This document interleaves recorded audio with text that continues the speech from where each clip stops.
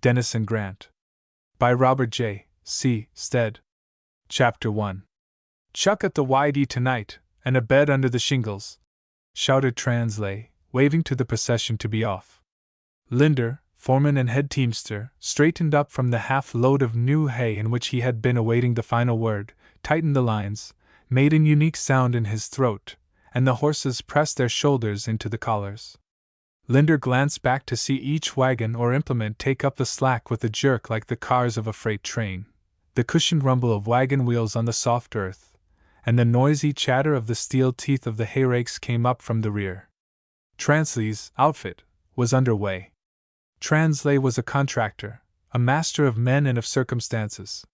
6 weeks before, the suspension of a grading order had left him high and dry, with a dozen men and as many teams on his hands and hired for the season.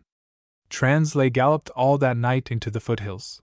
When he returned next evening, he had a contract with the YD to cut all the hay from the ranch buildings to the forks. By some deft touch of those financial strings on which he was one day to become so skilled a player, Translay converted his dump scrapers into mowing machines, and 3 days later his outfit was at work in the upper reaches of the YD. The contract had been decidedly profitable.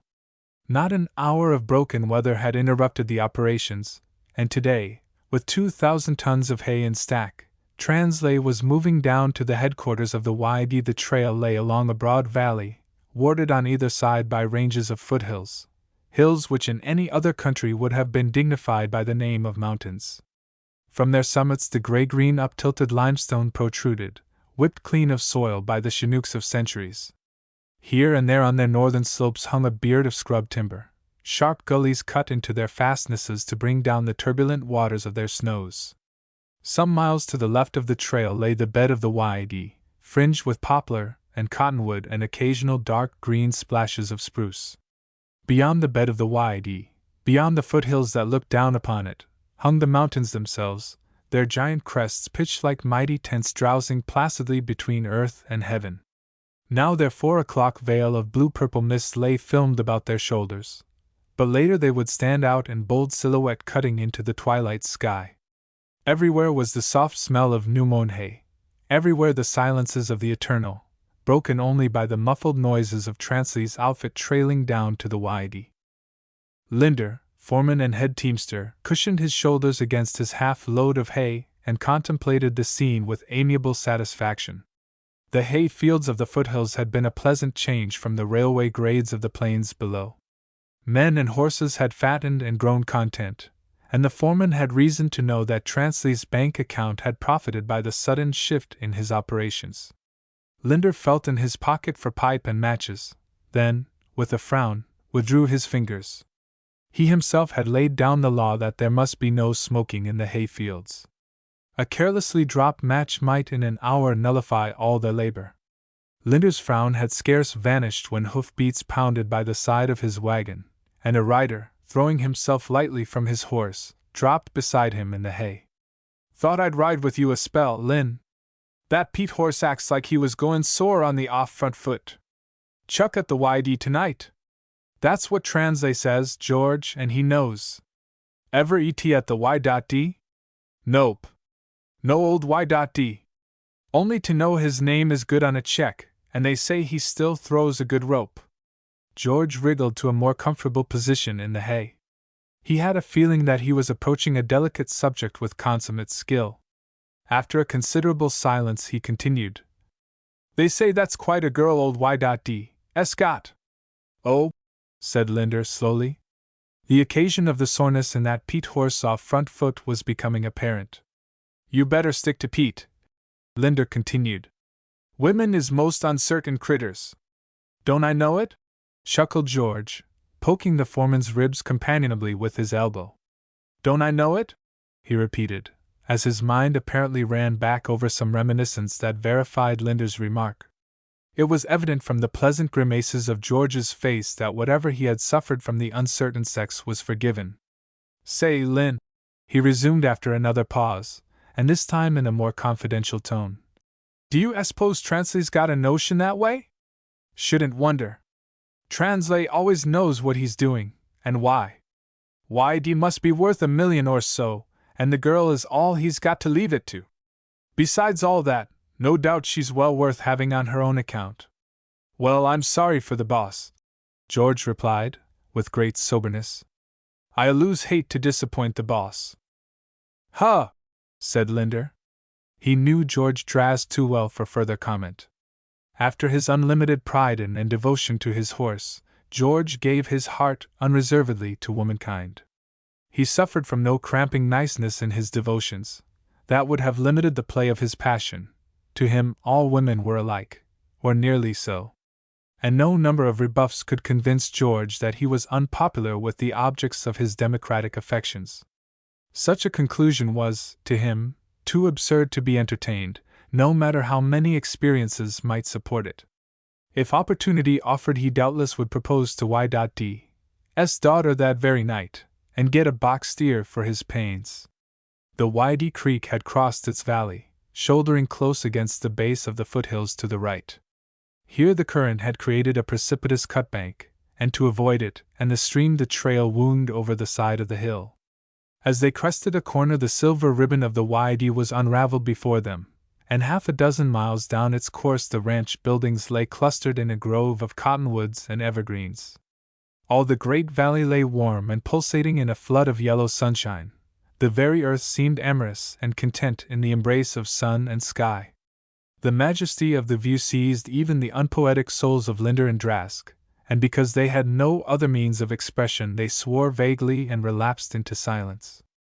Hoofbeats again sounded by the wagon side. It was Translay.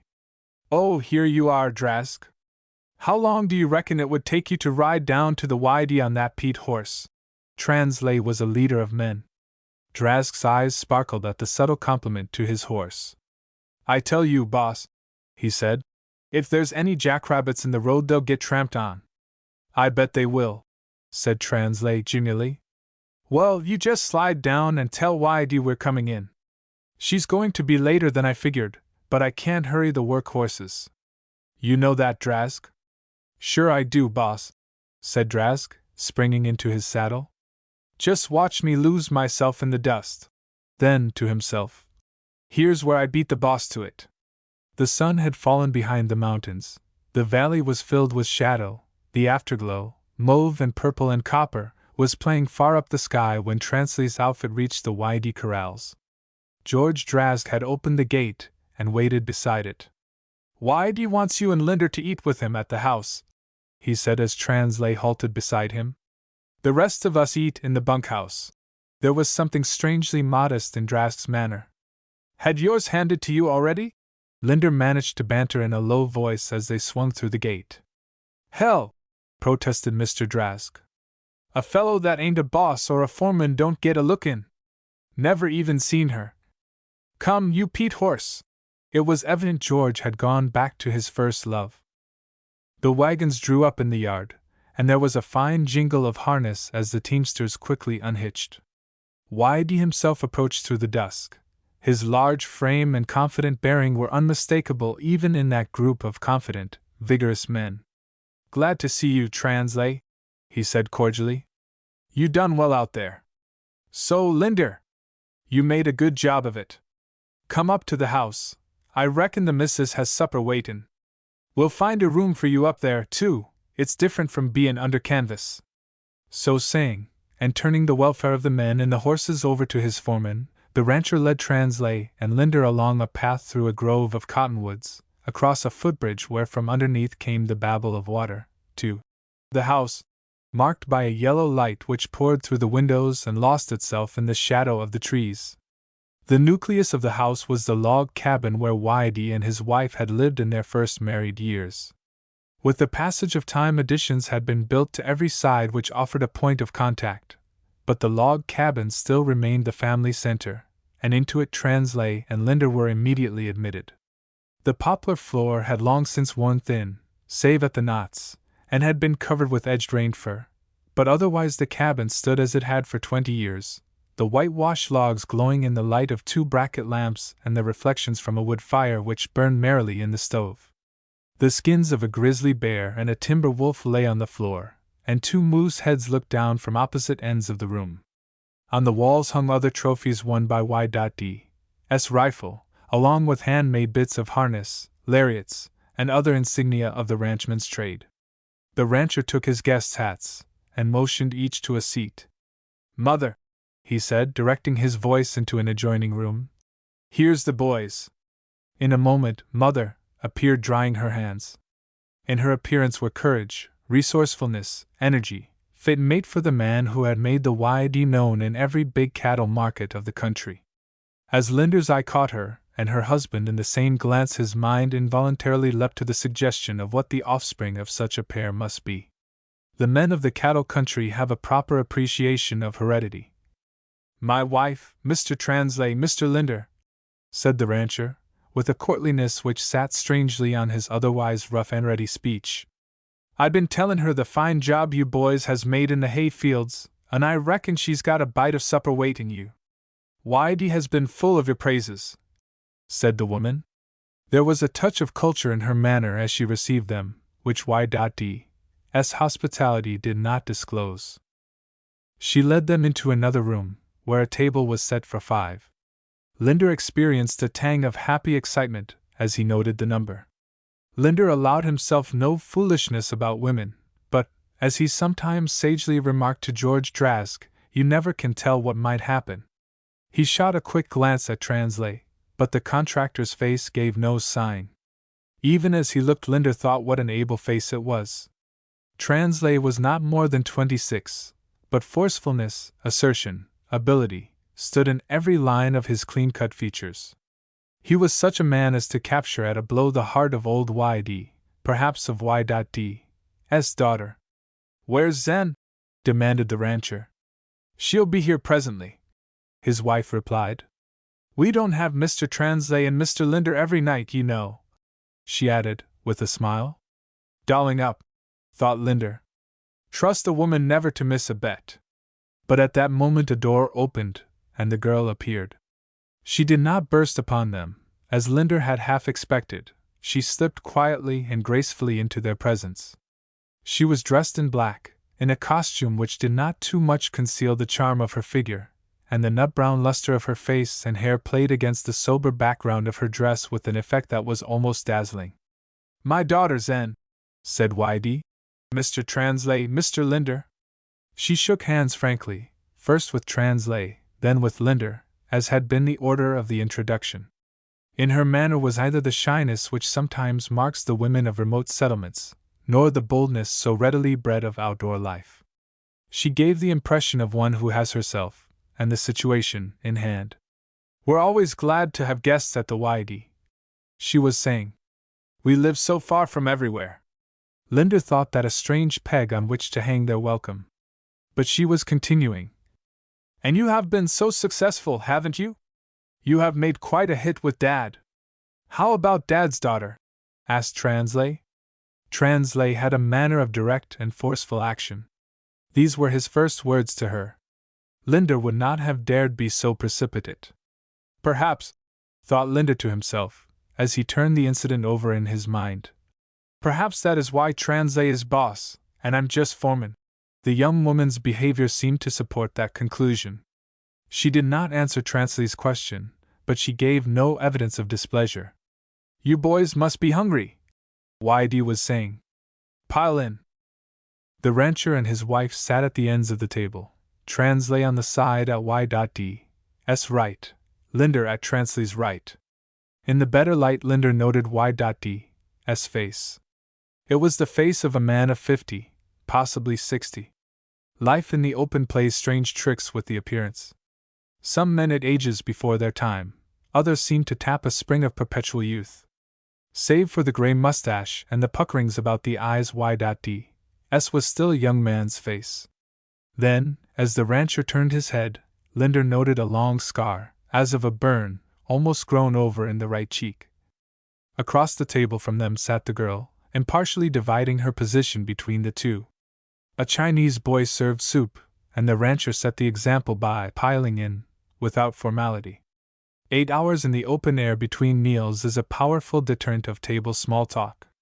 Then followed a huge joint of beef, from which Y.D. cut generous slices with swift and dexterous strokes of a great knife, and the Chinese boy added the vegetables from a side table. As the meat disappeared, the call of appetite became less insistent. "She's been a great summer, ain't she?" said the rancher, laying down his knife and fork and lifting the carver. "Translay some more meat? Shaw, you ain't eaty enough for a chicken. Linder? That's right, pass up your plate. Powerful dry, though. That's only a small bit, here's a better slice here. Dry summers generally mean open winters, but you can't never tell. Zen, how about you? Old Y.D.'s been too long on the job to take chances. Mother? How much did you say, Translay? About 2,000 tons? Not enough. Don't care if I do," helping himself to another piece of beef. "I think you'll find 2,000 tons, good hay and good measurement," said Translay. "I'm sure of it," rejoined his host generously. "I'm carryin' more steers than usual, and maybe runnin' a bunch of doggies from Manitoba to boot. I got to have more hay." So the meal progressed, the rancher furnishing both the hospitality and the conversation. Translay occasionally broke in to give assent to some remark, but his interruption was quite unnecessary. It was Y.D.'s practice to take assent for granted. Once or twice the women interjected a lead to a different subject of conversation in which their words would have carried greater authority, but Y.D. instantly swung it back to the all-absorbing topic of hay. The Chinese boy served a pudding of some sort, and presently the meal was ended. "She's been a dry summer, powerful dry," said the rancher, with a wink at his guests. "Zen, I think there's a bit of gopher poison in there yet, ain't there?" The girl left the room without remark, returning shortly with a jug and glasses, which she placed before her father.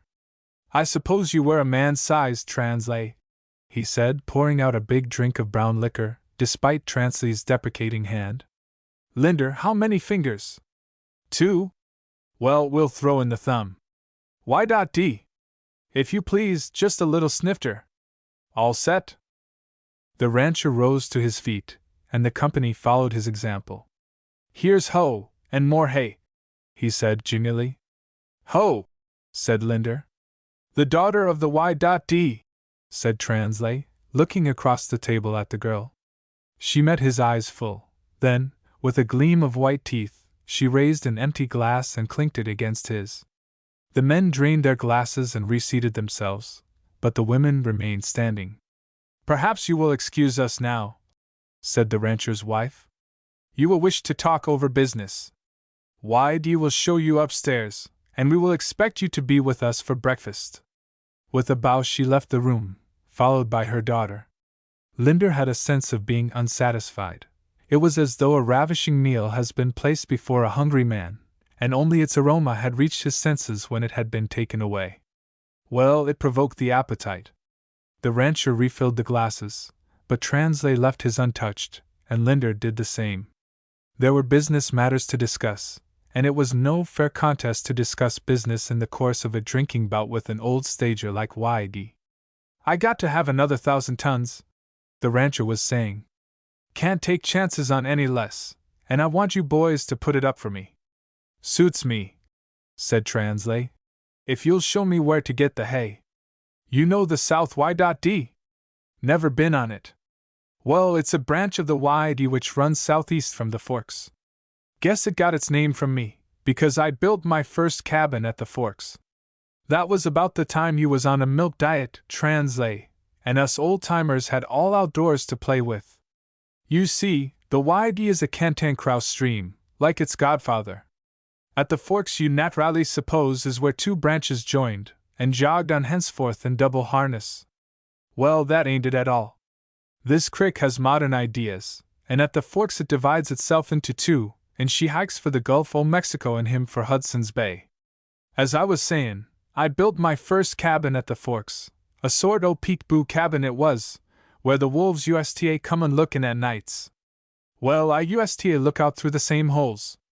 I had the advantage o' usin' language, and I reckon we was about equal scared.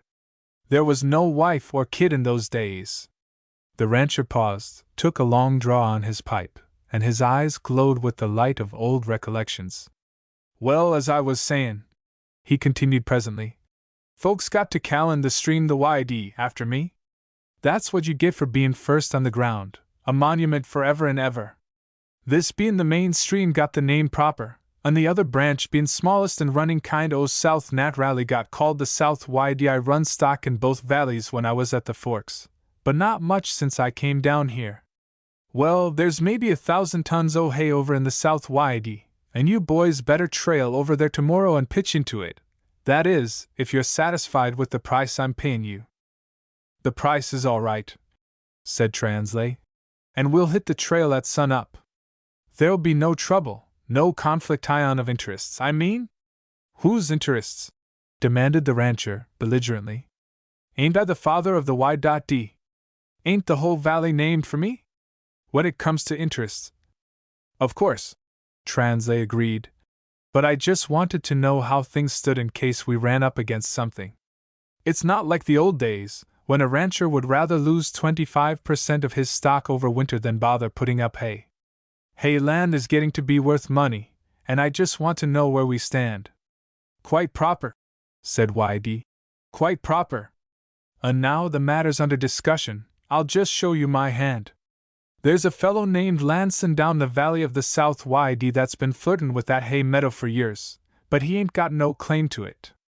I was first on the ground and I cut it whenever I feel like it, and I'm going to go on cuttin' it. If anybody comes out raisin' trouble, you just shoo him off and go on cuttin' that hay, spite o' hell and high water. Y.D. LL stand behind you. Thanks, said Translay. That's what I wanted to know. Chapter 2. The rancher had ridden into the Canadian Plains country from below the line, long before barbed wire had become a menace in Cattleland. From Pincher Creek to Maple Creek, and far beyond, the plains lay unbroken save by the deep canyons where, through the process of ages, mountain streams had worn their beds down to gravel bottoms, and by the occasional trail which wandered through the wilderness like some 1,000-mile lariat carelessly dropped from the hand of the master plainsman.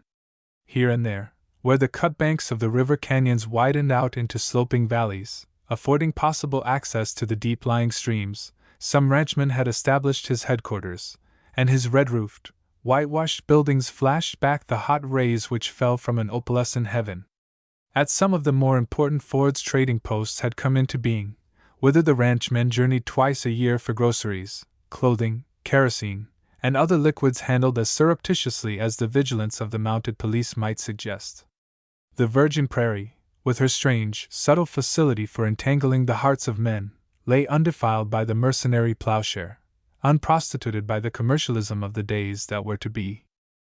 Into such a country YD had ridden from the south, trailing his little bunch of scrub heifers, in search of grass and water and, it may be, of a new environment.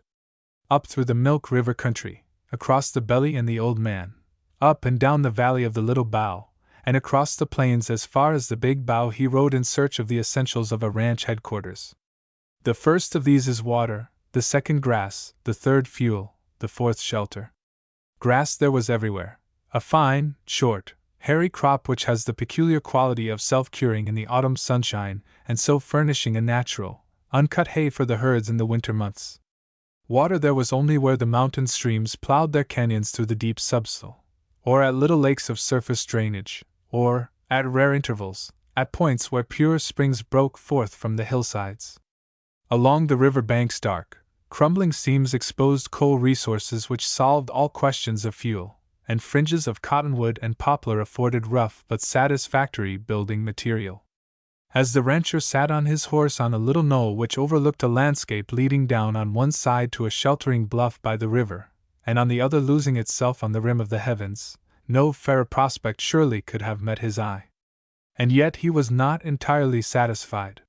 He was looking for no temporary location, but for a spot where he might drive his claim stakes deep. That prairie, which stretched under the hot sunshine unbroken to the rim of heaven, that brown grass glowing with an almost phosphorescent light as it curled close to the mother sod, a careless match, a cigar stub, a bit of gun wadding, and in an afternoon 1,000,000 acres of pasture land would carry not enough foliage to feed a gopher. YD turned in his saddle. Along the far western sky hung the purple draperies of the Rockies. For 50 miles eastward from the mighty range lay the country of the foothills, its great valleys lost to the vision which leapt only from summit to summit. In the clear air the peaks themselves seemed not a dozen miles away, but Y.D. had not ridden cactus, sagebrush and prairie from the Rio Grande to the St. Mary's for 20 years to be deceived by a so transparent illusion.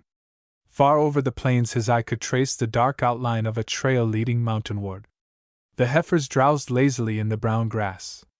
Y.D., shading his eyes the better with his hand, gazed long and thoughtfully at the purple range. Then he spat decisively over his horse's shoulder and made a strange cluck in his throat. The knowing animal at once set out on a trot to stir the lazy heifers into movement, and presently they were trailing slowly up into the foothill country. Far up, where the trail ahead apparently dropped over the end of the world, a horse and rider hove in view. They came on leisurely, and half an hour elapsed before they met the rancher trailing west. The stranger was a rancher of 50, wind-whipped and weather-beaten of countenance. The iron gray of his hair and mustache suggested the iron of the man himself, iron of figure, of muscle, of will.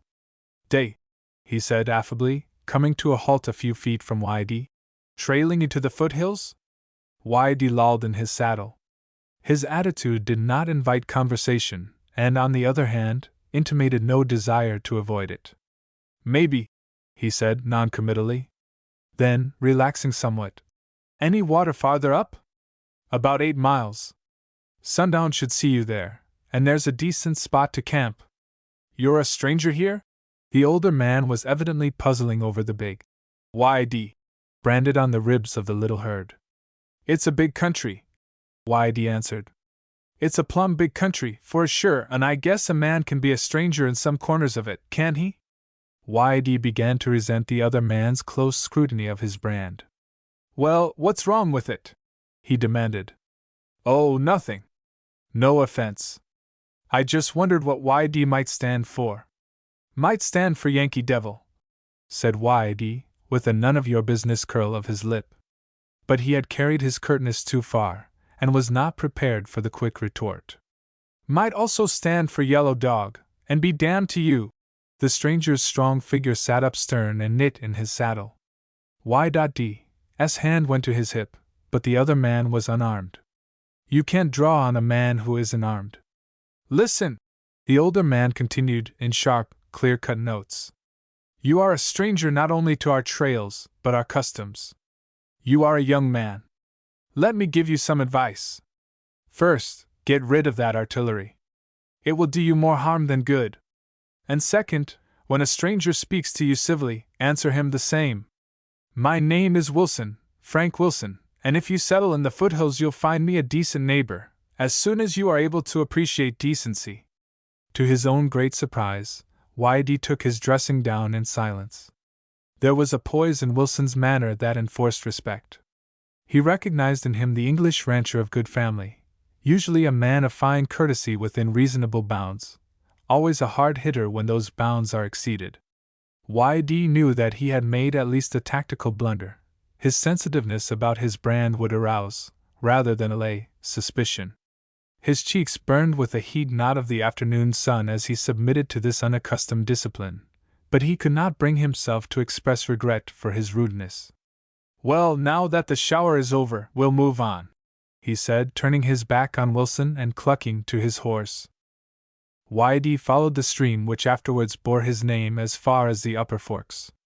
As he entered the foothills he found all the advantages of the plains below, with others peculiar to the foothill country. The richer herbage, induced by a heavier precipitation, the occasional belts of woodland, the rugged ravines and limestone ridges affording good natural protection against fire, abundant fuel and water everywhere, these seemed to constitute the ideal ranch conditions. At the upper forks, through some freak of formation, the stream divided into two. From this point was easy access into the valleys of the Y.D. and the South Y.D., as they were subsequently called. The stream rippled over beds of gray gravel, and mountain trout darted from the rancher's shadow as it fell across the water. Up the valley, now ruddy gold with the changing colors of autumn, white-capped mountains looked down from amid the infinite silences, and below, broad vistas of brown prairie and silver ribbons of running water. Y.D. turned his swarthy face to the sunlight and took in the scene slowly, deliberately, but with a commercialized eye. Blue and white and ruddy gold were nothing to him. His heart was set on grass and water and shelter. He had roved enough, and he had a reason for seeking some secluded spot like this, where he could settle down while his herds grew up, and perhaps forget some things that were better forgotten. With sudden decision, the cattleman threw himself from his horse, unstrapped the little kit of supplies which he carried by the saddle, drew off saddle and bridle, and turned the animal free. The die was cast. This was the spot. Within 10 minutes his axe was ringing in the grove of spruce trees close by, and the following night he fried mountain trout under the shelter of his own temporary roof. It was the next summer when Y.D. had another encounter with Wilson. The Upper Forks turned out to be less secluded than he had supposed. It was on the trail of trappers and prospectors working into the mountains. Traders, too, in mysterious commodities, moved mysteriously back and forth, and the log cabin at the Forks became something of a center of interest. Strange companies forgathered within its rude walls. It was at such a gathering, in which Y.D. and 3 companions sat about the little square table, that one of the visitors facetiously inquired of the rancher how his herd was progressing. "Not so bad, said Y.D. casually. "Some winter losses, of course. Snow's too deep this far up." "Why?" "Oh, some of your neighbors down the valley say your cows are uncommon prolific." "They do?" said Y.D., laying down his cards. "Who says that?" "Well, Wilson, for instance." Y.D. sprang to his feet. "I've had one run-in with that," he shouted, "and I let him talk to me like a Sunday school superintendent. Here's where I talked to him." "Well, finish the game first," the others protested. "The night's young." Y.D. was sufficiently drunk to be supersensitive about his honor, and the inference from Wilson's remark was that he was too handy with his branding iron. "No, boys, no," he protested. "I'll make that Englishman eat his words or choke on them." "That's right," the company agreed. "The only thing to do. We'll all go down with you." "And you won't do that either," Y.D. answered. "Think I need a bodyguard for a little chore like that?" "Huh!" There was immeasurable contempt in that monosyllable. But a fresh bottle was produced, and Y.D. was persuaded that his honor would suffer no serious damage until the morning. Before that time his company, with many demonstrations of affection and admonitions to make a good job of it, left for the mountains. Y.D. saddled his horse early, buckled his gun on his hip, hung a lariat from his saddle, and took the trail for the Wilson ranch. During the drinking and gambling of the night he had been able to keep the insult in the background, but, alone under the morning sun, it swept over him and stung him to fury. There was just enough truth in the report to demand its instant suppression. Wilson was branding calves in his corral as Y.D. came up. He was alone save for a girl of 18 who tended the fire. Wilson looked up with a hot iron in his hand, nodded, then turned to apply the iron before it cooled. As he leaned over the calf, Y.D. swung his lariat.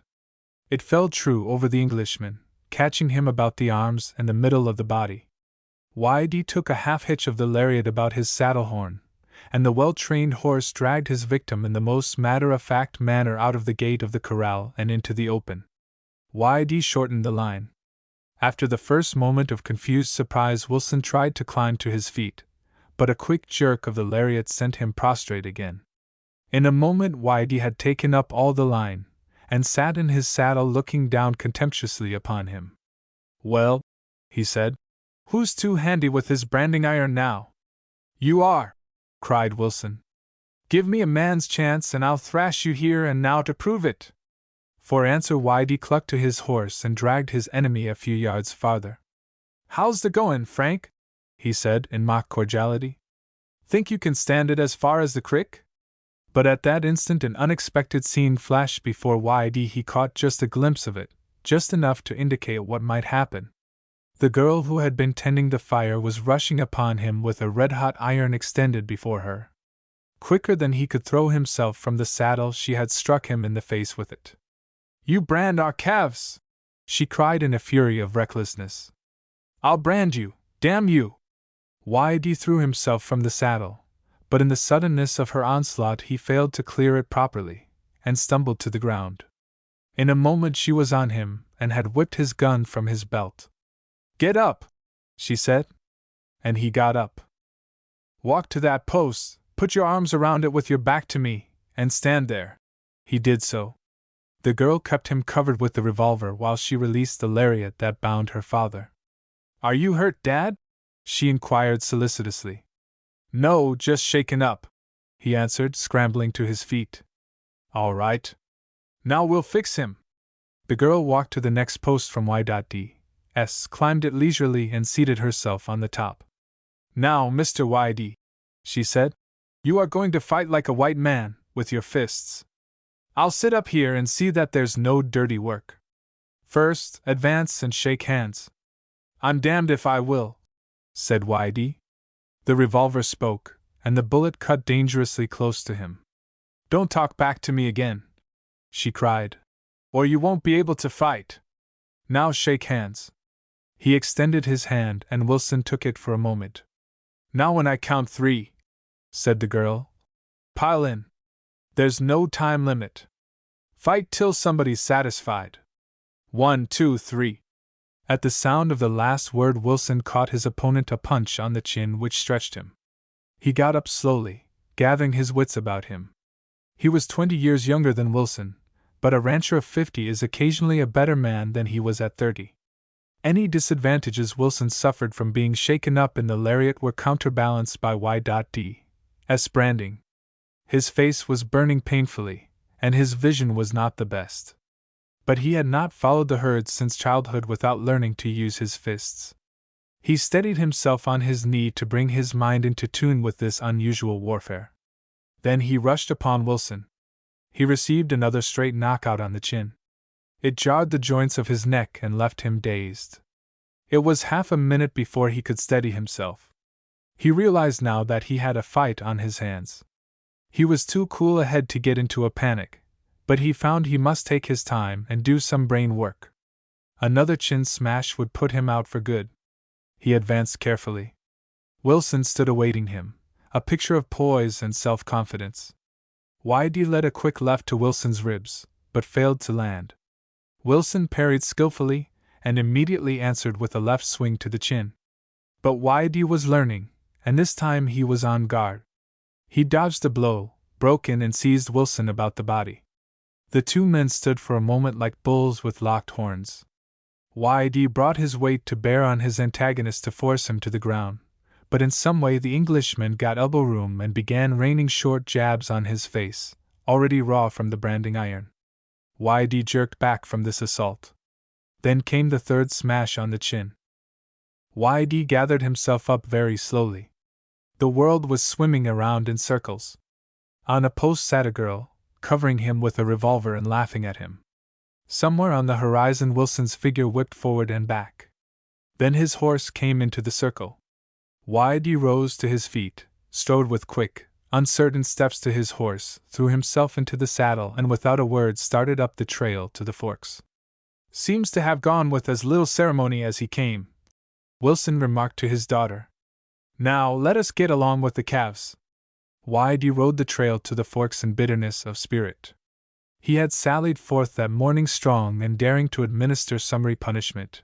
He was retracing his steps, thrashed, humiliated, branded for life by a red iron thrust in his face by a slip of a girl.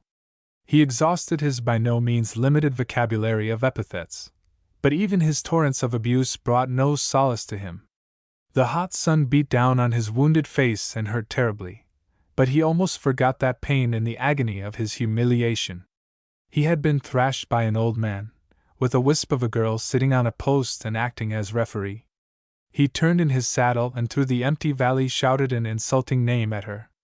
Then Y.D. slowly began to feel his face burn with a fire not of the branding iron nor of the afternoon Sunday. He knew that his word was a lie. He knew that he would not have dared use it in her father's hearing. He knew that he was a coward. No man had ever called Y.D. a coward. No man had ever known him for a coward. He had never known himself as such, until today. With all his roughness, Y.D. had a sense of honor as keen as any razor blade. If he allowed himself wide latitude in some matters, it was because he had lived his life in an atmosphere where the wide latitude was the thing. The prairie had been his bed, the sky his roof, himself his own policeman, judge, and executioner since boyhood. When responsibility is so centralized, wide latitudes must be allowed. But the uttermost borders of that latitude were fixed with iron rigidity, and when he had thrown a vile epithet at a decent woman, he knew he had broken the law of honor. He was a cur who should be shot in his tracks for the cur he was. Y.D. did hard thinking all the way to the Forks. Again and again the figure of the girl flashed before him. He would close his eyes and jerk his head back to avoid the burning iron. Then he saw her on the post, sitting, with apparent impartiality, on guard over the fight. Yes, she had been impartial, in a way. Y.D. was willing to admit that much, although he surmised that she knew more about her father's prowess with his fists than he had known. She had had no doubt about the outcome. Well, she's good backing for her old man anyway, he admitted, with returning generosity. He had reached his cabin, and was dressing his face with salve and soda. She sure played the game into the old man's hand. Y.D. could not sleep that night. He was busy sorting up his ideas of life and revising them in the light of the day's experience. The more he thought of his behavior, the less defensible it appeared. By midnight he was admitting that he had got just what was coming to him. Presently he began to feel lonely. It was a strange sensation to Y.D., whose life had been loneliness from the first, so that he had never known it.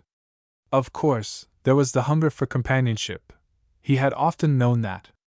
A drinking bout, a night at cards, a whirl into excess, and that would pass away.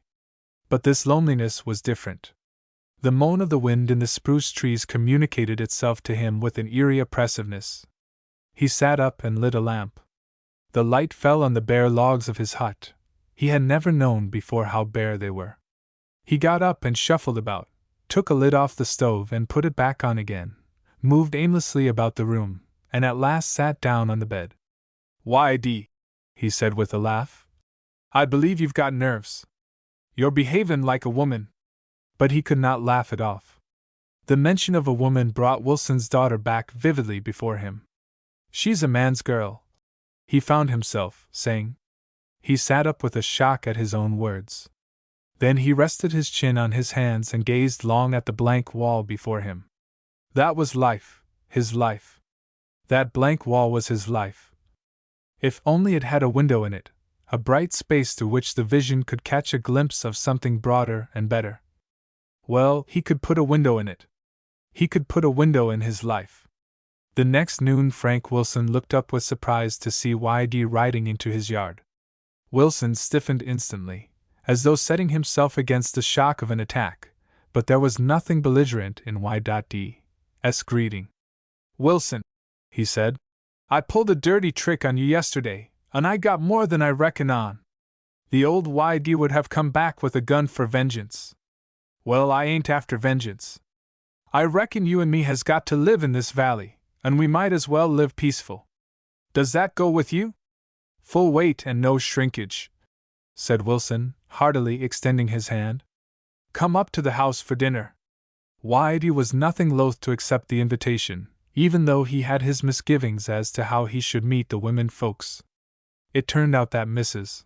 Wilson had been at a neighboring ranch for some days, and the girl was in charge of the home. The flash in her eyes did not conceal a glint of triumph, or was it humor? Jessie, her father said, with conspicuous matter-of-factness, Y.D. has just dropped in for dinner. Y.D. stood with his hat in his hand. This was harder than meeting Wilson. He felt that he could manage better if Wilson would get out. Miss Wilson, he managed to say at length, I just thought I'd run in and thank you for what you did yesterday.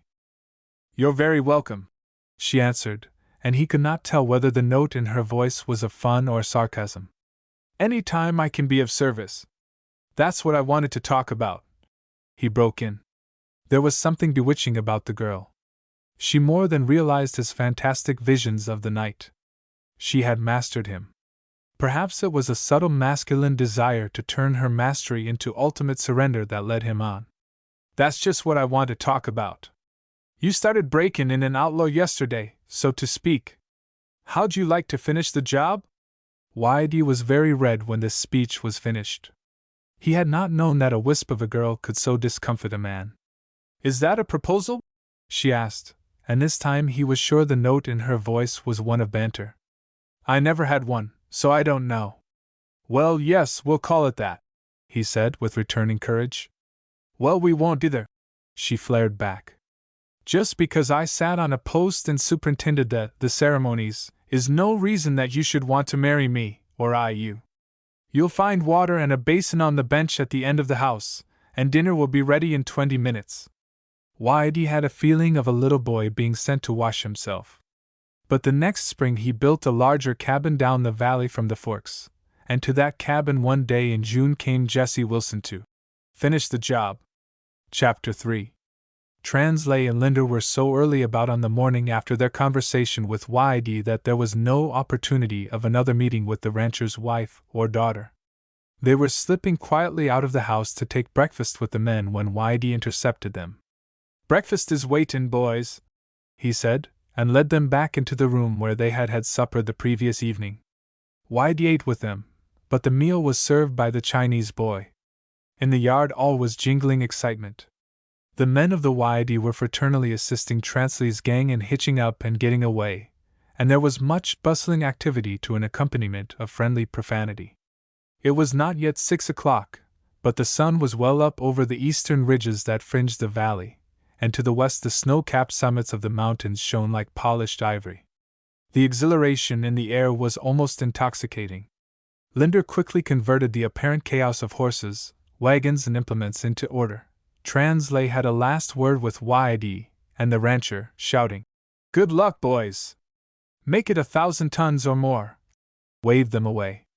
Linder glanced back at the house. The bright sunshine had not awakened it. It lay dreaming in its grove of cool, green trees. The trail lay, not up the valley, but across the wedge of foothills which divided the South Whitey from the parent stream. The ascent was therefore much more rapid than the trails which followed the general course of the stream. Huge hills, shouldering together, left at times only wagon track room between. At other places they skirted dangerous cut banks worn by spring freshets, and again trekked for long distances over gently curving uplands. In an hour the horses were showing the strain of it, and Linder halted them for a momentary rest. It was at that moment that Drask rode up, his face a study in obvious annoyance. "Dongate if I ain't left that Pete horse blanket down at the YD!" he exclaimed. "Oh, well, you can easily ride back for it and catch up on us this afternoon," said Linder, who was not in the least deceived. "Thanks, Lin," said Drask. "I'll beat it down and catch up on you this afternoon, sure." And he was off down the trail as fast as that Pete horse could carry him. At the YD, George conducted the search for his horse blanket in the strangest places.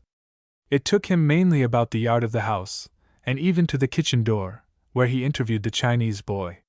"You catchy horse blanket around here?" he inquired, with appropriate gesticulations. "You lossy hoss blanket?" "Yep." "What kind hoss blanket?" "Just a brown blanket for that Pete horse." "Whose hoss?" "Mine," proudly. "Where you catchy?" "Raised him." "Good hoss?" "You betcha." "Huh!" Pause. "You know catchy horse blanket, hey?" "No," said the Chinaman, whose manner instantly changed. In this brief conversation he had classified Drask, and classified him correctly. "You catchy him, though, some hell, too, you sticky lound here." "Beat it!" And Drask found the kitchen door closed in his face. Drask wandered slowly around the side of the house, and was not above a surreptitious glance through the windows. They revealed nothing. He followed a path out by a little gate. His ruse had proven a blind trail, and there was nothing to do but go down to the stables, take the horse blanket from the peg where he had hung it, and set out again for the South YD. As he turned the corner of the fence, the sight of a young woman burst upon him. She was hatless and facing the sun. Drask, for all his admiration of the sex, had little eye for detail. A sort of chestnut, about 16 hands high, and with the look of a thoroughbred. He afterwards described her to Linder. She turned at the sound of his footsteps, and Drask instantly summoned a smirk, which set his homely face beaming with good humor. "Pardon me, ma'am," he said, with an elaborate bow. "I am Mr. Drask, Mr. George Drask, Mr. Transley's assistant. No doubt he spoke of me." She was inside the enclosure formed by the fence, and he outside. She turned on him eyes which set Drask's pulses strangely a-tingle, and subjected him to a deliberate but not unfriendly inspection. "No, I don't believe he did," she said at length. Drask cautiously approached, as though wondering how near he could come without frightening her away. He reached the fence, and leaned his elbows on it. She showed no disposition to move. He cautiously raised one foot and rested it on the lower rail. "It's a fine morning, ma'am," he ventured. "Rather," she replied. "Why aren't you with Mr. Transley's gang?" The question gave George an opening. "Well, you see," he said, "it's all on account of that Pete horse. That's him down there. I rode away this morning and plumb forgot his blanket. So when Mr. Transley seen it, he says, 'Drask, take the day off and go back for your blanket,' he says. 'There's no hurry,' he says. 'Linder and me'll manage,' he says. Oh. So here I am." He glanced at her again. She was showing no disposition to run away. She was about 2 yards from him, along the fence. Drask wondered how long it would take him to bridge that distance. Even as he looked, she leaned her elbows on the fence and rested one of her feet on the lower rail. Drask fancied he saw the muscles about her mouth pulling her face into little, laughing curves, but she was gazing soberly into the distance. "He's some horse, that Pete horse," he said, taking up the subject which lay most ready to his tongue. "He's sure some horse. I have no doubt." "Yep," Drask continued. "Him and me has seen sometimes. Phew! Things I couldn't tell you about, at all. Well, aren't you going to?" Drask glanced at her curiously. This girl showed signs of leading him out of his depth. But it was a very delightful sensation to feel oneself being led out of his depth by such a girl. Her face was motionless, her eyes fixed dreamily upon the brown prairies that swept up the flanks of the foothills to the south.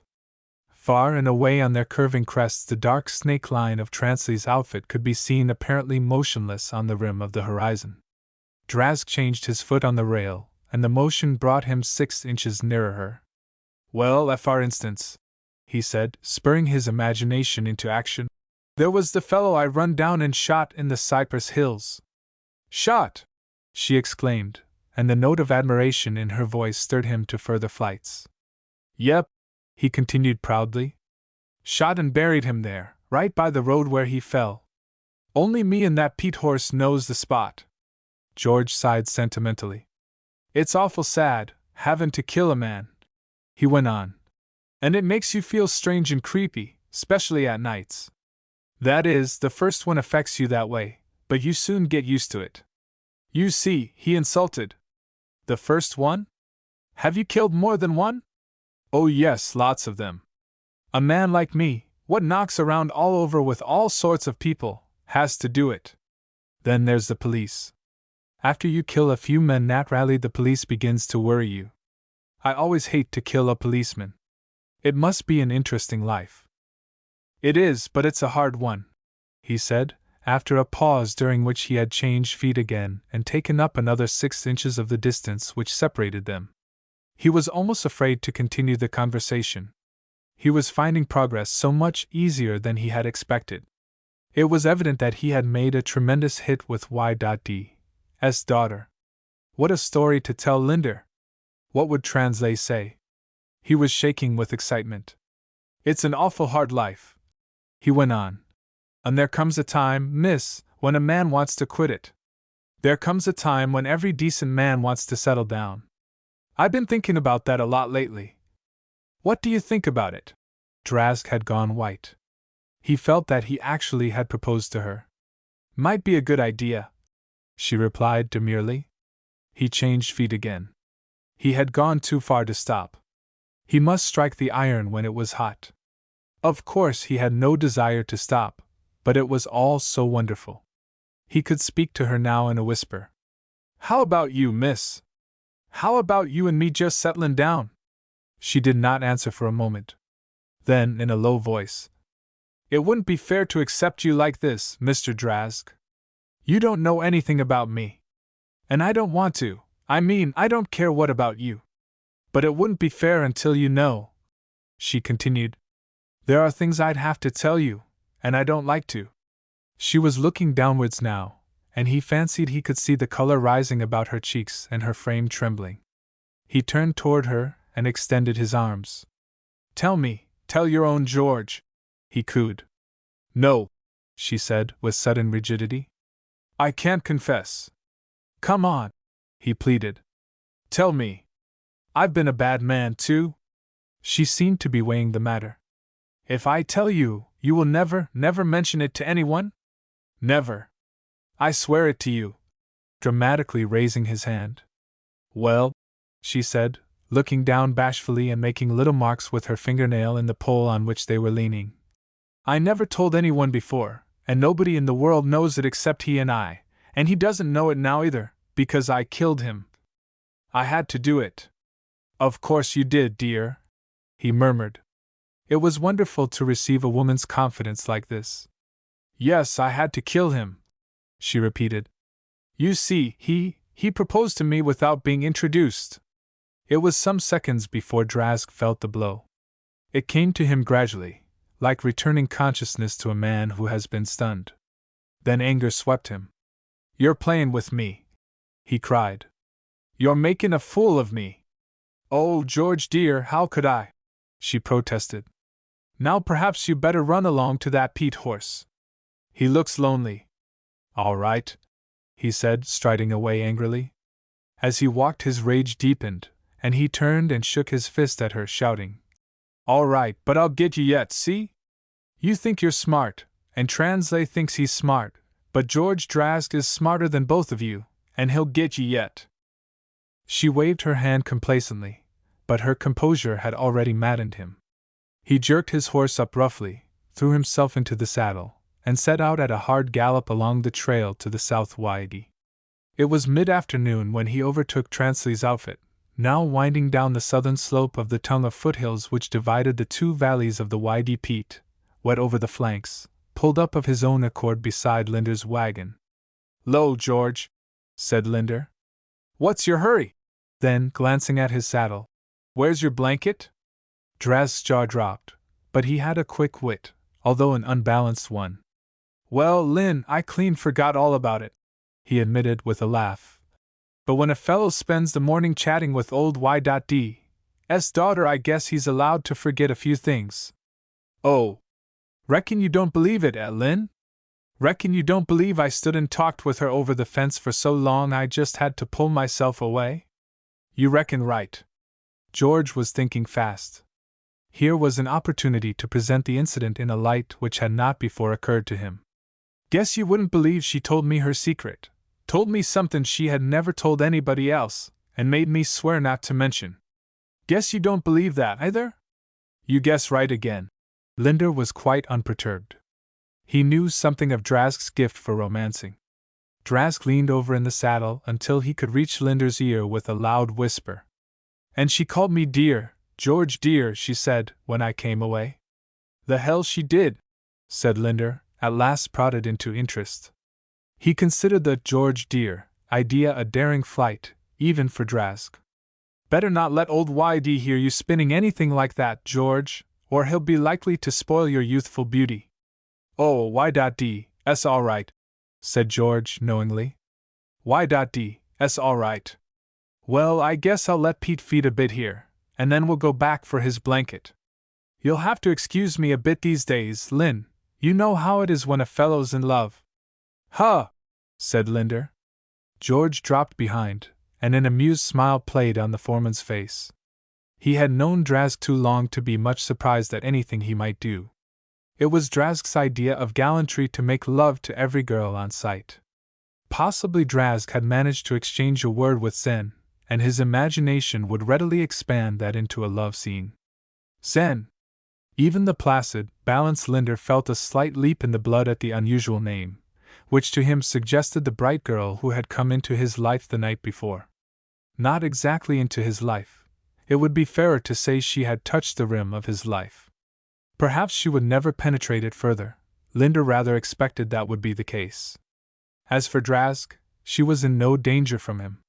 Drask's methods were so precipitous that they could be counted upon to defeat themselves. Below stretched the valley of the South Wyege, almost a duplicate of its northern neighbor. The stream hugged the feet of the hills on the north side of the valley.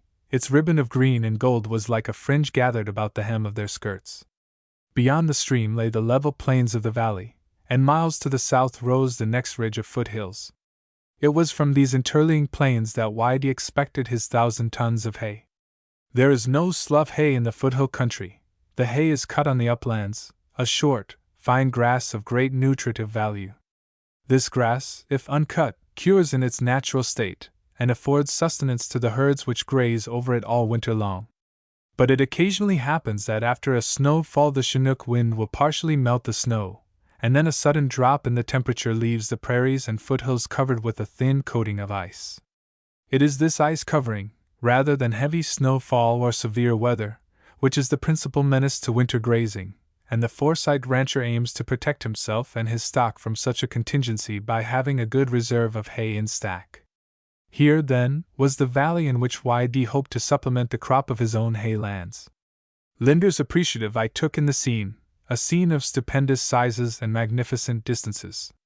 As he slowly turned his vision down the valley, a speck in the distance caught his sight and brought him to his feet. Shading his eyes from the bright afternoon sun, he surveyed it long and carefully. There was no doubt about it. A haying outfit was already at work down the valley.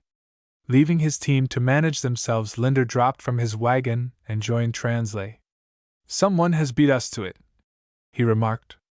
"So I observed," said Translay. "Well, it's a big valley, and if they're satisfied to stay where they are, there should be enough for both. If they're not..." "If they're not, what?" demanded Linder. "You heard what Y.D. said. He said, cut it, spite o' hell and high water, and I always obey orders." They wound down the hillside until they came to the stream, the horses quickening their pace with the smell of water in their eager nostrils. It was a good ford, broad and shallow, with the typical boulder bottom of the mountain stream. The horses crowded into it, drinking greedily with a sort of droning noise caused by the bits in their mouths. When they had satisfied their thirst, they raised their heads, stretched their noses far out, and champed wide-mouthed upon their bits. After a pause in the stream, they drew out on the farther bank, where were open spaces among cottonwood trees, and Translay indicated that this would be their camping ground. Already smoke was issuing from the chuck wagon, and in a few minutes the men's sleeping tent and the 2 stable tents were flashing back the afternoon sun. They carried no eating tent. Instead of that, an eating wagon was backed up against the chuck wagon, and the men were served in it. They had not paused for a midday meal. The cook had provided sandwiches of bread and roast beef to dull the edge of their appetite, and now all were keen to fall to as soon as the welcome clanging of the plough coulter which hung from the end of the chuck wagon should give the signal. Presently this clanging filled the evening air with sweet music, and the men filed with long, slouchy tread into the eating wagon. The table ran down the center, with bench seats at either side. The cook, properly gauging the men's appetites, had not taken time to prepare meat and potatoes, but on the table were ample basins of graniteware filled with beans and bread and stewed prunes and canned tomatoes, pitchers of syrup and condensed milk, tins with marmalade and jam, and plates with butter sadly suffering from the summer heat. The cook filled their granite cups with hot tea from a granite pitcher, and when the cups were empty filled them again and again. And when the tables were partly cleared, he brought out deep pies filled with raisins and with evaporated apples, and a thick cake from which the men cut hunks as generous as their appetite suggested. Translay had learned, what women are said to have learned long ago, that the way to a man's heart is through his stomach, and the cook had carte blanche. Not a man who ate at Translay's table but would have spilt his blood for the boss or for the honor of the gang. The meal was nearing its end when through a window Linder's eye caught sight of a man on horseback rapidly approaching. "Visitors, Translay," he was able to say before the rider pulled up at the open door of the covered wagon. He was such a rider as may still be seen in those last depths of the ranching country where wheels have not entirely crowded romance off of horseback. Spare and well-knit, his figure had a suggestion of slightness which the scales would have belied. His face, keen and clean-shaven, was brown as the August hills, and above it his broad hat sat in the careless dignity affected by the gentlemen of the plains. His leather coat afforded protection from the heat of day and from the cold of night. "Good evening, men," he said courteously. "Don't let me disturb your meal. Afterwards perhaps I can have a word with the boss." "That's me," said Translay, rising. "No, don't get up," the stranger protested, but Translay insisted that he had finished, and getting down from the wagon, led the way a little distance from the eager ears of its occupants. "My name is Grant," said the stranger. "Dennison Grant. I am employed by Mr. Lanson, who has a ranch down the valley. If I am not mistaken, you are Mr. Translay." "You are not mistaken," Translay replied. "And I am perhaps further correct," continued Grant, "in surmising that you are here on behalf of the YD, and propose cutting hay in this valley? Your grasp of the situation does you credit." Translay's manner was that of a man prepared to meet trouble somewhat more than halfway. "And I may further surmise," continued Grant, quite unruffled, "that YD neglected to give you 1 or 2 points of information bearing upon the ownership of this land, which would doubtless have been of interest to you. Suppose you dismount," said Translay. "I like to look a man in the face when I talk business to him." "That's fair," returned Grant, swinging lightly from his horse. "I have a preference that way myself." He advanced to within arm's length of Translay, and for a few moments the two men stood measuring each other. It was steel boring steel. There was not a flicker of an eyelid. "We may as well get to business, Grant," said Translay at length. "I also can do some surmising. I surmise that you were sent here by Lanson to forbid me to cut hay in this valley. On what authority he acts I neither know nor care. I take my orders from YD. YD said cut the hay. I am going to cut it." "You are not!" Translay's muscles could be seen to go tense beneath his shirt. "Who will stop me?" he demanded. "You will be stopped." "The mounted police?" There was contempt in his voice, but the contempt was not for the force. It was for the rancher who would appeal to the police to settle a friendly dispute. "No, I don't think it will be necessary to call in the police," returned Grant, dropping back to his pleasant, casual manner. "You know YD, and doubtless you feel quite safe under his wing. But you don't know Lanson. Neither do you know the facts of the case, the right and wrong of it. Under these handicaps you cannot reach a decision which is fair to yourself and to your men. Further argument is simply waste of time." Translay interrupted. "I have told you my instructions, and I have told you that I am going to carry them out. Have you had your supper?" "Yes, thanks." "All right, we won't argue any more." "I'm not arguing now. I'm telling you, YD has cut hay in this valley so long he thinks he owns it, and the other ranchers began to think he owned it. But Lanson has been making a few inquiries. He finds that these are not crown lands, but are privately owned by speculators in New York. He has contracted with the owners for the hay rights of these lands for 5 years, beginning with the present season. He is already cutting farther down the valley, and will be cutting here within a day or 2. The trout ought to bite on a fine evening like this," said Translay. "I have an extra rod and some flies. Will you try a throw or 2 with me?" "I would be glad to, but I must get back to camp." "I hope you land a good string." And so saying, Grant remounted, nodded to Translay and again to the men now scattered about the camp, and started his horse on an easy lope down the valley. "Well, what is it to be?" said Linder, coming up with the rest of the boys. "War? War if they fight," Translay replied unconcernedly. YD said cut the hay, spite o' hell and high water, he said. "That goes." Slowly the great orb of the sun sank until the crest of the mountains pierced its molten glory and sent it burnishing their rugged heights. In the east the plains were already wrapped in shadow. Up the valley crept the veil of night, hushing even the limitless quiet of the day. The stream babbled louder in the lowering gloom, the stamp and champing of horses grew less insistent, the cloudlets overhead faded from crimson to mauve to blue to gray. Translay tapped the ashes from his pipe and went to bed. Chapter 4. "How about a ride over to the South Fork this afternoon, Zen?" said YD to his daughter the following morning. I just want to make sure them boys is hittin' the high spots. The grass is gettin' powerful dry and you can never tell what may happen. You're on, the girl replied across the breakfast table. Her mother looked up sharply. She wondered if the prospect of another meeting with Translay had anything to do with Zen's alacrity.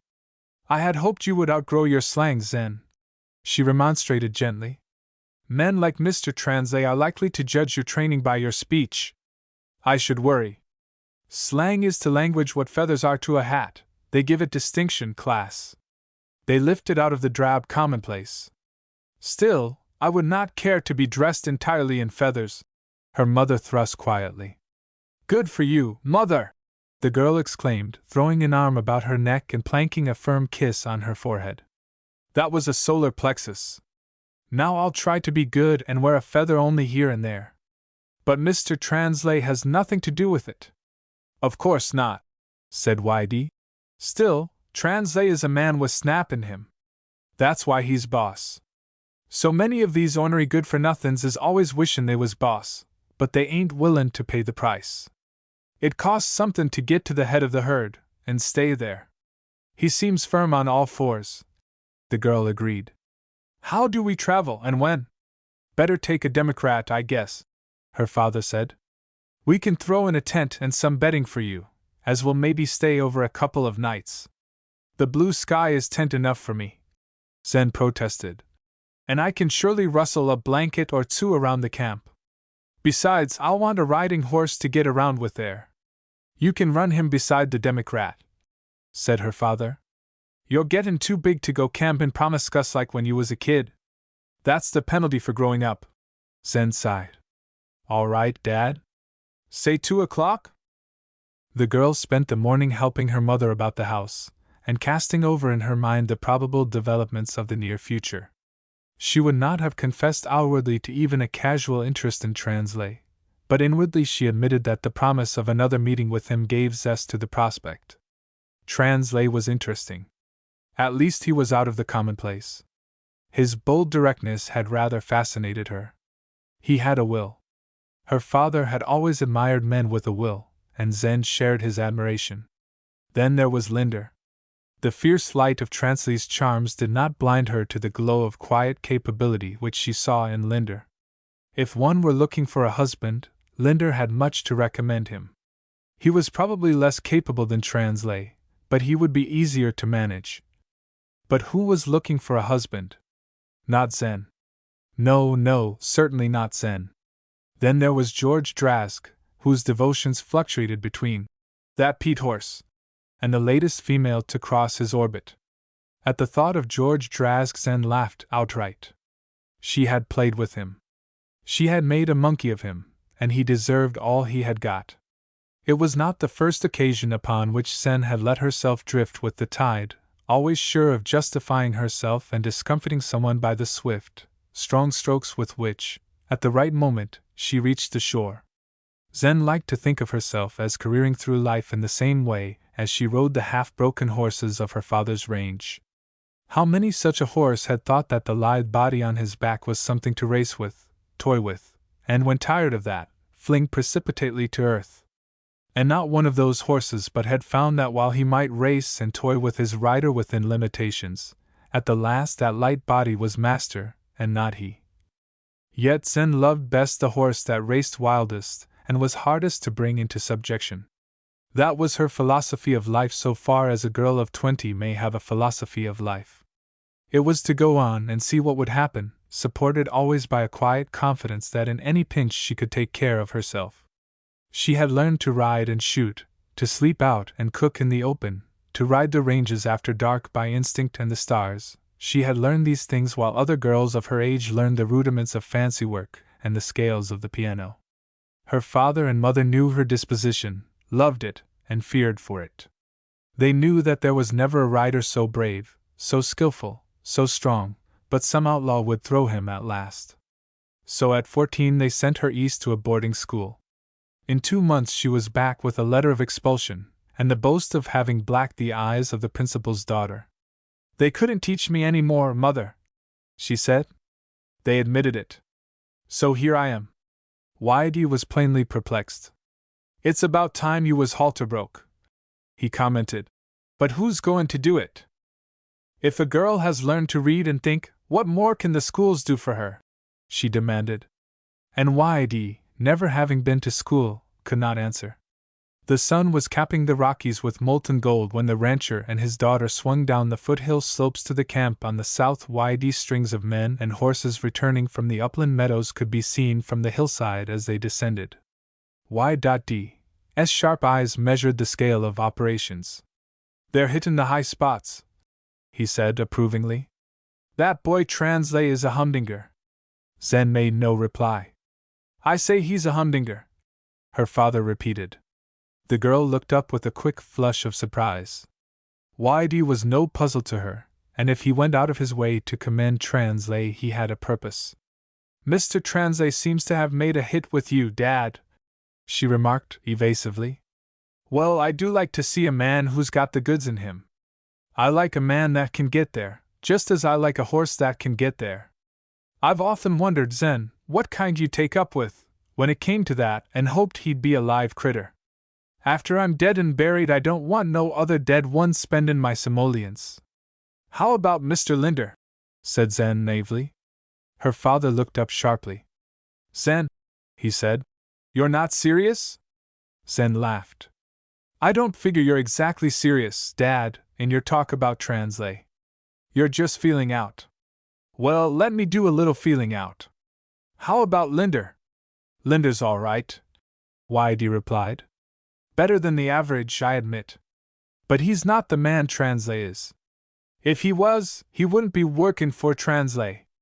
You can't keep a man down, Zen, if he's got the goods in him. Linder comes up over the average so's you can notice it, but not like Translay does. Zen did not pursue the subject. She understood her father's philosophy very well indeed, and to a large degree she accepted it as her own. It was natural that a man of Y.D.'s experience, who had begun life with no favors and had asked none since, and had made of himself a big success, it was natural that such a man should judge all others by their material achievements. The only quality Y.D. took off his hat to was the ability to do things. And Y.D.'s idea of things was very concrete. It had to do with steers and land, with hay and money and men. It was by such things he measured success. And Zen was disposed to agree with him. Why not? It was the only success she knew. Translay was greeting them as they drew into camp.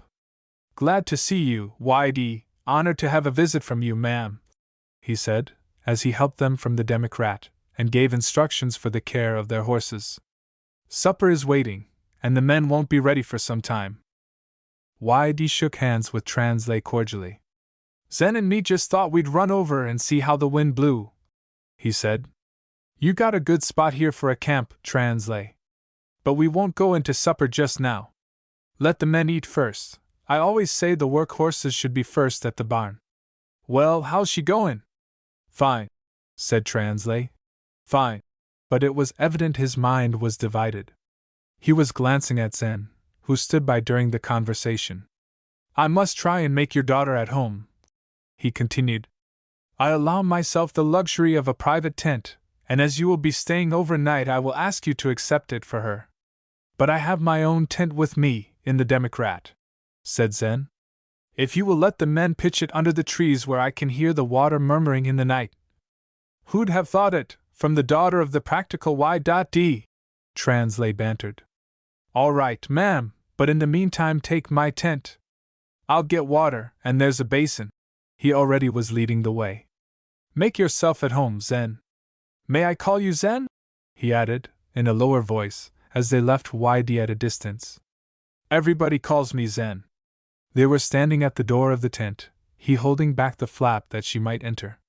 The valley was already in shadow, and there was no sunlight to play on her hair, but her face and figure in the mellow dusk seemed entirely winsome and adorable. There was no taint of Y.D.'s millions in the admiration that Translay bent upon her.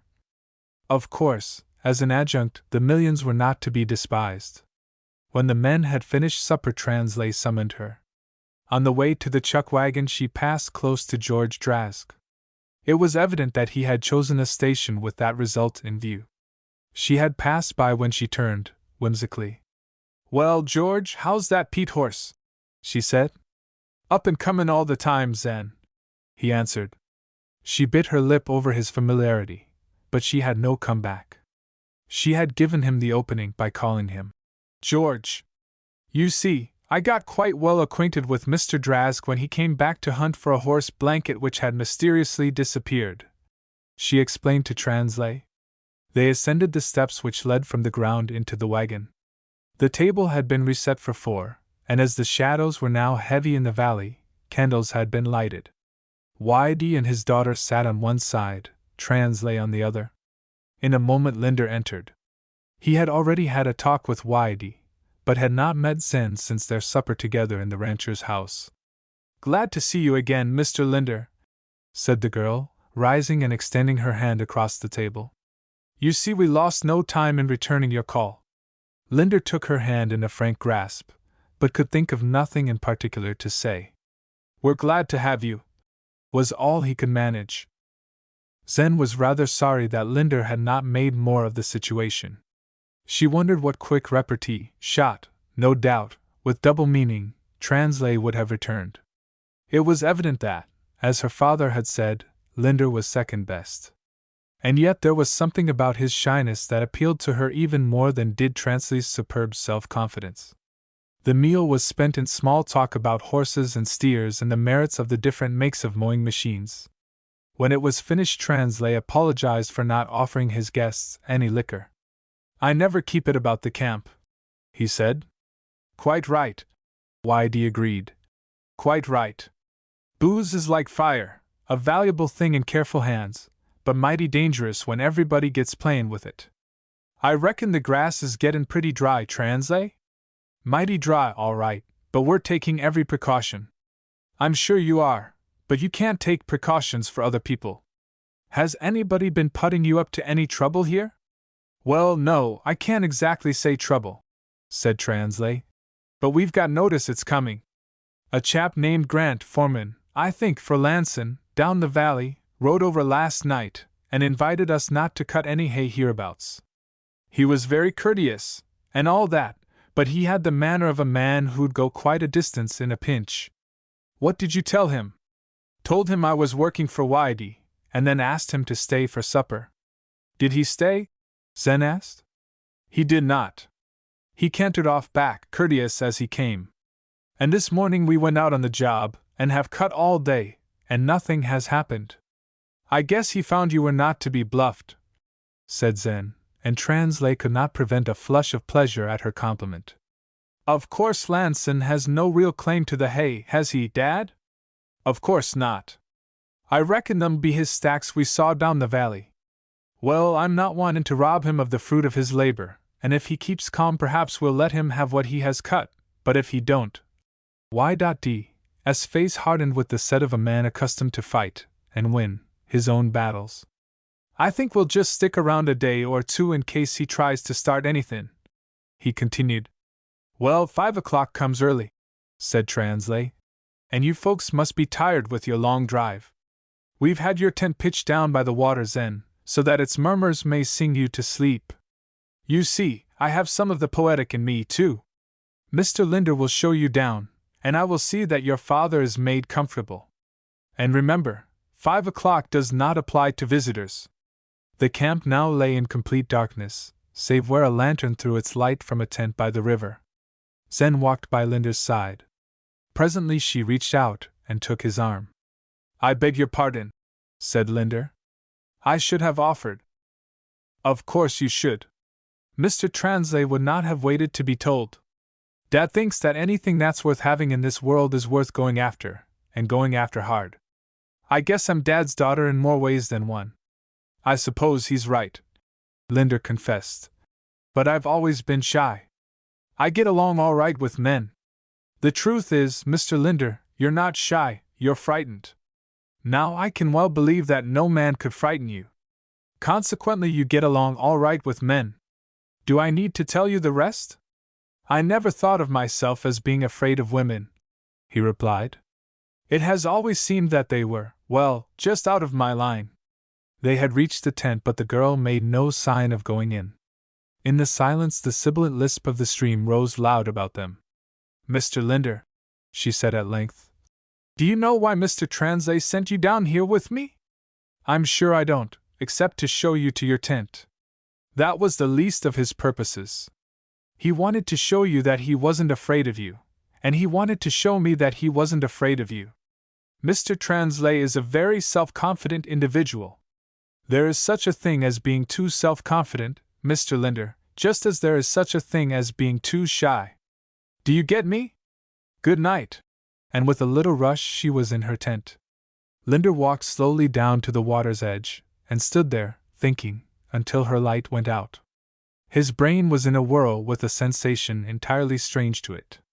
A light wind, laden with snow smell from the mountains, pressed gently against his features, and presently Linder took deeper breaths than he had ever known before.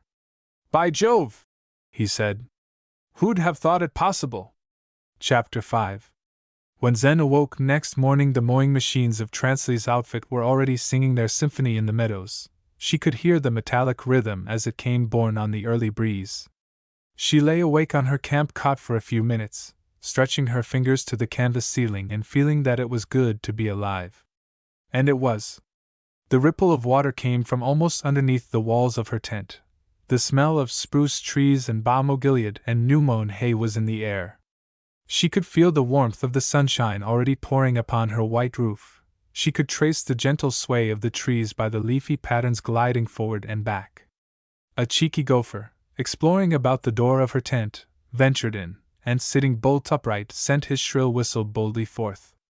She watched his fine bravery for a minute, then clapped her hands together, and laughed as he fled. "Therein we have the figures of both Translay and Linder," she mused to herself. "Upright, Translay; horizontal, Linder. I doubt if the poor fellow slept last night after the fright I gave him." Slowly and calmly she turned the incident over in her mind. She wondered a little if she had been quite fair with Linder. Her words and conduct were capable of very broad interpretations. She was not at all in love with Linder, of that Zen was very sure. She was equally sure that she was not at all in love with Translay. She admitted that she admired Translay for his calm assumptions, but they nettled her a little nevertheless. If this should develop into a love affair, if it should, she had no intention that it was to be a pleasant afternoon's canter. It was to be a race, mind you, and may the best man win. She had a feeling, amounting almost to a conviction, that Translay underrated his foreman's possibilities in such a contest.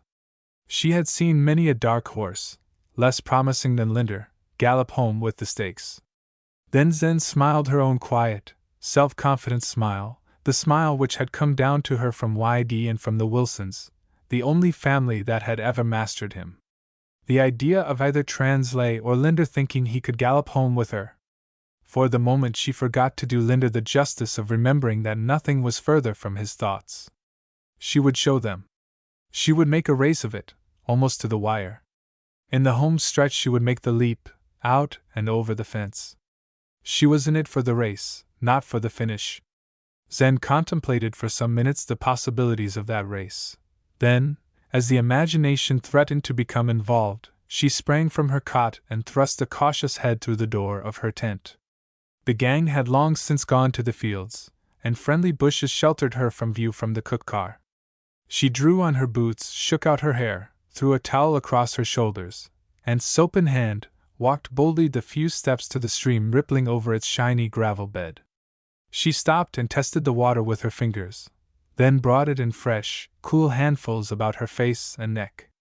"Mornin', Zen," said a familiar voice. "'Scuse me for happenin' to be here. I was just waterin' that peat horse after a hard ride." "Now look here, Mr. Drask," said the girl, whipping her scanty clothing about her. "If I had a gun, that peat horse would be scheduled for his fastest travel in the next 20 seconds, and he'd end it without a rider, too. I won't have you spying about." "Ah, don't be cross," Drask protested. He was sitting on his horse in the ford a dozen yards away. "I just happened along. I guess the outside belongs to all of us. Say, Zen, if I was to get properly introduced, what's the chances?" "Not 1 in a million, and if that isn't odds enough, I'll double it." You're not going to hitch up with Linder, are you? Linder? Who said anything about Linder? Gee, but ain't she in her scent? Drazg stepped his horse up a few feet to facilitate conversation. I lose takin' interest in innocent gals away from home, so I kinda kept my angel eye on you last night. And I see Linder stalkin' around here and sighin' out over the water when he should have been in bed. But of course, he's been introduced. George Drazg, if you speak to me again, I'll horsewhip you out of the camp at noon before all the men. Now beat it.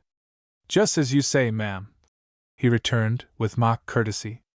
But I could tell a strange story if I would. But you don't need to be scared. That's one thing I never do, I never squeal on a friend. She was burning with his insults, and if she had had a gun at hand she undoubtedly would have made good her threat. But she had none. Drazg very deliberately turned his horse and rode away toward the meadows. Oh, won't I fix him? She said, as she continued her toilet in a fury. She had not the faintest idea what revenge she would take, but she promised herself that it would leave nothing to be desired.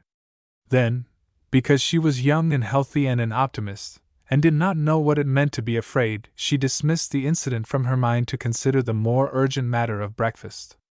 Tompkins, the cook, had not needed Transley's suggestion to put his best foot forward when catering to Whitey and his daughter. Tompkins' soul yearned for a cooking berth that could be occupied the year round. Work in the railway camps had always left him high and dry at the freeze-up. Dry, particularly, and a few nights in Calgary or Edmonton saw the end of his season's earnings. Then came a precarious existence for Tompkins until the scrapers were back on the dump the following spring. A steady job, cooking on a ranch like the Whitey. If Tompkins had ridden the apocalypse, that would have been his picture of heaven. So he had left nothing undone, even to dispatching a courier overnight to a railway station 30 miles away for fresh fruit and other delicacies. Another of the gang had been impressed into a trip up the river to a squatter who was suspected of keeping 1 or 2 milch cows and sundry hens. This way, ma'am. Tompkins was waving as Zen emerged from the grove. Another of our usual mornings. Hope you slept well, ma'am. He stood deferentially aside while she ascended the 3 steps that led into the covered wagon. Zen gave a little shriek of delight, and Tompkins felt that all his efforts had been well repaid. One end of the table. It was with a sore heart Tompkins had realized that he could not cut down the big table. One end of the table was set with a clean linen cloth and granite dishware scoured until it shone. Beside Zen's plate were grapefruit and sliced oranges and real cream. However did you manage it? She gasped. Nothing's too good for Y.D.'s daughter, was the only explanation Tompkins would offer, but, as Zen afterwards said, the smile on his face was as good as another breakfast. After the fruit came porridge, and more cream, then fresh boiled eggs with toast, then fresh ripe strawberries with more cream. Mr. Tompkins, ma'am, Cyrus Tompkins, he supplied. Well, Mr. Tompkins, you're a wonder, and when there's a new cook to be engaged for the YD I shall think of you. Indeed I wish you would, ma'am, he said earnestly. This road works all right, and nobody ever cooked for a better boss than Mr. Transley. Savon it would be your father, ma'am, but I'm a man of family, and it's pretty hard. Family, did you say, Mr. Tompkins? How many of a family have you? Well, it's 7 years since I heard from them. I haven't corresponded very regular of late, but they was 6. The story of Tompkins' family was cut short by the arrival of a team and mowing machine. What's up, Fred? Called Tompkins through a window of his dining car to the driver. Breakfast is just over, and dinner ain't begun. For answer the man addressed as Fred slowly produced an iron steak about 18 inches long and somewhat less than an inch in diameter. What kind of shrubbery do you call that, Tompkins? He demanded. Well, it ain't buffalo grass, and it ain't brome grass, and I don't figure it's alfalfa, said Tompkins meditatively. No, and it ain't a grub steak, Fred replied, with some sarcasm. It's a iron steak, growin' right in a nice little clump of grass, and I run onto it and bust my cuttin' bar all to, that is, all to pieces, he completed rather lamely, taking Zen into his glance. I think I follow you, she said with a smile. Can you fix it here? Nope. Have to go to town for a new one. 2 days lost time, when every hour counts. Hello? Here comes someone else.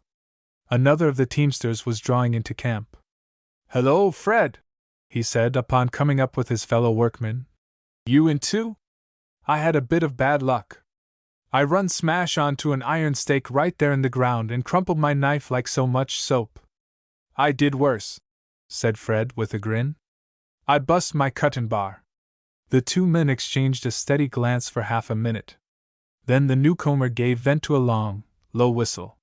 So that's the way of it, he said. That's the kind of war Mr. Lanson makes. Well, we can fight back with the same weapons, but that won't cut the hay, will it? By this time Y.D. and Translay, with 4 other teamsters, were observed coming in. Each driver had had the same experience.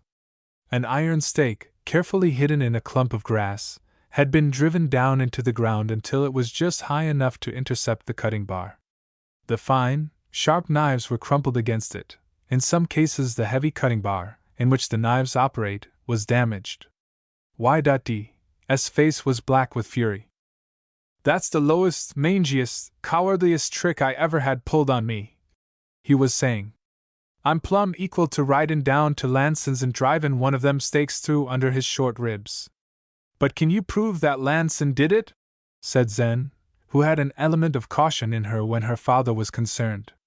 She had a vision of a fight, with Lanson pleading entire ignorance of the whole cause of offense, and her father probably summoned by the police for unprovoked assault.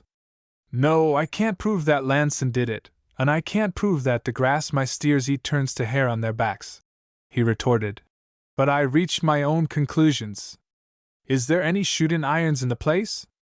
Now, Dad, that's enough, said the girl firmly. There'll be no shooting between you and Lanson. If there is to be anything of that kind, I'll ride down ahead and warn him of what's coming. Daughter, said Y.D. It was only on momentous occasions that he addressed her as daughter. I brought you over here as a guest, not as manager o' my affairs. I've taken care of those affairs for some considerable years, and I reckon I still have the qualifications. If you're a-goin' to act up obstreperous, I'll get Mr. Translay to lend me a man to escort you home. At your service, Y.D., said George Drask, who was in the crowd which had gathered about the rancher, his daughter, and Translay. That Pete horse and me would just see her over the hills a-hoopin' dot. I don't think it would be wise to take any extreme measures, at least, not just yet, said Translay. It's out of the question to suppose that Lanson has picketed the whole valley with those stakes. It is now quite clear why we were left in peace yesterday. He wanted us to get started, and get a few swaths cut, so that he would know where to drive the stakes to catch us the next morning. Some of these machines can be repaired at once, and the others within a day or 2. We will just move over a little and start on new fields. There's pretty good moonlight these nights, and we'll leave a few men out on guard, and perhaps we can catch the enemy at his little game. Let us get one of Lanson's men with the goods on him. Y.D. was somewhat pacified by this suggestion. You're a practical devil, Translay, he said, with considerable admiration. Now, in a case of this kind, I just get plumb fightin' mad. I want to bore somebody. I guess it's the only kind o' procedure that comes easy to my hand. I guess you're right, but I hate to let anybody have the laugh on me. Y.D. looked down the valley, shading his eyes with his hand. That son of a gun has got a dozen or more stacks down there. I don't wish nobody any hard luck, but if some tenderfoot was to drop a cigar. In that case, I suppose you'd pray for a west wind, Dad, Zen suggested. But the winds in these valleys, even with your prayers to direct them, are none too reliable. Everybody to work on fixing up these machines, Translay ordered. Linder, make a list of what repairs are needed, and Drask will ride to town with it at once. Some of them may have to come out from the city by express. Drask can get the orders in, and a team will follow to bring out the repairs. In a moment, Translay's men were busy with wrenches and hammers, replacing knives and appraising damages.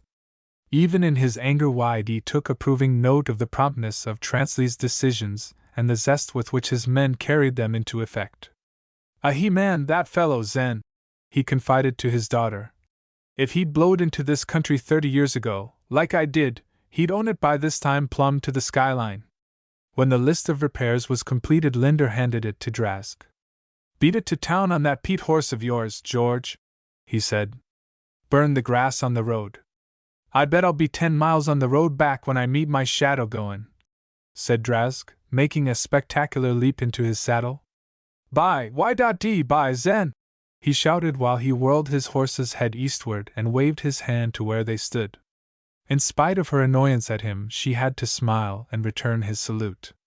"Mr. Drask is irrepressible," she remarked to Translay. "And irresponsible," the contractor returned.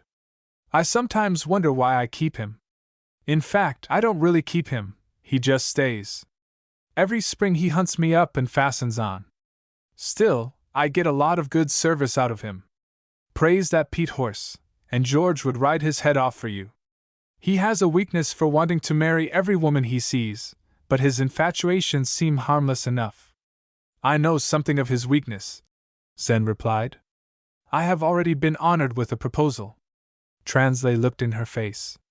It was slightly flushed, whether with the summer sun or with her confession, but it was a wonderfully good face to look in.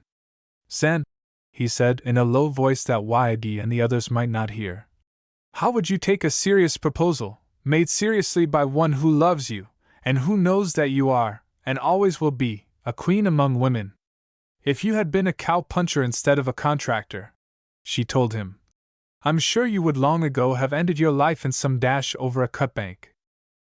Meanwhile, Drask pursued his way to town. The trail, after crossing the ford, turned abruptly to the right from that which led across country to the north. Y.D. for a mile or more it skirted the stream in a park-like drive through groves of spruce and cottonwood. Sunshine and the babble of water everywhere filled the air. Sunshine, too, filled George Drask's heart. The importance of his mission was pleasantly heavy upon him. He pictured the impression he would make in town, galloping in with his horse wet over the back, and rushing to the implement agency with all the importance of a courier from Y.D. He would let 2 of the boys take Pete to the stable, and then, seated on a mower seat in the shade, he would tell the story. It would lose nothing in the telling. He would even add how Zen had thrown a kiss at him in parting. Perhaps he would have Zen kiss him on the cheek before the whole camp. He turned that possibility over in his mind, weighing nicely the credulity of his imaginary audience. At any rate, whether he decided to put that in the story or not, it was very pleasant to think about. Presently the trail turned abruptly up a gully leading into the hills. A huge cutbank, jutting into the river, barred the way in front, and its precipitous side, 100 feet or more in height, kept continually crumbling and falling into the stream. These cutbanks are a terror to inexperienced riders. The valleys are swallowed up in the tawny sameness of the ranges. The vision catches only the higher levels, and one may gallop to the verge of a precipice before becoming aware of its existence. It was to this that Zen had referred in speaking of Translay's precipitateness. Drask followed the gully up into the hills, letting his horse drop back to a walk in the hard going along the dry bed of a stream which flowed only in the spring freshets. Pete had to pick his way over boulders and across stretches of sand and boggy patches of black mud formed by little springs leaking out under clumps of willows. Here and there the white ribs of a steer's skeleton peered through the brush. Once or twice an overpowering stench gave notice of a carcass not wholly decomposed. It was not a pleasant environment, but in an hour Drask was out again on the brow of the brown hills, where the sunshine flooded about and a fresh breeze beat up against his face. After all his winding about in the gully, he was not more than a mile from the cutbank. "I reckon I could get a great view from that cutbank of what Lanson is doin'," he suddenly remarked to himself. He took off his hat and scratched his tousled head in reflection. "Linder said to beat it," he ruminated. "But I can't get back tonight anyway, and it might be worthwhile to do a little scoutin'. Here goes!" He struck a smart gallop to the southward, and brought his horse up, spectacularly, a yard from the edge of the precipice. The view which his position commanded was superb. Up the valley lay the white tents of Translay's outfit, almost hidden in green foliage. The ford across the river was distinctly visible, and stretching south from it lay, like a great curving snake, the trail which wound across the valley and lost itself in the foothills far to the south. Across the western horizon hung the purple curtain of the mountains, soft and vague in their noonday mists, but touched with settings of ivory where the snow fields beat back the blazing sunshine. Far down the valley was the gleam of Lanson's whitewashed buildings, and nearer at hand the greenish-brown of the upland meadows which his haymakers had already cleared of their crop of prairie wool. This was now arising in enormous stacks. It must have been 3 miles to where they lay, but Drask's keen eyes could distinguish 10 completed stacks and 2 others in course of building. He could even see the sweeps hauling the new hay, after only a few hours of sun-drying, and sliding it up the inclined platforms which dumped it into the form of stacks. The foothill rancher makes hay by horsepower, and almost without the aid of a pitchfork. Even as Drask watched, he saw a load skidded up, saw its apparent momentary poise in air, saw the well-trained horses stop and turn and start back to the meadow with their sweep. And up the valley Transley's outfit was at a standstill. Drask employed his limited but expressive vocabulary. It was against all human nature to look on such a scene unmoved. He recalled Y.D.'s half-spoken wish about a random cigar. Then suddenly George Drask's mouth dropped open and his eyes rounded with a great idea. Of course, it was against all the rules of the range, it was outlaw business, but what about driving iron stakes in a hay meadow? Drask's philosophy was that the end justifies the means. And if the end would win the approval of Y.D. and of Y.D.'s daughter, then any means was justified. Had not Linder said, "Burn the grass on the road"? Drask knew well enough that Linder's remark was a figure of speech, but his eccentric mind found no trouble in converting it into literal instructions. Drask sniffed the air and looked at the sun. A soft breeze was moving slowly up the valley. The sun was just past noon. There was every reason to expect that as the lowland prairies grew hot with the afternoon sunshine, a breeze would come down out of the mountains to occupy the area of great atmospheric expansion. Drask knew nothing about the theory of the thing. All that concerned him was the fact that by mid-afternoon the wind would probably change to the west. 2 miles down the valley he found a gully which gave access to the water's edge. He descended, located a ford, and crossed. There were cattle trails through the cottonwoods. He might have followed them, but he feared the telltale shoeprints. He elected the more difficult route down the stream itself. The South Y.D. ran mostly on a wide gravel bottom. It was possible to pick out a course which kept Pete in water seldom higher than his knees. An hour of this, and Drask, peering through the trees, could see the nearest of Lanson's stacks not half a mile away. The Lanson gang were working farther down the valley, and the stack itself covered approach from the river. Drask slipped from the saddle, and stole quietly into the open. The breeze was now coming down the valley. Chapter 6. Transley's men had repaired such machines as they could and returned to work. The clatter of mowing machines filled the valley. The horses were speeded up to recover lost time. Transley and Y.D. rode about, carefully scrutinizing the short grass for iron stakes, and keeping a general eye on operations. Suddenly Transley sat bolt still on his horse. Then, in a low voice, "Y.D.," he said. The rancher turned and followed the line of Transley's vision. The nearest of Lanson's stacks was ablaze, and a great pillar of smoke was rolling skyward. Even as they watched, the base of the fire seemed to spread. Then, in a moment, tongues of flame were seen leaping from a stack farther on. "Looks like your prayers were answered, Y.D.," said Transley. "I bet they haven't a plow nearer than the ranch." Y.D. seemed fascinated by the sight. He could not take his eyes off it. He drew a cigar from his pocket and thrust it far into his mouth, chewing it savagely and rolling it in his lips, but, according to the law of the hayfield, refraining from lighting it. At first there was a gleam of vengeance in his eyes, but presently that gave way to a sort of horror. Every honorable tradition of the range demanded that he enlist his force against the common enemy. "Hell, Transley!" he ejaculated. "We can't sit and look at that. Order the men out. What have we got to fight with?" For answer Transley swung round in his saddle and struck his palm into Y.D.'s. "Good boy, Y.D.," he said. "I did you an injustice. I mean, about your prayers being answered. We haven't as much as a plow either, but we can gallop down with some barrels in a wagon and put a sack brigade to work. I'm afraid it won't save Lanson's hay, but it will show where our hearts are." Translay and YD galloped off to round up the men, some of whom had already noticed the fire. Translay dispatched 4 men in 2 teams to take barrels, sacks, and horse blankets to the Lanson meadows. The others he sent off at once on horseback to give what help they could. Zen rode up just as they left, and already her fine horse seemed to realize the tension in the air. His keen, hard-strung muscles quivered as she brought his gallop to a stop. "How did it start, Dad?" she demanded. "How do I know?" he returned shortly. "Do you think I fired it?" "No, but I just asked the question that Lanson will ask, so you better have your answer handy. I'm going to gallop down to their ranch. Perhaps I can help Mrs. Lanson.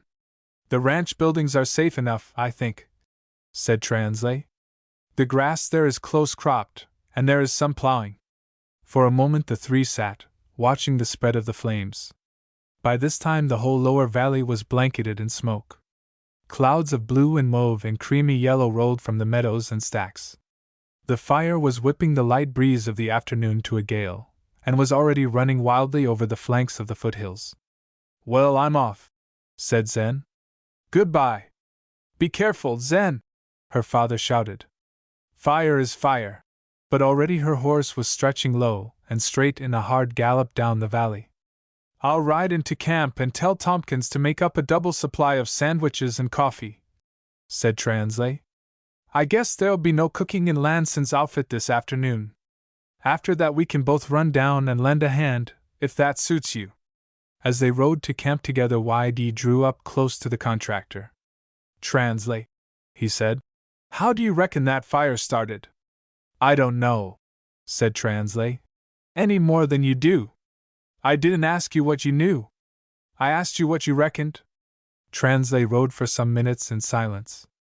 Then at last he spoke. "A man isn't supposed to reckon in things of this kind. He should know, or keep his mouth shut. But I allow myself just one guess.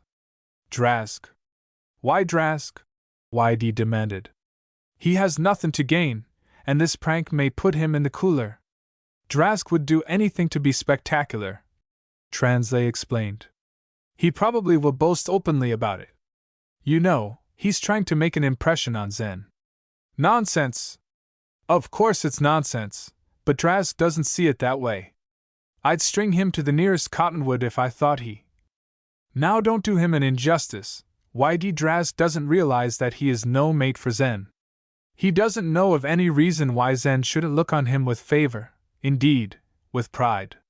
It's ridiculous, I know, but Drask is built that way. Then I'll change his style of architecture the first time I run into him," said YD savagely. "Zen is too young to think of such a thing anyway. She will always be too young to think of such a thing, so far as Drask or his type is concerned," Translay returned. "But suppose, YD, to be quite frank, suppose I suggested—" "Translay, you work quick," said YD. "I admit I like a quick worker. But just now we have a fire on our hands." By this time they had reached the camp. Translay gave his instructions in a few words, and then turned to ride down to Lanson's. They had gone only a few hundred yards when YD pulled his horse to a stop. "Translay!" he exclaimed, and his voice was shaking. "What do you smell?" The contractor drew up and sniffed the air. When he turned to YD his face was white. "Smoke, Y.D," he gasped. "The wind has changed." It was true. Already low clouds of smoke were drifting overhead like a broken veil.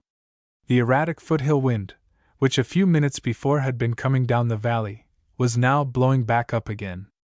Even while they took in the situation, they could feel the hot breath of the distant fire borne against their faces. "Well, it's up to us," said Translay tersely. "We'll make a fight of it. Got any speed in that nag of yours?" Without waiting for an answer, he put spurs to his horse and set forward on a wild gallop into the smoke. A mile down the line he found that Linder had already gathered his forces and laid out a plan of defense.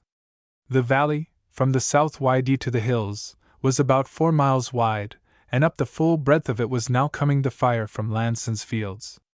There was no natural fighting line. Linder had not so much as a buffalo path to work against. But he was already starting backfires at intervals of 50 yards, allotting 3 men to each fire. A backfire is a fire started for the purpose of stopping another. Usually a road, or a plowed strip, or even a cattle path, is used for a base. On the windward side of this base, the backfire is started and allowed to eat its way back against the wind until it meets the main fire, which is rushing forward with the wind, and chokes it out for lack of fuel.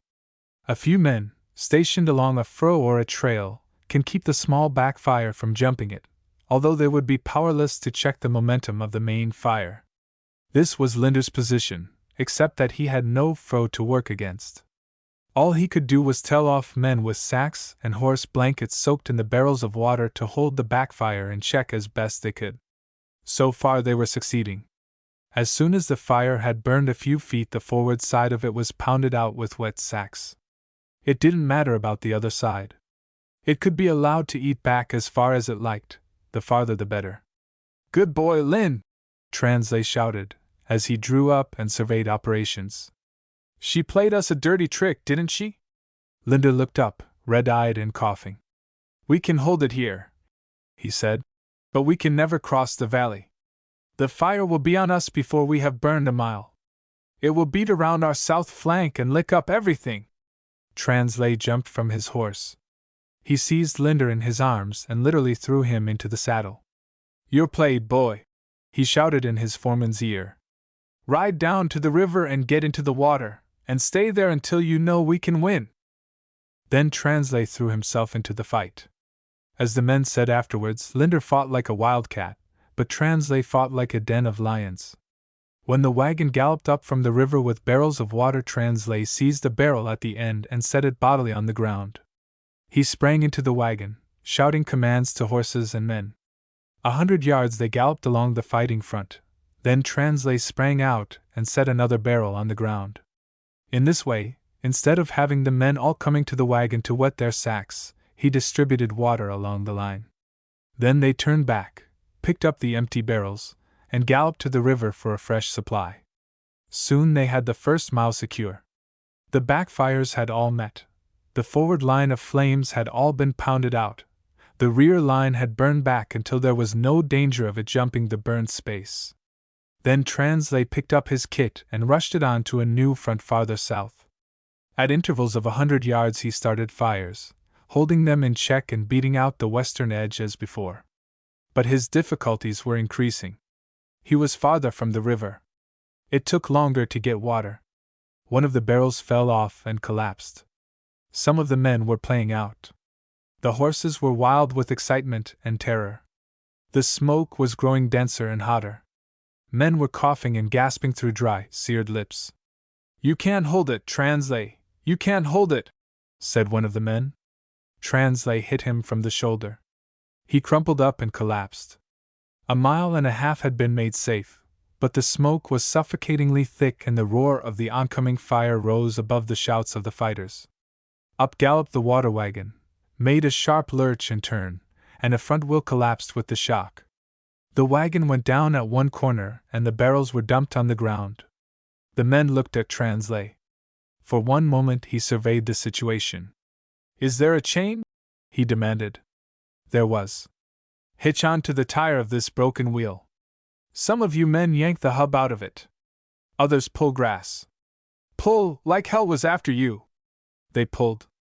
In a minute or two Translay had the rim of the wheel flat on the ground, with the team hitched to it, and a little pile of dry grass inside. Then he set fire to the little pile of grass and started the team slowly along the battlefront. As they moved, the burning grass and the rim set fire to the grass on the prairie underneath. The rim partly rubbed it out again as it came over, and the men were able to keep what remained in check. But as he lengthened his line, Translay had to leave more and more men to beat out the fire, and had fewer to pull grass. The sacks were too wet to burn. He had to have grass to feed his moving fire spreader. At length he had only a teamster and himself, and his fire was going out. Translay whipped off his shirt, rolled it into a little heap, set fire to it, and ran along beside the rim, firing the little moving circle of grass inside. It was the teamster, looking back, who saw Translay fall. He had to drop the lines to run to his assistance, and the horses, terrified by smoke and fire and the excitement of the fight, immediately bolted. The teamster took Translay in his arms and half carried, half dragged him into the safe area behind the backfires.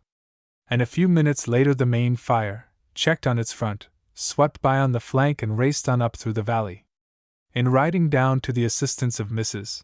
Lansing found herself suddenly caught in an eddy of smoke. She did not realize at the moment that the wind had turned. She thought she must have ridden into the fire area. To avoid the possibility of being cut off by the fire, and also for better air, she turned her horse to the river. All through the valley were billows of smoke, with here and there a reddish-yellow glare marking the more vicious sections of flame. Vaguely, at times, she thought she caught the shouting of men, but all the heavens seemed full of roaring. When Zen reached the water, the smoke was hanging low on it, and she drove her horse well in. Then she swung down the stream, believing that by making a detour in this way she could pass the wedge of fire that had interrupted her and get back on to the trail leading to Lansing's. She was coughing with the smoke, but rode on in the confidence that presently it would lift. It did. A whip of wind raised it like a strong arm throwing off a blanket. She sat up and breathed freely. The hot sun shone through rifts in the canopy of smoke. The blue sky looked down serene and unmoved by this outburst of the elements. Then as Zen brought her eyes back to the water, she saw a man on horseback not 40 yards ahead. Her first thought was that it must be one of the firefighters, driven like herself to safety, but a second glance revealed George Drask. For a moment she had an impulse to wheel and ride out, but even as she smothered that impulse a tinge of color rose in her cheeks that she should for a moment have entertained it. To let George Drask think she was afraid of him would be utmost humiliation. She continued straight down the stream, but he had already seen her and was headed her way. In the excitement of what he had just done, Drask was less responsible than usual. "Hello, Zen," he said. "Mighty decent of you to ride down and meet me like this." "Mighty decent, Zen." "I didn't ride down to meet you, Drask, and you know it. Keep out of the way or I'll use a whip on you." "Oh, how haughty! Why do you all over?" "Never mind, dear, I like you all the better for that. Who wants a tame horse? And as for coming down to meet me, what's the odds, so long as we've met?" He had turned his horse and blocked the way in front of her. When Zen's horse came within reach, Drask caught him by the bridle. "Will you let go?" the girl said, speaking as calmly as she could, but in a white passion. "Will you let go of that bridle, or shall I make you?" He looked her full in the face. "Gad, but you're a stunner!" he exclaimed. "I'm glad we met here." She brought her whip with a biting cut around the wrist that held her bridle. Drask winced, but did not let go. "Just for that, young Whitey," he hissed. "Just for that we drop all formalities, so to speak."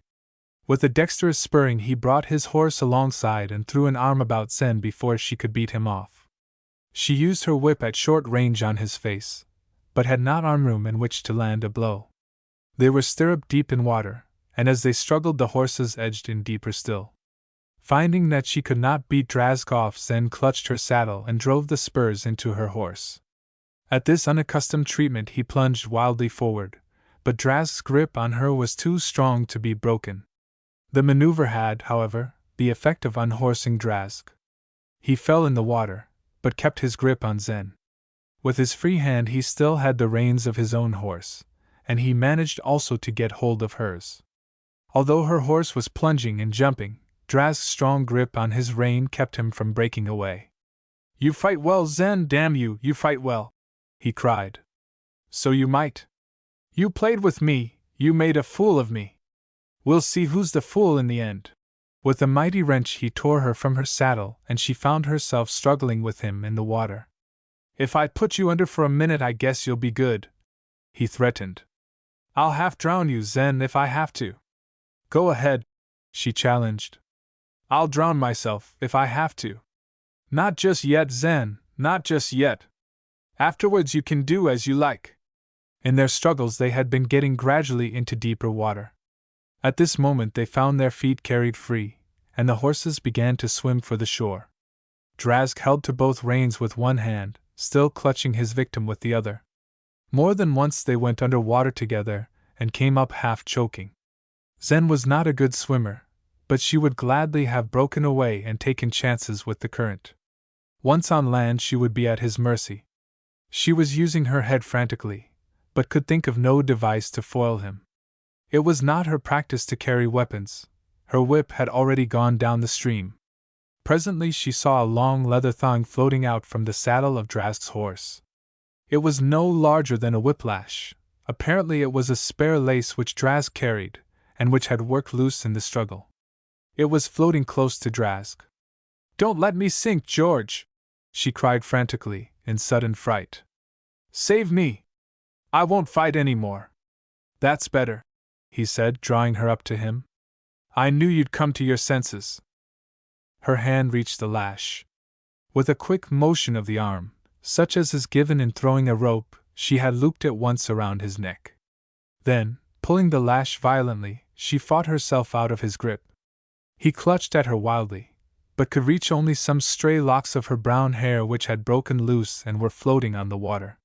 She saw his eyes grow round and big and horrified, saw his mouth open and refuse to close, heard strange little gurgles and chokings. But she did not let go.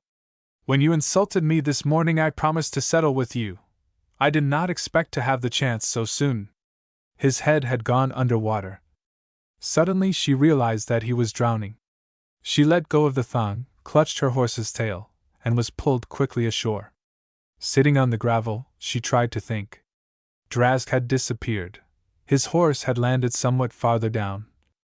Doubtless Drask had drowned. Yes, that would be the explanation. Why change it? Zen turned it over in her mind. Why make any explanations? It would be a good thing to forget.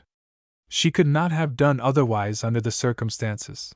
No jury would expect her to do otherwise. But why trouble a jury about it? He got what was coming to him, she said to herself presently.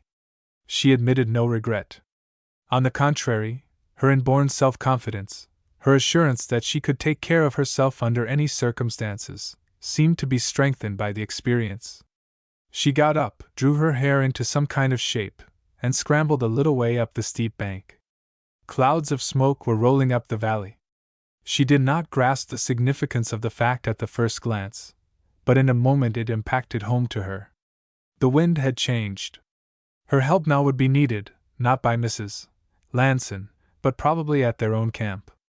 She sprang on her horse, recrossed the stream, and set out on a gallop for the camp. On the way she had to ride through one thin line of fire, which she accomplished successfully. Through the smoke she could dimly see Transley's gang fighting the backfires. She knew that was in good hands, and hastened on to the camp. Zen had had prairie experience enough to know that in hours like this there is almost sure to be something or somebody, in vital need, overlooked. She galloped into the camp and found only Tompkins there. He had already run a little backfire to protect the tents and the chuck wagon. "How goes it, Tompkins?" she cried, bursting upon him like a courier from battle. "All set here, ma'am," he answered. "All set and safe. But they'll never hold the main fire. It'll go up the valley Helscootin, begging your pardon, ma'am." "Anyone live up the valley?" "There is. There's the Lintz squatters about 6 miles up. It was from them I got the cream and fresh eggs you was good enough to notice, ma'am. And there's no men folks about, just Mrs. Lint and a young herd of little Lintz, least, that's all was there last night." "I must go up," said Zen, with instant decision. "I can get there before the fire, and as the Lintz are evidently farmers there will be some plowed land, or at least a plow with which to run a furrow so that we can start a backfire. Direct me." Tompkins directed her as to the way, and leaving a word of explanation to be passed on to her father, she was off. A half-hour's hard riding brought her to Lintz, but she found that this careful settler had made full provision against such a contingency as was now come about. The farm buildings, implements, stables, everything was surrounded, not by a fire guard, but by a broad plowed field. Mrs. Lint, however, was little less thankful for Zen's interest than she would have been had their little steading been in danger. She pressed Zen to wait and have at least a cup of tea, and the girl, knowing that she could be of little or no service down the valley, allowed herself to be persuaded. In this little harbor of quiet her mind began to arrange the day's events. The tragic happening at the river was as yet too recent to appear real. Had it not been for the touch of her wet clothing, Zen could have thought that all an unhappy dream of days ago. She reflected that neither Tompkins nor Mrs. Lint had commented upon her appearance. The hot sun had soon dried her outer apparel, and her general disheveled condition was not remarkable on such a day as this. The wind had gone down as the afternoon waned, and the fire was working up the valley leisurely when Zen set out on her return trip. A couple of miles from the Lint homestead she met its advance guard. It was evening now. The sun shone dull red through the banked clouds of smoke resting against the mountains to the west. The flames danced and flickered, advanced and receded, sprang up and died down again, along mile after mile of front. It was a beautiful thing to behold, and Zen drew her horse to a stop on a hilltop to take in the grandeur of the scene.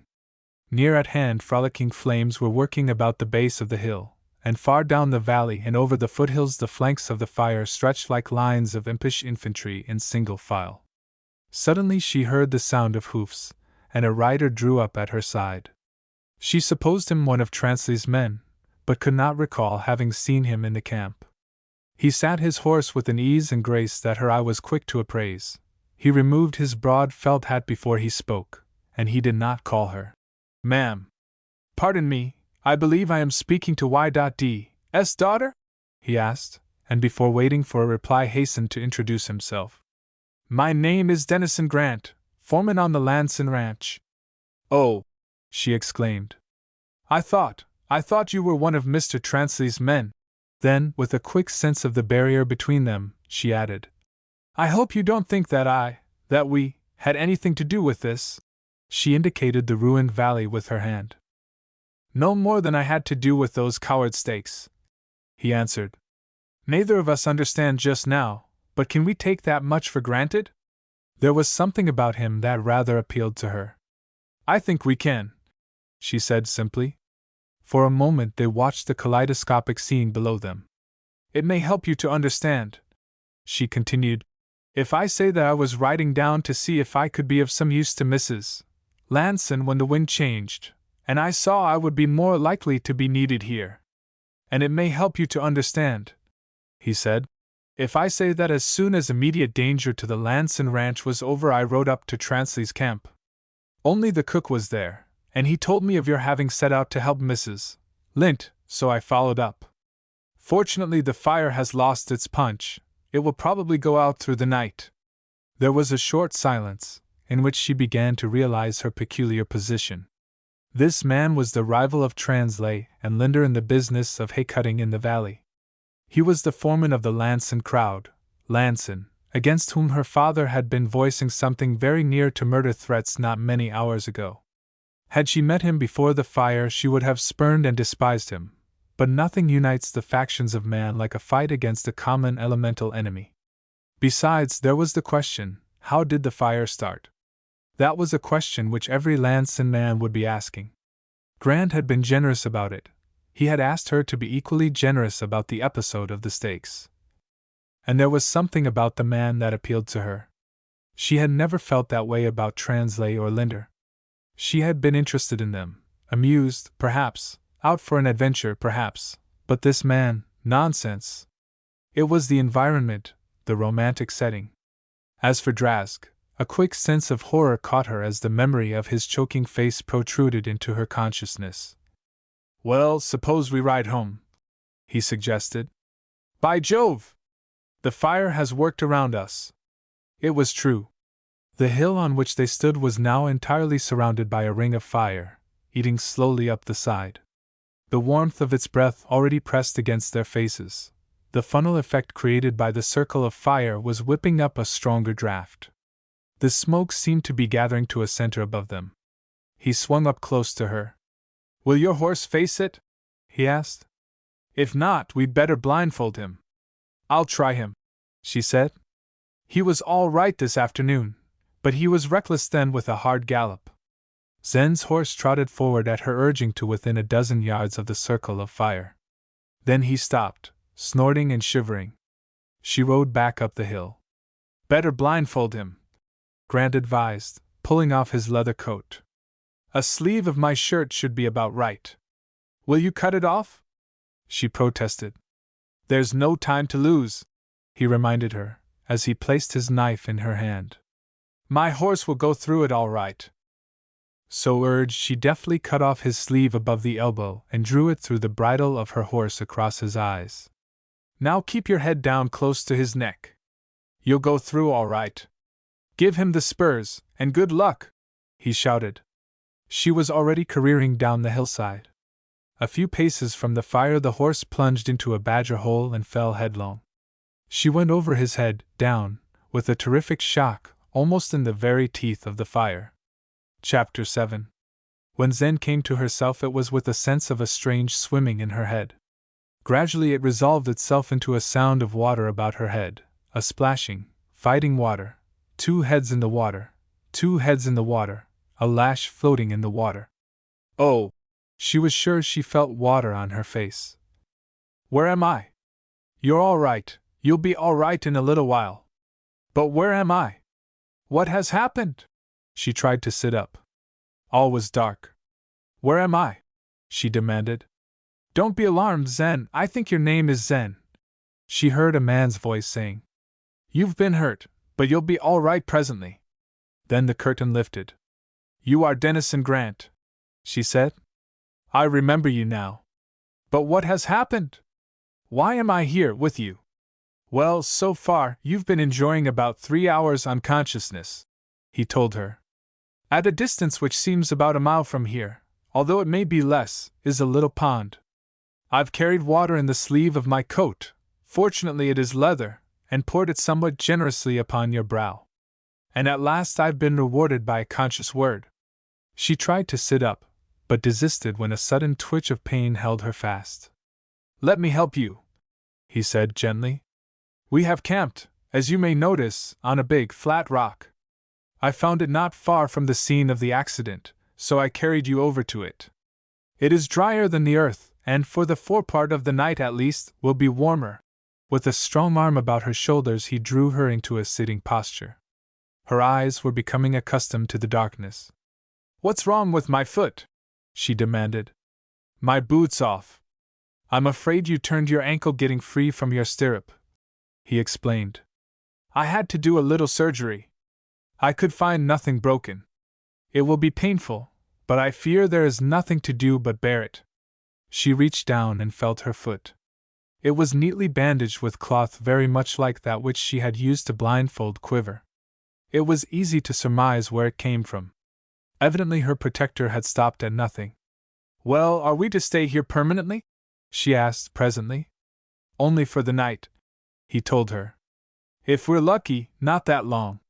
Search parties will be hunting for you, and they will doubtless ride this way. Both of our horses bolted in the fire. Oh yes, the fire! Tell me what happened. He hesitated. I remember riding into the fire, she continued, and then next thing I was on this rock. How did it all happen?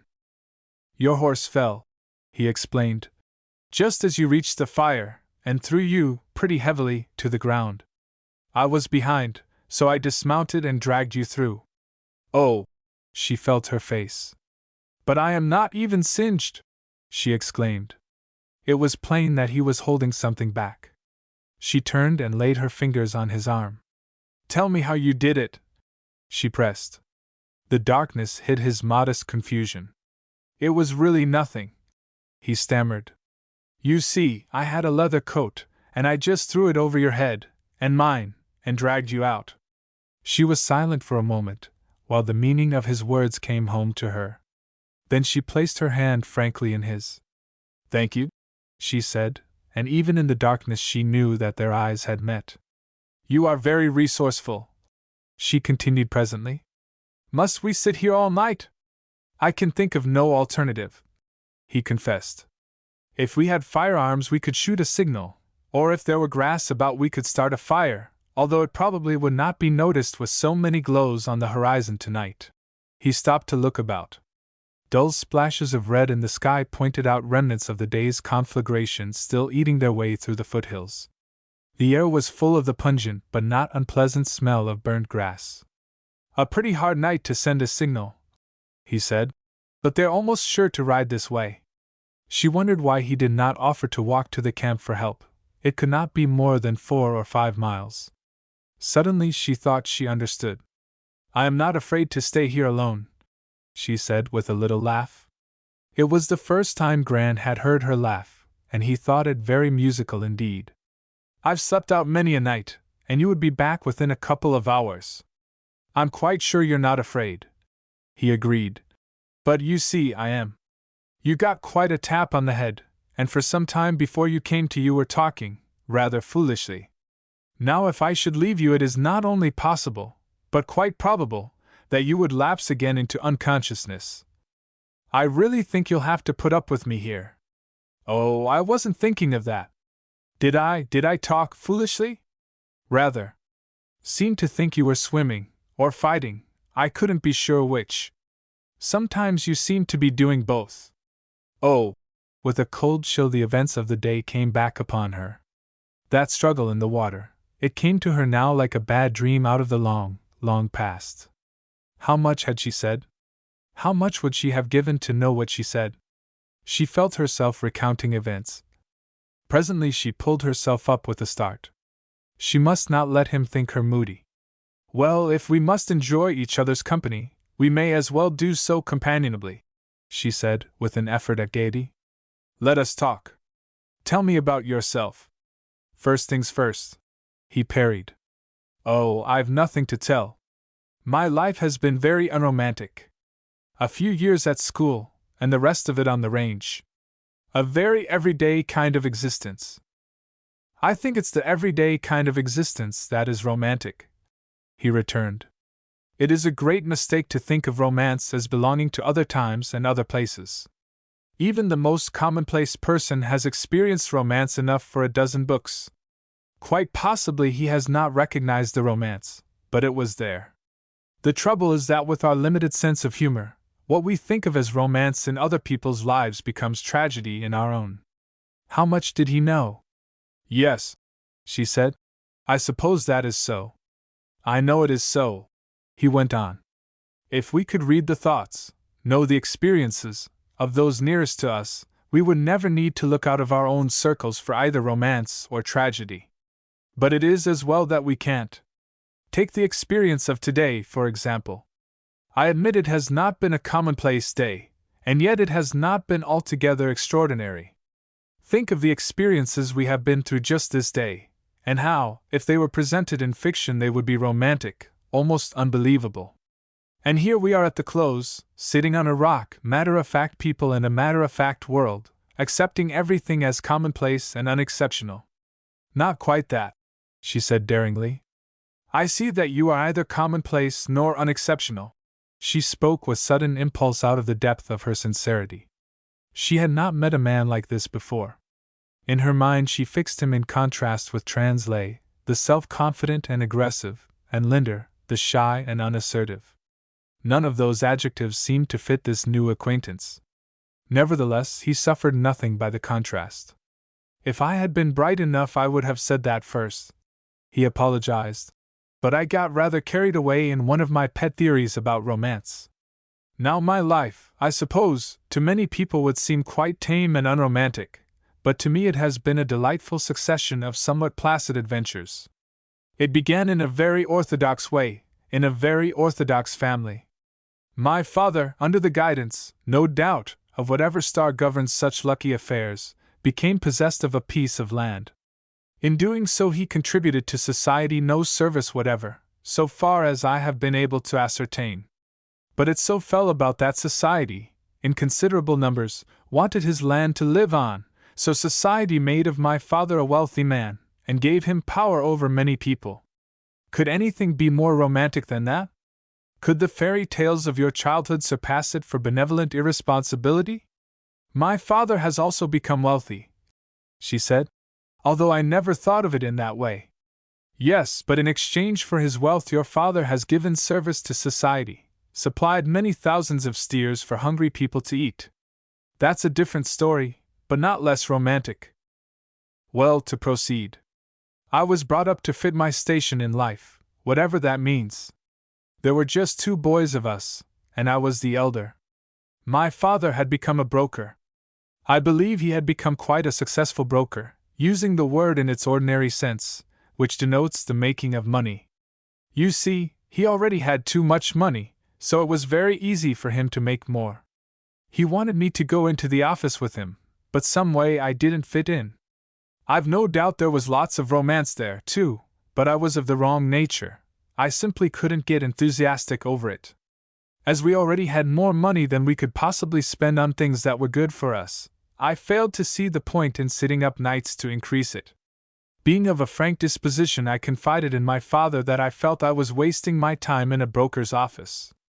He, being of an equally frank disposition, confided in me that he entertained the same opinion. Then I delivered myself of some of my pet theories about wealth. I told him that I didn't believe that any man had a right to money unless he earned it in return for service given to society, and I said that as society had to supply the money, society should determine the amount. I confessed that I was a little hazy about how that was to be carried out, but I insisted that the principle was right, and that being so, the working of it out was only a matter of detail. I realized now that this was all fanatical heresy to my father. I remember the pained look that came into his eyes.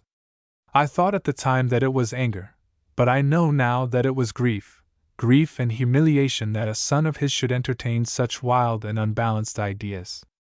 Well, there was more talk, and the upshot of it was that I got out, accompanied by an assurance from my father that I would never be burdened with any of the family ducats.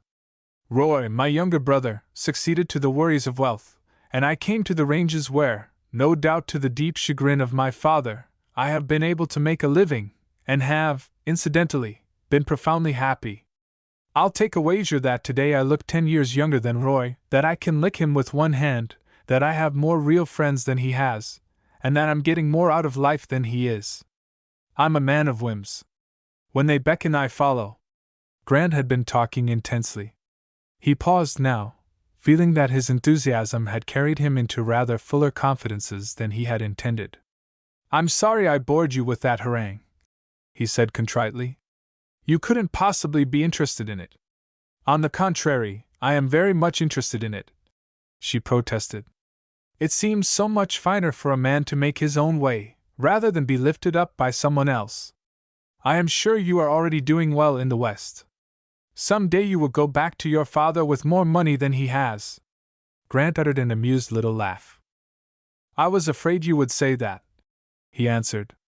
You see, you don't understand me either. I don't want to make money. Can you understand that? Don't want to make money? Why not? Why should I? Well, everybody does. Money is power, it is a mark of success. It would open up a wider life for you. It would bring you into new circles. Some day you will want to marry and settle down, and money would enable you to meet the kind of women. She stopped, confused. She had plunged farther than she had intended. You're all wrong, he said amusedly. It did not even occur to Zen that he was contradicting her. She had not been accustomed to being contradicted, but then, either had she been accustomed to men like Dennison Grant, nor to conversations such as had developed. She was too interested to be annoyed. You're all wrong, miss? I don't wonder that you can't fill in my name, she said. Nobody knows Dad except as YD, but I heard you call me Zen. That was when you were coming out of your unconsciousness. I apologize for the liberty taken. I thought it might recall you. Well, I'm still coming out, she interrupted. I am beginning to feel that I have been unconscious for a very long time indeed. Let me hear why you don't want money. Grant was aware of a pleasant glow excited by her frank interest. She was altogether a desirable girl. I have observed, he said, that poor people worry over what they haven't got, and rich people worry over what they have. It is my disposition not to worry over anything. You said that money is power. That is one of its deceits. It offers a man power, but in reality it makes him its slave. It enchains him for life. I have seen it in too many cases. I am not mistaken. As for opening up a wider life, what wider life could there be than this which you and I, are living? She wondered why he had said, you and I. Evidently he was wondering too, for he fell into reflection. She changed her position to ease the dull pain in her ankle, which his talk had almost driven from her mind. The rock had a perpendicular edge, so she let her feet hang over, resting the injured one upon the other. He was sitting in a similar position. The silence of the night had gathered about them, broken occasionally by the yapping of coyotes far down the valley. Segments of dull light fringed the horizon. The breeze was again blowing from the west, mild and balmy. Presently one of the segments of light grew and grew. It was as though it were rushing up the valley.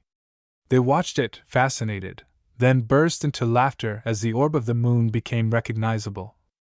There was something very companionable about watching the moon rise as they did. "The greatest wealth in the world," he said at length, as though his thoughts had been far afield, searching, perchance, the mazy corridors of truth for this atom of wisdom. "The greatest wealth in the world is to be able to do something useful. That is the only wealth which will not be disturbed in the coming reorganization of society." Zen did not reply. For the first time in her life she stood convicted, before her own mind, of a very profound ignorance. Dennison Grant had been drawing back the curtain of a world of the existence of which she had never known. He had talked to her about the coming reorganization of society. What did it mean? She was at home in discussions of herds or horses. She was at home with the duties of kitchen or reception room. She was at home with her father or Translay or Linder or Drask or Tompkins the cook, but Dennison Grant in an hour had carried her into a far country, where she would be hopelessly lost but for his guidance. Yet it seemed a good and interesting country. She wanted to enter in, to know it better.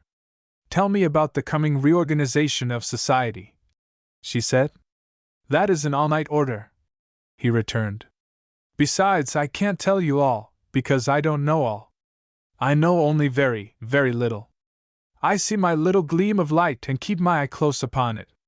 But you must know that society is always in a state of reorganization. Nothing continues as it was. Those who dismiss a problem glibly by saying it has always been so and always will be so don't read history and don't understand human nature." He turned toward her as interest in his theme developed. The moonlight was now pouring upon them. Her face was beautiful and fine as marble in its soft rays. For a moment he hesitated, overwhelmed by a sudden realization of her attractiveness. He had just been saying that the law of nature was the law of change, and nature itself stood up to refute him. He brought himself back to earth. "I was saying that everything changes," he continued. "Look at our economic system, for instance. Not so many centuries ago the man who got the most wealth was the man with the biggest muscle and the toughest skin. He wielded a stout club, and what he wanted he took. His system of operation was simple and direct. You have money, you have cattle, you have a wife. I'm speaking of the times that were. I am stronger than you. I take them. Simplicity itself. But very unjust," she protested. "Our sense of justice is due to our education," he continued. "If we are taught to believe that a certain thing is just, we believe it is just. I am convinced that there is no sense of justice inherent in humanity. Whatever sense we have is the result of education, and the kind of justice we believe in is the kind of justice to which we are educated. For example, the justice of the plains is not the justice of the cities. The justice of the Vigilance Committee is not the justice of judge and jury. Now to get back to our subject. When Baron Battleaxe, back in the 5th or 6th century, knocked all his rivals on the head and took their wealth away from them, I suppose there was here and there an advanced thinker who said the thing was unjust, but I am quite sure the great majority of people said things had always been that way and always would be that way. But the little minority of thinkers gradually grew in strength. The truth was with them. It is worthy of notice that the advance guard of truth always travels with minorities. And the day came that society organized itself to say that the man who uses physical force to take wealth from another is an enemy of society and must not be allowed at large. But we have passed largely out of the era of physical force. Today, an engineer presses a button and releases more physical force than could be commanded by all the armies of Rome. Brain power is today the dominant power. And just as physical force was once used to take wealth without earning it, so his brain force now used to take wealth without earning it. And just as the masses in the days of battle axe said things had always been that way and always would be that way, just so do the masses in these days of brain supremacy say things have always been that way and always will be that way. But just as there was a minority with an advanced vision of truth in those days, so is there a minority with an advanced vision of truth in these days. You may be absolutely sure that, just as society found a way to deal with muscle brigands, so also it will find a way to deal with brain brigands. I confess I don't see how the details are to be worked out, but there must be a plan under which the value of the services rendered to society by every man and every woman will be determined, and they will be rewarded according to the services rendered. Is that socialism? She ventured. I don't know. I don't think so. Certainly it does not contemplate an equal distribution of the world's wealth. Some men are a menace to themselves and society when they have $100. Others can be trusted with 100 million. All men have not been equally gifted by nature, we know that. We can't make them equal. But surely we can prevent the gifted ones from preying upon those who are not gifted. That is what the coming reorganization of society will aim to do. It is very interesting, she said, and very deep. I have never heard it discussed before. Why don't people think about these things more? I don't know, he answered, but I suppose it is because they are too busy in the fight. When a self was dodging battle axe, he hadn't much time to think about evolving a Magna Carta. But most of all, I suppose it is just natural laziness. People refuse to think. It calls for effort. Most people would find it easier to pitch a load of hay than to think of a new thought. The moon was now well up. The smoke clouds had been scattered by the breeze. The sky was studded with diamonds. Zen had a feeling of being very happy. True, a certain haunting specter at times would break into her consciousness, but in the companionship of such a man as Grant she could easily beat it off. She studied the face in the moon, and invited her soul. She was living through a new experience, an experience she could not understand.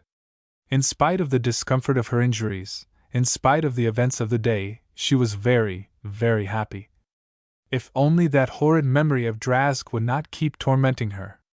She began to have some glimpse of what remorse must mean. She did not blame herself, she could not have done otherwise, and yet, it was horrible to think about, and it would not stay away. She felt a tremendous desire to tell Grant all about it. She wondered how much he knew. He must have discovered that her clothing had been wet. She shivered slightly. "You're cold," he said, as he placed his arm about her, and there was something very far removed from political economy in the timbre of his voice. "I'm a little chilly," she admitted. "I had to swim my horse across the river today. He got into a deep spot, and I got wet." She congratulated herself that she had made a very clever explanation. He put his coat about her shoulders and drew it tight. Then he sat beside her in silence. There were many things he could have said, but this seemed to be either the time nor the place. Grant was not Translay. He had for this girl a delicate consideration which Translay's nature could never know. Grant was a thinker, Translay a doer. Grant knew that the charm which enveloped him in this girl's presence was the perfectly natural product of a set of conditions. He was worldly wise enough to suspect that Zen also felt that charm.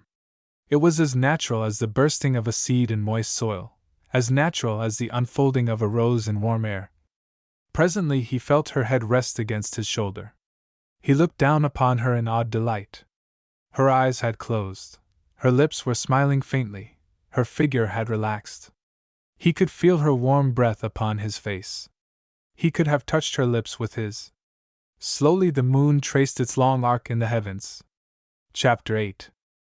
Just as the first flush of dawn mellowed the east, Grant heard the pounding of horses' feet and the sound of voices borne across the valley. They rapidly approached.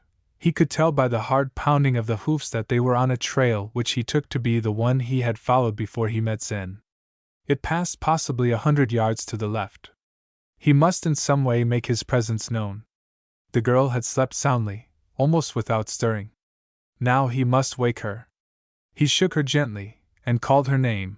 Her eyes opened. He could see them, strange and wondering, in the thin gray light. Then, with a sudden start, she was quite awake. "I have been sleeping!" she exclaimed, reproachfully. "You let me sleep!" "No use of two watching the moon," he returned lightly. "But you shouldn't have let me sleep," she reprimanded. "Besides, you had to stay awake. You have had no sleep at all."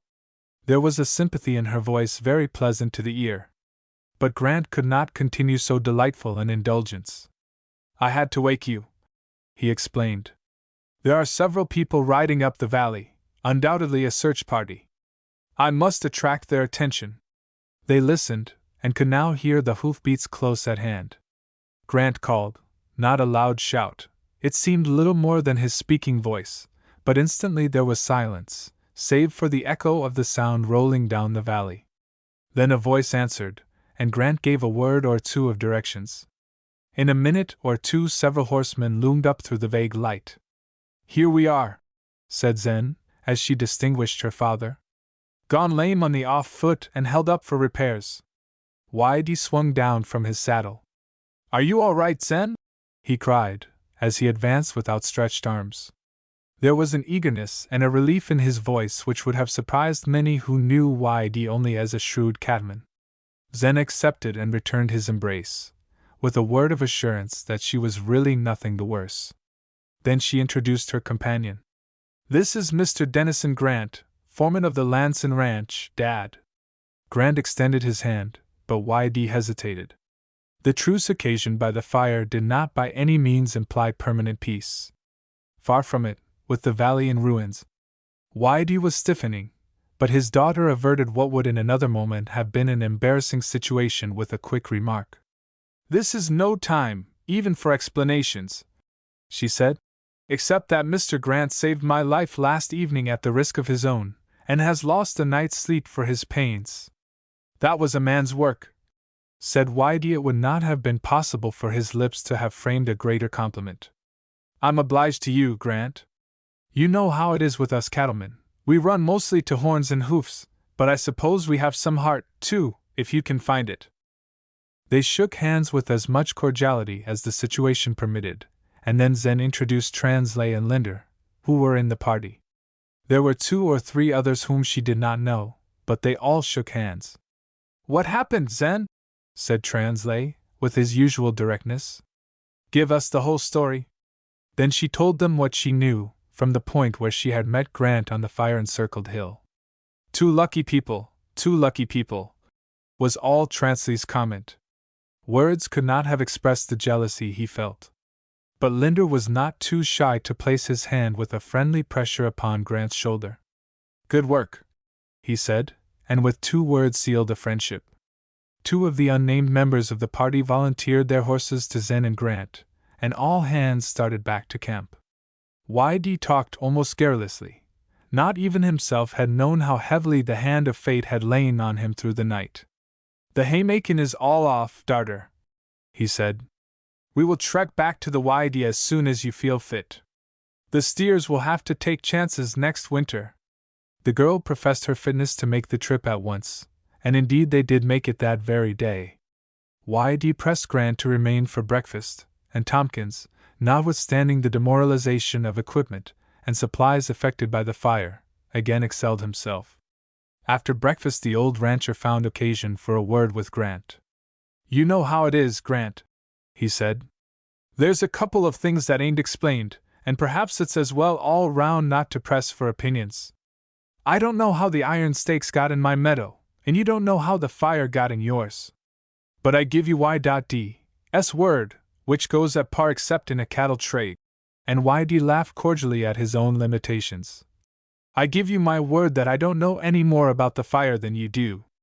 "And I don't know anything more about the stakes than you do," returned Grant.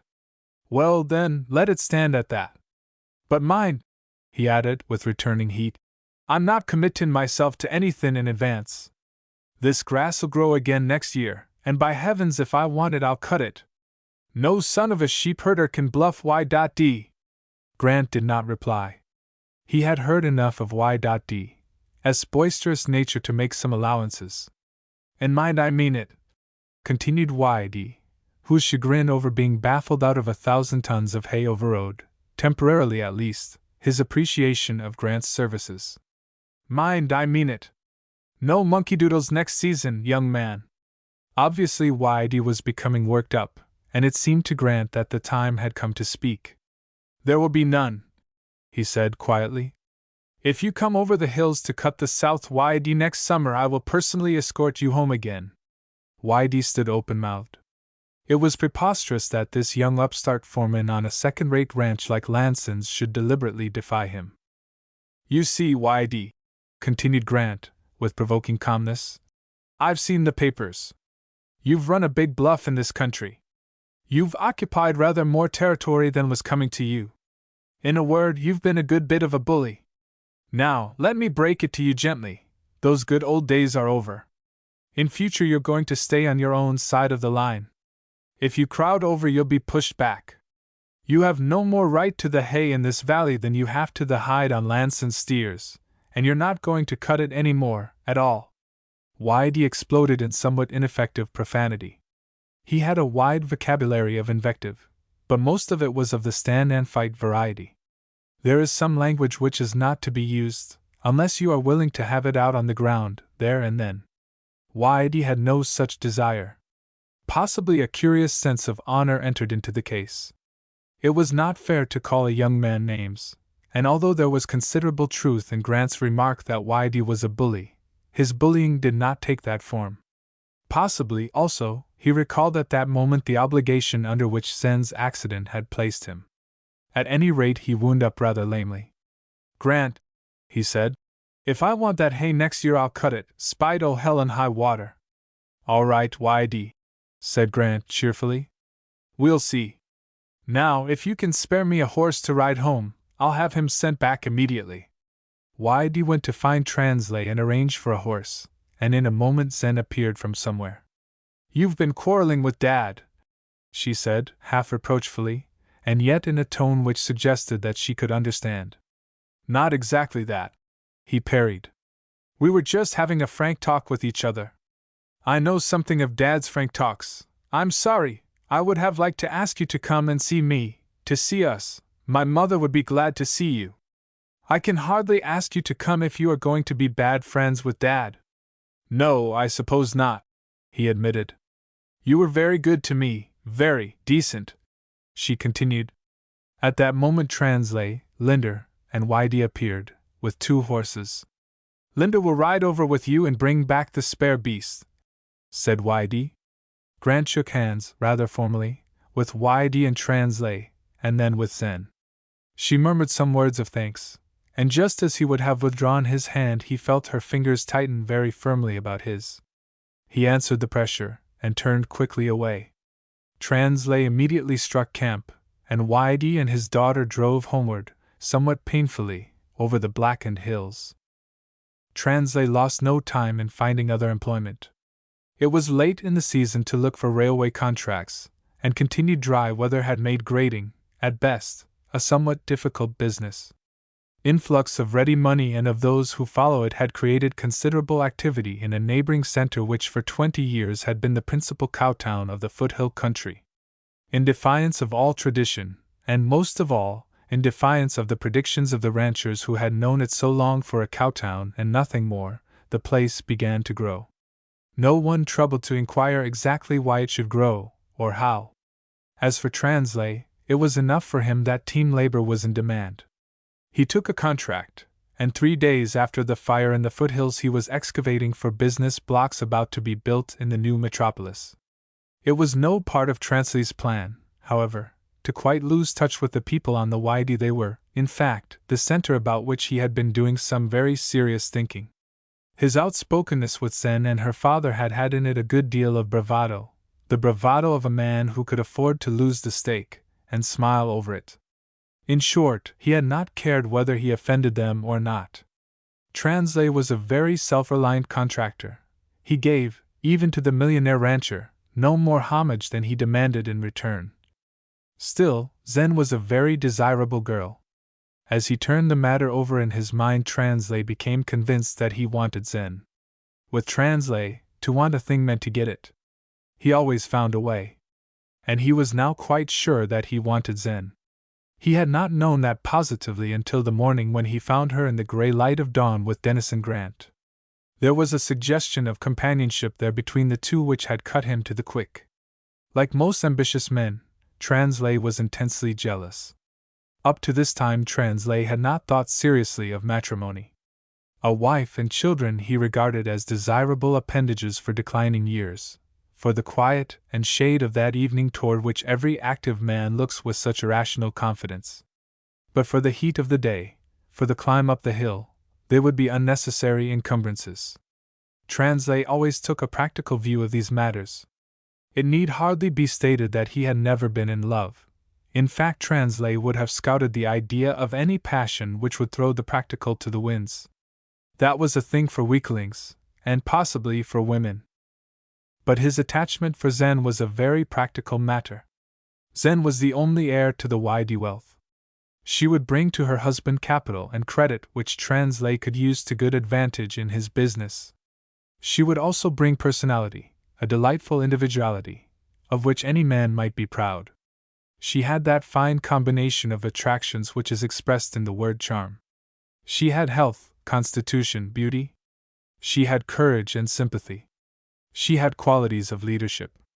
She would bring to him not only the material means to build a house, but the spiritual qualities which make a home.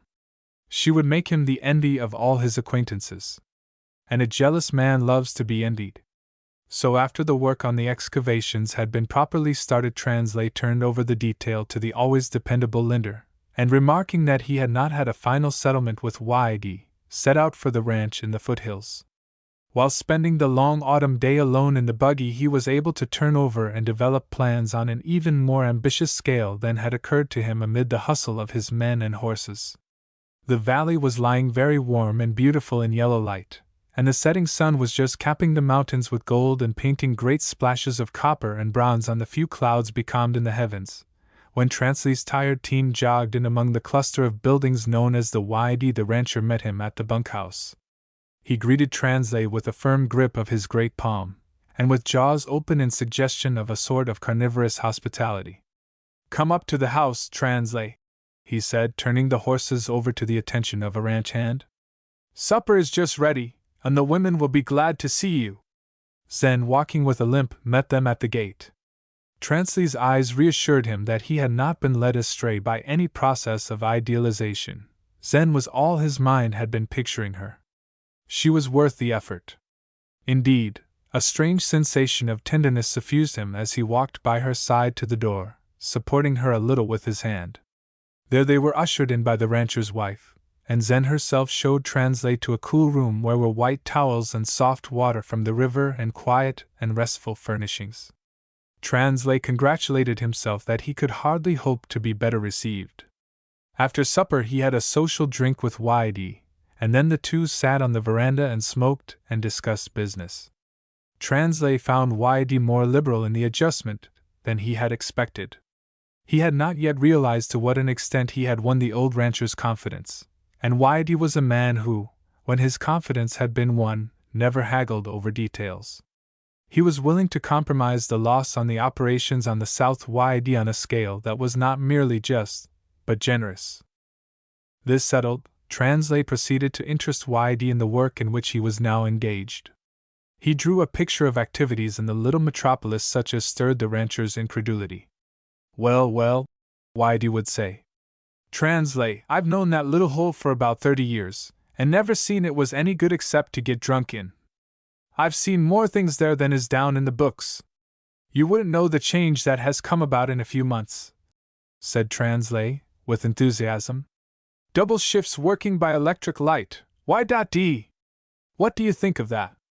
Men with rolls of money that would choke a cow sleeping out in tents because they can't get a roof over them. Why, man, I didn't have to hunt a job there, the job hunted me. I could have had a dozen jobs at my own price if I could have handled them. It's just as if prosperity was a river which had been trickling through that town for 30 years, and all of a sudden the dam up in the foothills gives away and down she comes with a rush. Lots which sold a year ago for $100 are selling now for $500, sometimes more. Old ranchers living on the bald-headed a few years ago find themselves today the owners of city property worth millions, and are dressing uncomfortably, in keeping with their wealth, or vainly trying to drink up the surplus. So far, sense and brains has had nothing to do with it, absolutely nothing. It has been full luck. But the brains are coming in now, and the brains will get the money, in the long run. Translate paused and lit another cigar. Rolled his in his lips, reflectively. I mind some doin's in that burg, he said, as though the memory of them was of greater importance than all that might be happening now. Translate switched back to business. We ought to be in on it, he said. Not on the fly-by-night stuff, I don't mean that. But I could take twice the contracts if I had twice the outfit. Brought his chair down onto all four legs and removed his cigar. You mean we should hit her together? He demanded. It would be a great compliment to me, if you had that confidence in me, and I'm sure it would make some good money for you. How'd you work it? You have a bunch of horses running here on the ranch, eating their heads off. Many of them are broke, and the others would soon tame down with a scraper behind them. Give them to me and let me put them to work. I'd have to have equipment, too. Your name on the back of my note would get it, and you wouldn't actually have to put up $1. Then we'd make an inventory of what you put into the firm and what I put into it, and we'd divide the earnings in proportion. After paying you a salary as manager, of course, suggested That's immaterial. With a bigger outfit and more capital, I can make so much more money out of the earnings that I don't care whether I get a salary or not. But I wouldn't figure on going on contracting all the time for other people. We might as well have the cream as the skimmed milk. This is the way it's done. We go to the owner of a block of lots somewhere where there's no building going on. He's anxious to start something, because as soon as building starts in that district, the lots will sell for 2 or 3 times what they do now. We say to him, give us every second lot in your block and we'll put a house on it. In this way we get the lots for a trifle, perhaps for nothing. Then we build a lot of houses, more or less to the same plan. We put 'em up quick and cheap. We build 'em to sell, not to live in. Then we mortgage 'em for the last cent we can get. Then we put the price up to twice what the mortgage is and sell them as fast as we can build them, getting our equity out and leaving the purchasers to settle with the mortgage company. It's good for from 30 to 40% profit, not per annum, but per transaction. It sounds interesting, said and I suppose I might as well put my spare horses in credit to work. I don't mind driving down with you tomorrow and looking her over firsthand. This was all Translay had hoped for, and the talk turned to less material matters. After a while Zen joined them, and a little later left to attend to some business at the bunkhouse. Your father and I may go into partnership, Zen, Translay said to her, when they were alone together. He explained in a general way the venture that was afoot. That will be very interesting, she agreed. Will you be interested? Of course. I am interested in everything that Dad undertakes. And are you not, will you not be, just a little interested in the things that I undertake? She paused a moment before replying. The dusk had settled about them, and he could not see the contour of her face, but he knew that she had realized the significance of his question. Why, yes, she said at length. I will be interested in what you undertake. You will be Dad's partner. Her evasion nettled him.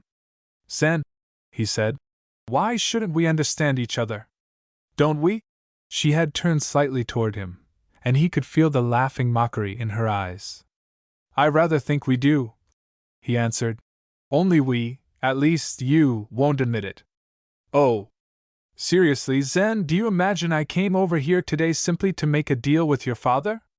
Wasn't that worthwhile? Of course it was. But it wasn't the whole purpose, it wasn't half the purpose. I wanted to see it is true, but more, very much more, I wanted to see you. She did not answer, and he could only guess what was the trend of her thoughts. After a silence he continued. You may think I am precipitate. You intimated as much to me once. I know of no reason why an honest man should go beating about the bush. When I want something I want it, and I make a beeline for it. If it is a contract, if it is a business matter, I go right after it, with all the energy that's in me. When I'm looking for a contract, I don't start by talking about the weather. Well, this is my first experience in love, and perhaps my methods are all wrong, but it seems to me they should apply. At any rate, a girl of your intelligence will understand. Applying your business principles, she interrupted. I suppose if you wanted a wife and there was none in sight, you would advertise for her? He defended his position. I don't see why not, he declared. I can't understand the general attitude of levity toward matrimonial advertisements. Apparently they are too open and aboveboard. Matrimony should not be committed in a roundabout, indirect, hit-or-miss manner. A young man sees a girl whom he thinks he would like to marry.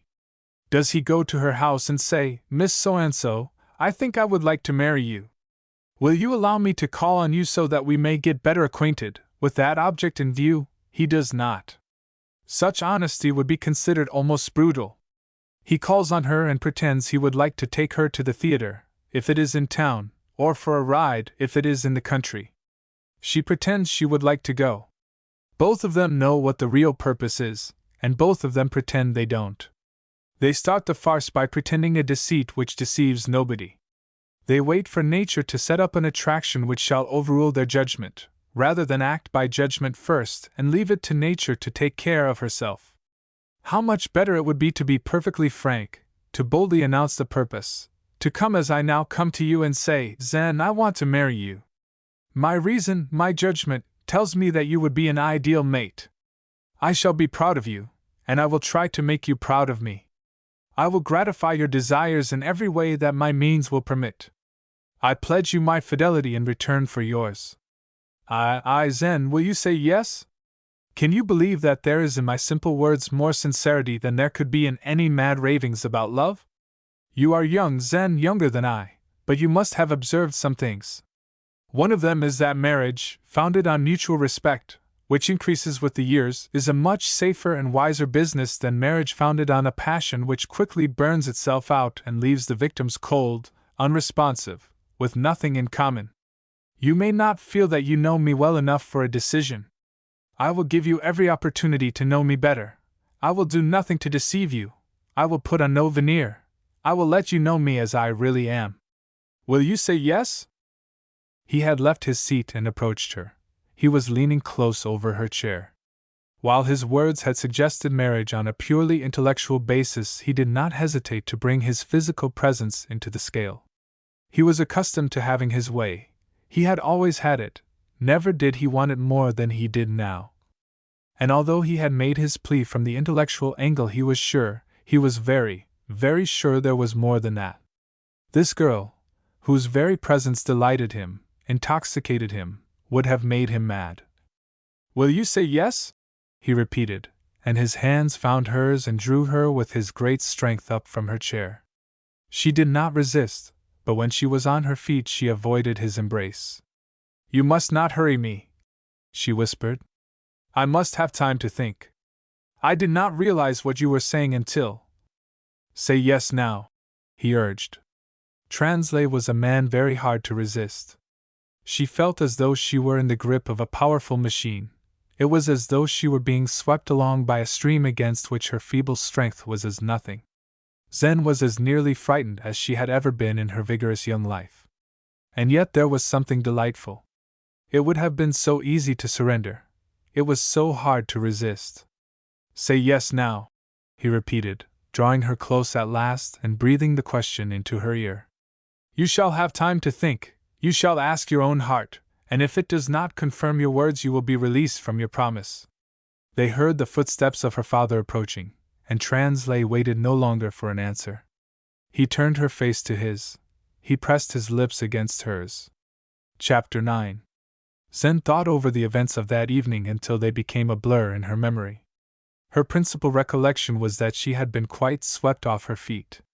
Translay had interpreted her submission as assent, and she had not corrected him in the vital moment, when they stood before her father that night in the deep shadow of the veranda. "Y.D.," Translay had said, "your consent and your blessing. Zen and I are to be married as soon as she can be ready." That was the moment at which she should have spoken, but she did not. She, who had prided herself that she would make a race of it, she, who had always been able to slip out of a predicament in the nick of time, stood mutely by and let Translay and her father interpret her silence as consent. She was not sure that she was sorry, she was not sure, but she would have consented anyway, but Translay had taken the matter quite out of her hands. And yet she could not bring herself to feel resentment toward him. That was the strangest part of it. It seemed that she had come under his domination, that she even had to think as he would have her think. In the darkness she could not see her father's face, for which she was sorry, and he could not see hers, for which she was glad. There was a long moment of tense silence before she heard him say, "Well, well, I had a hunch it might come to that, but I didn't reckon you youngsters would work so fast." This was a stake worth working fast for, Translay was saying, as he shook Y.D.'s hand. "I wouldn't trade places with any man alive." And Zen was sure he meant exactly what he said. "She's a good girl, Translay," her father commented. "A good girl, even if a bit obstreperous at times. She's got spirit, Translay, and you'll have to handle her with sense. She's a thoroughbred." Y.D. had reached his arms toward his daughter, and at these words he closed them about her. Zen had never known her father to be emotional. She had known him to face matters of life and death without the quiver of an eyelid, but as he held her there in his arms that night she felt his big frame tremble. Suddenly she had a powerful desire to cry. She broke from his embrace and ran upstairs to her room. When she came down, her father and mother and Translay were sitting about the table in the living room. The room hung with trophies of the chase and of competition, the room which had been the nucleus of the Y.D. estate.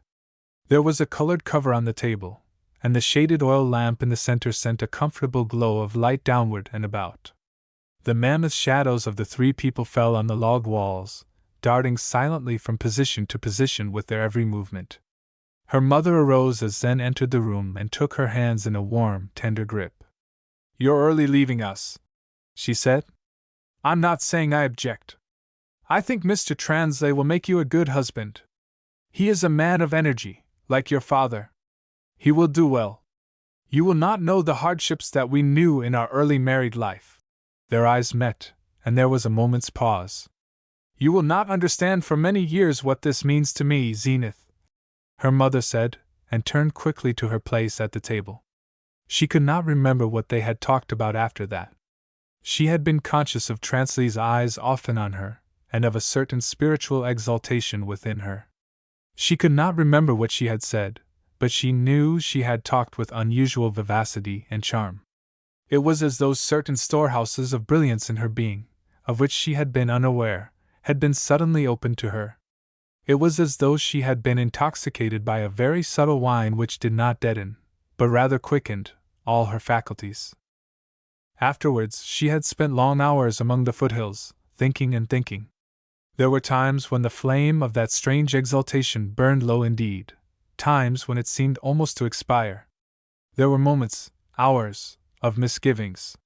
She could not understand the strange docility which had come over her, the unprecedented willingness to have her course shaped by another. That strange willingness came as near to frightening Zen as anything had ever done. She felt that she was being carried along in a stream, that she was making no resistance, that she had no desire to resist. She had a strange fear that some day she would need to resist, some day she would mightily need qualities of self-direction, and those qualities would refuse to arise at her command. She did not fear Translay. She believed in him.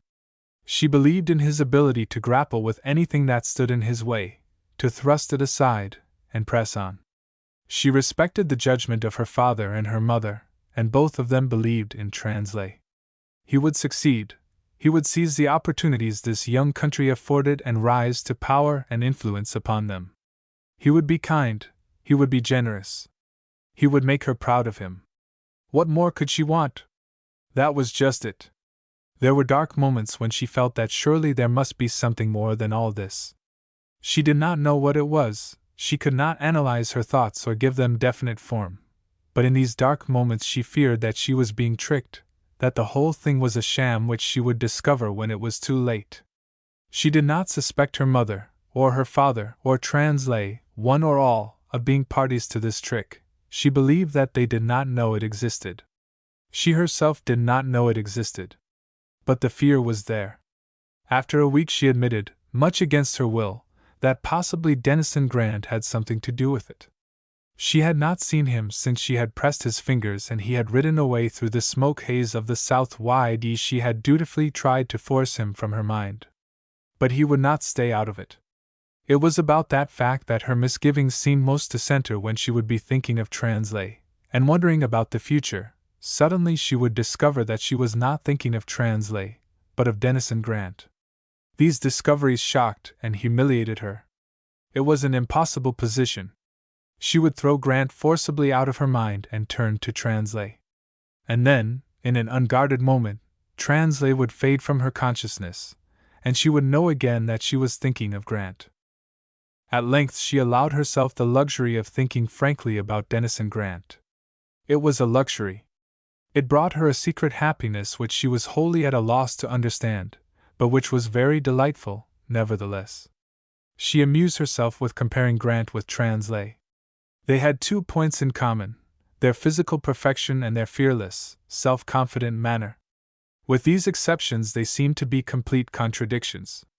The ambitious Translay worshipped success, the philosophical Grant despised it. That difference in attitude toward the world and its affairs was a ridge which separated the whole current of their lives. It even, in a way, shut one from the view of the other. At least it shut Grant from the view of Translay. Translay would never understand Grant, but Grant might, and probably did, understand Translay. That was why Grant was the greater of the two. She reproached herself for such a thought. It was disloyal to admit that this stranger on the Lanson ranch was a greater man than her husband-to-be. And yet honesty, or, perhaps, something deeper than honesty, compelled her to make that admission. She ran back over the remembered incidents of the night they had spent together, marooned like shipwrecked sailors on a rock in the foothills. His attentiveness, his courtesy, his freedom from any conventional restraint, his manly respect which was so much greater than conventional restraint, all these came back to her with a poignant tenderness. She pictured Translay in his place. Translay would probably have proposed even before he bandaged her ankle. Grant had not said a word of love, or even of affection. He had talked freely of himself, at her request, but there had been nothing that might not have been said before the world. She had been safe with Grant. After she had thought on this theme for a while, Zen would acknowledge to herself that the situation was absurd and impossible. Grant had given no evidence of thinking more of her than of any other girl whom he might have met. He had been chivalrous only. She had sat up with a start at the thought that there might be another girl. Or there might be no girl. Grant was an unusual character. At any rate, the thing for her to do was to forget about him. She should have no place in her mind for any man but Translay. It was true he had stampeded her, but she had accepted the situation in which she found herself. Translay was worthy of her, she had nothing to take back, she would go through with it. On the principle that the way to drive an unwelcome thought out of the mind is to think vigorously about something else, Zen occupied herself with plans and daydreams centering about the new home that was to be built in town. Neither her father nor Translay had as yet returned from the trip on which they had gone with a view to forming a partnership, so there had been no opportunity to discuss the plans for the future, but Zen took it for granted that Translay would build in town.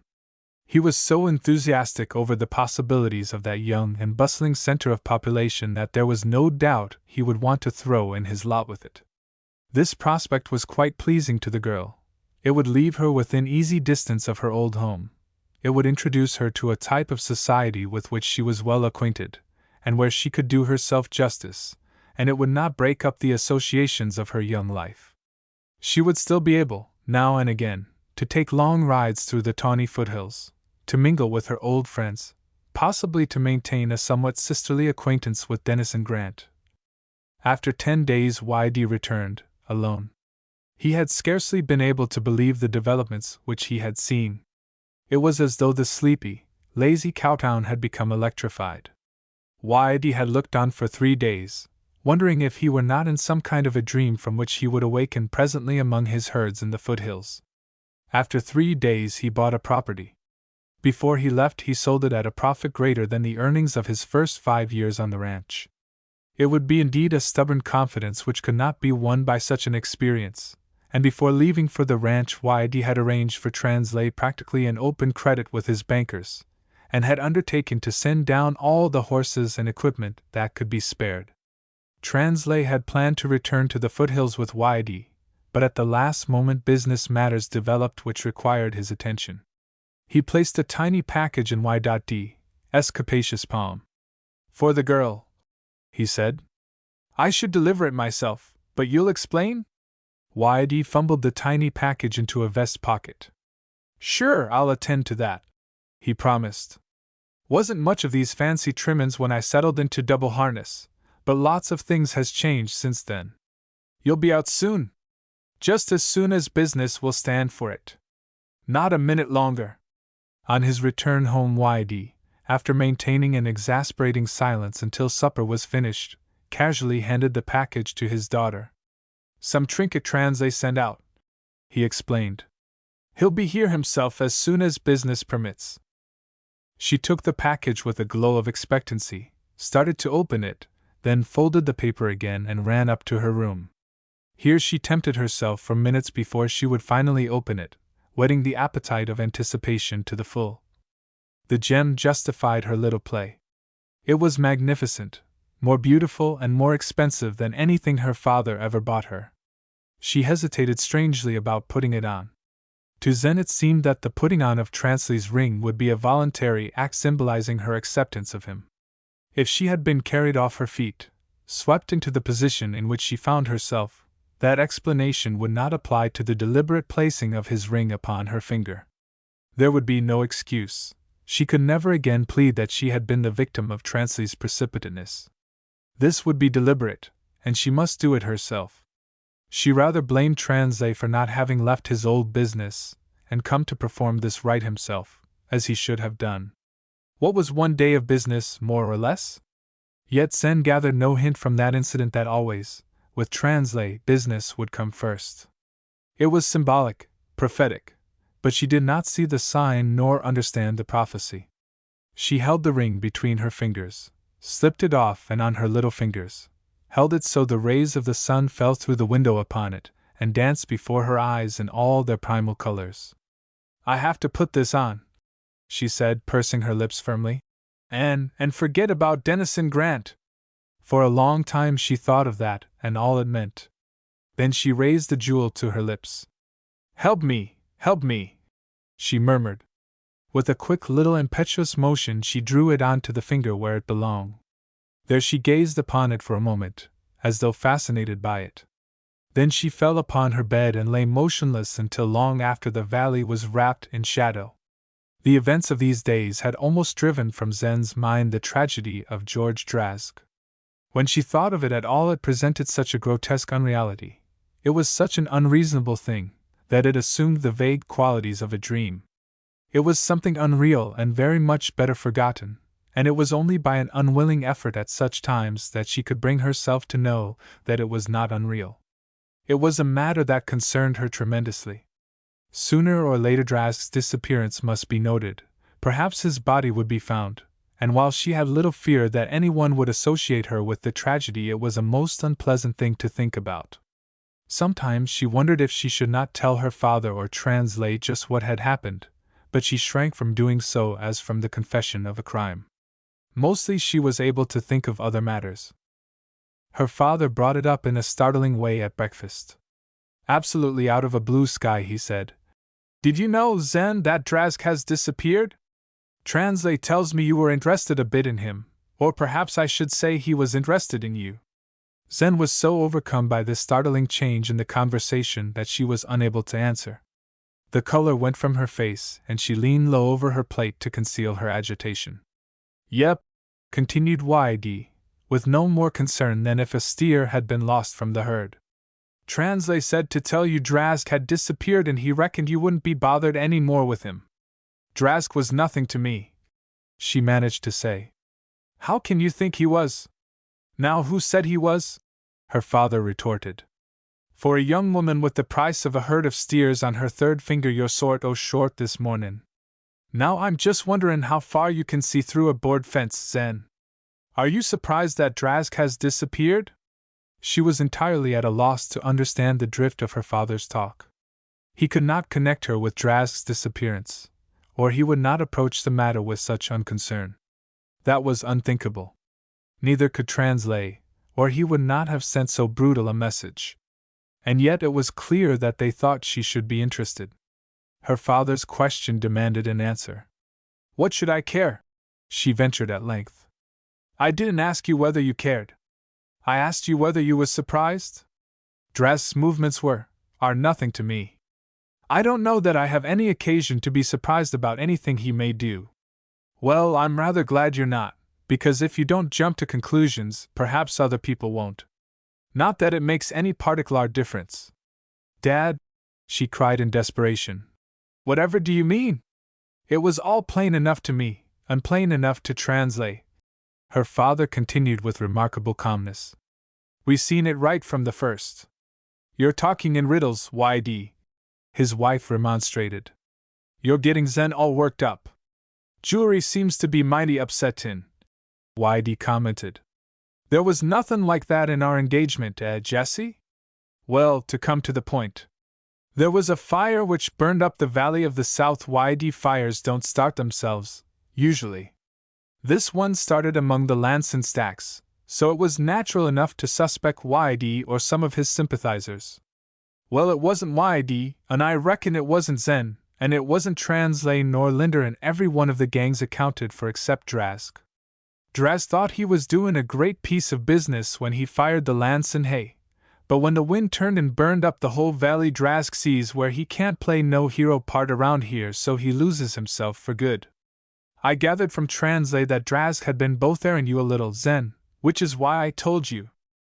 The girl's heart was pounding violently at this explanation. It was logical, and would be accepted readily by those who knew Drask.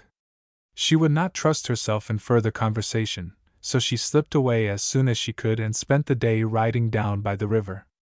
The afternoon wore on, and as the day was warm she dismounted by a ford and sat down upon a flat rock close to the water. The rock reminded her of the one on which she and Grant had sat that night, while the thin red lines of fire played far up and down the valley. Her ankle was paining a little, so she removed her boot and stocking and soothed it in the cool water. As she sat watching her reflection in the clear stream and toying with the ripple about her foot, a horseman rode quickly down through the cottonwoods on the other side and plunged into the ford. It happened so quickly that neither saw the other until he was well into the river. Although she had had no dream of seeing him here, in some way she felt no surprise. Her heart was behaving boisterously, but she sat outwardly demure, and when he was close enough she sent a frank smile up to him. The look on his sunburned face as he returned her greeting convinced her that the meeting, on his part, was no less unexpected and welcome than it was to her. When his horse was out of the water he dismounted and walked to her with extended hand. This is an unexpected pleasure, he said. How is the ankle progressing? Well enough, she returned, but it gets tired as the day wears on. I am just resting a bit. There was a moment of somewhat embarrassed silence. That is a good-sized rock, he suggested, at length. Yes, isn't it? And here in the shade at that. She did not invite him with words, but she gave her body a slight hitch, as though to make room, although there was enough already. He sat down without comment. Not unlike a rock I remember up in the foothills, he remarked, after a silence. Oh, you remember that? It was like this, wasn't it? Same two people sitting on it. Yes. Not like this, though. No, you're mean. You know I didn't intend to fall asleep. Of course not. Still. His voice lingered on it as though it were a delightful remembrance. She found herself holding one of her hands in the other. She could feel the pressure of Transley's ring on her palm, and she held it tighter still. Riding anywhere in particular? He inquired. No, just mooning. She looked up at him again, this time at close quarters. It was a quick, bright flash on his face, a moment only. Why mooning? She did not answer. Looking down in the water, he met her gaze there. You're troubled, he exclaimed. Oh, no! My ankle hurts a little. He looked at her sympathetically. But not that much, he said. She gave a forced little laugh. What a mind reader you are! Can you tell my fortune? I should have to read it in your hand. She would have extended her hand, but for Transley's ring. No, you'll have to read it in the stars. Then look at me. She did so, innocently. I cannot read it there, he said, after his long gaze had begun to whip the color to her cheeks. There is no answer. She turned again to the water, and after a long while she heard his voice, very low and earnest. Zen, I could read a fortune for you, if you would not be offended. We are only chance acquaintances, not very well acquainted yet. She knew what he meant, but she pretended she did not. Even in that moment something came to her of Transley's speech about love being a game of pretense. Very well, she would play the game, this once. I don't see how I could be offended at your reading my fortune, she murmured. Then this is the fortune I would read for you, he said boldly. I see a young man, a rather foolish young man, perhaps, by ordinary standards, and yet one who has found a great deal of happiness in his simple, unconventional life. Until a short time ago he felt that life could give him all the happiness that was worth having.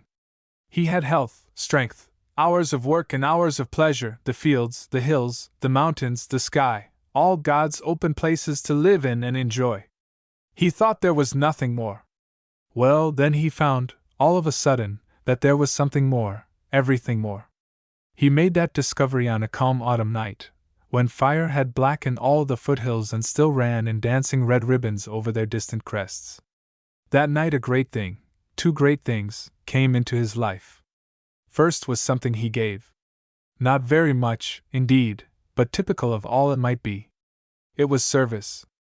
And next was something he received, something so wonderful he did not understand it then, and does not understand it yet. It was trust. These were things he had been leaving largely out of his life, and suddenly he discovered how empty it was. I think there is one word for both these things, and, it may be, for even more. You know? I know, she said, and her voice was scarcely audible. But it is your fortune I am to read. He corrected himself. It has been your fortune to open that new world to me. That can never be undone, those gates can never be closed, no matter where the paths may lead. Those two paths go down to the future, as all paths must, even as this road leads away through the valley to the sunset. Zen, if only, like this road, they could run side by side to the sunset. Oh! Zen, if they could? I know, she said, and as she raised her face he saw that her eyes were wet. I know, if only they could. There was a little sob in her voice, and in her beauty and distress she was altogether irresistible. He reached out his arms and would have taken her in them, but she thrust her hands in his and held herself back. She turned the diamond deliberately to his eyes. She could feel his grip relax and apparently grow suddenly cold. He stood speechless, like one dazed, benumbed. You see, I should not have let you talk, it is my fault, she said, speaking hurriedly. I should not have let you talk. Please do not think I am shallow, that I let you suffer to gratify my vanity. Her eyes found his again. If I had not believed every word you said, if I had not liked every word you said, if I had not hoped every word you said, I would not have listened. But you see how it is.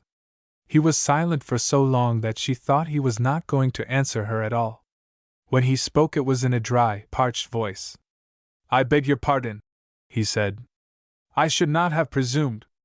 I know. If only. Then he looked straight at her and talked out. You like me enough to let me speak as I did. I opened my heart to you. I asked no such concession in return. I hope you will not think me presumptuous, but I do not plead now for my happiness, but for yours. Is this irrevocable? Are you sure? He said the last words so slowly and deliberately that she felt that each of them was cutting the very rock from underneath her. She knew she was at a junction point in her life, and her mind strove to quickly appraise the situation. On one side was this man who had for her so strange and so powerful an appeal. It was only by sheer force of will that she could hold herself aloof from him.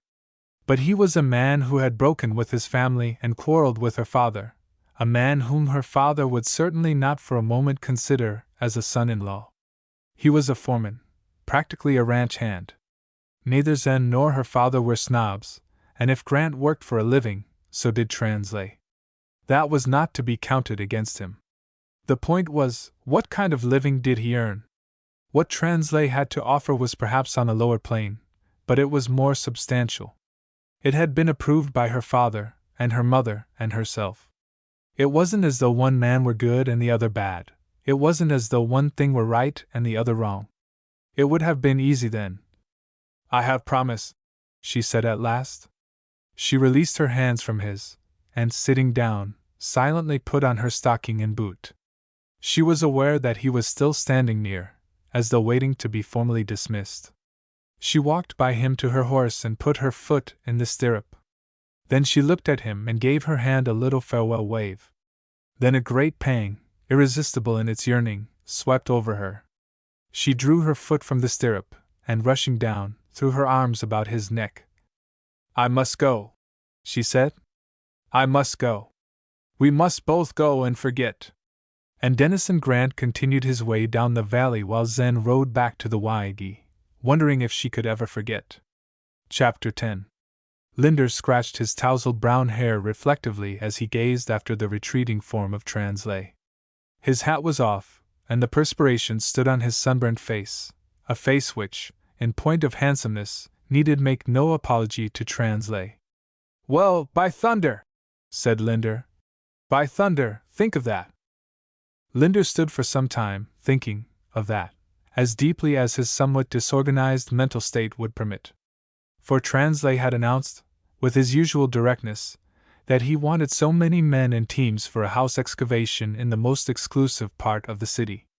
So far they had been building in the cheaper districts a cheap type of house for those who, having little capital, are the easier deprived of what they have. The shift in operations caused Linder to lift his eyebrows. Translay laughed boyishly and clapped a palm on his shoulder. "I may as well make you wise, Linder," he said. "We're going to build a house for Mr. and Mrs. Translay." "Mrs.?" Linder echoed, incredulously.